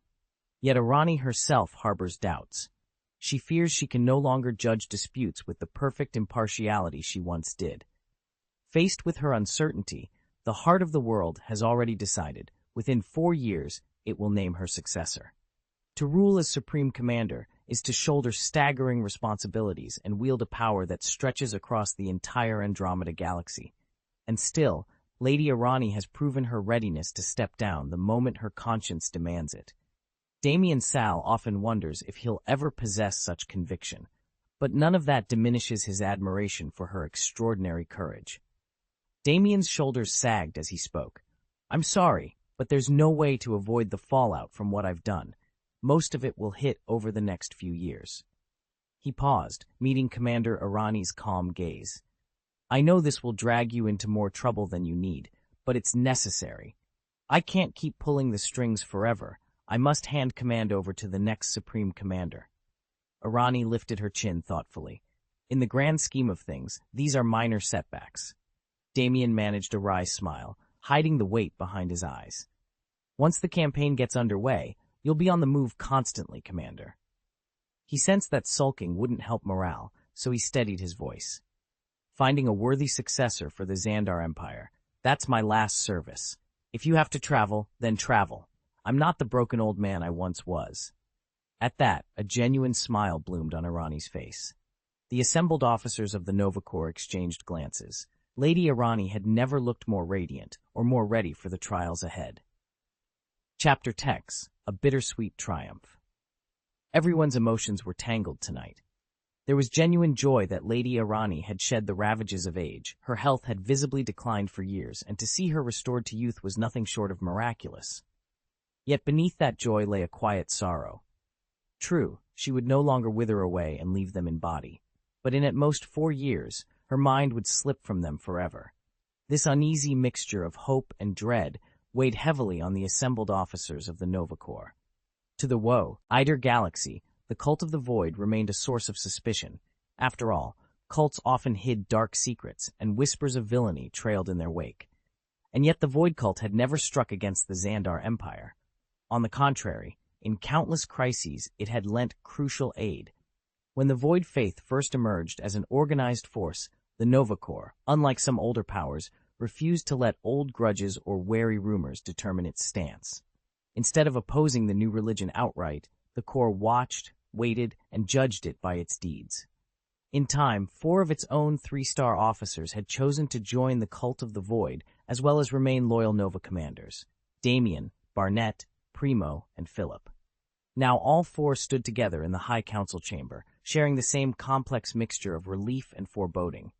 They celebrated Lady Irani's rebirth, yet no one could fully shake the knowledge that her renewed life was, in a sense, borrowed, its price to be paid in lost memories and fading cognition just a few short years hence. Between their own faith in the Void and their duty to the Empire, each man wrestled silently with the gift and the curse that Lady Irani's revival had brought them. The 4 of them now wield immense influence. They've quietly granted special privileges to select Void cults across various sectors, without ever causing harm. Their restraint only served to strengthen the Void god cult's standing within the Nova Corps. In turn, Kassadin, the god of the Void, looked kindly upon Lady Irani and bestowed upon her the full blessing of the Void. No one in the Nova Corps accused Irani of betraying the Xandar Empire. After all, being a 3-star officer is a very different role from serving as Supreme Commander. 3-star officers exist to carry out orders and defend the Empire's borders. The Supreme Commander, by contrast, bears ultimate responsibility for every living soul in the Xandar Empire, and even the farthest reaches of the Andromeda Galaxy. There's an essential gulf between commander and executor, and no one among them would be foolish enough to ask why Damien and his fellow 3-star officers retain their ranks, but Lady Irani cannot take up the mantle of Supreme Commander. Damien pressed his hand lightly against the armrest of the Supreme Commander's chair, the symbol of the Nova Corps' highest authority, and addressed the assembled officers. In the years ahead, my rank will limit how much I can be directly involved. I'll be cutting back my hours, but I'll still set the overall strategy and entrust you with its execution. During this period, you'll have to shoulder more responsibility. Even if I'm less hands-on, I've not abdicated. I will continue to review your results. So please, don't give me any reason to regret staying on just a moment longer. I intend to retire in peace. Dana Sal stepped forward, clicked his heels, and saluted crisply. Commander Damien, it is the highest honor of my life to serve under you. A little extra work is nothing compared to the burden you've carried all these years. I give you my word, we will not let you down. Around the chamber, the other Nova Corps officers exchanged knowing glances. They understood that Dana Sal's words were no mere flattery, but a genuine pledge of loyalty. They came to attention and rendered a crisp military salute to Supreme Commander Irani Rail, who remained seated at the head of the command dais. In unison, they called out, "We salute you, Supreme Commander." In that moment, the entire Xandar Empire paused to honor the woman who had devoted nearly her entire lifetime to its service. Irani Rail, whose tenure in this seat spanned over 2 centuries, smiled with genuine delight at the display. For any general, there is no greater reward upon retiring in triumph than the unwavering respect of one's troops. After all, a retiring leader who meets scorn instead of praise leaves behind a legacy of failure. But today, Irani's legacy shone brighter than ever.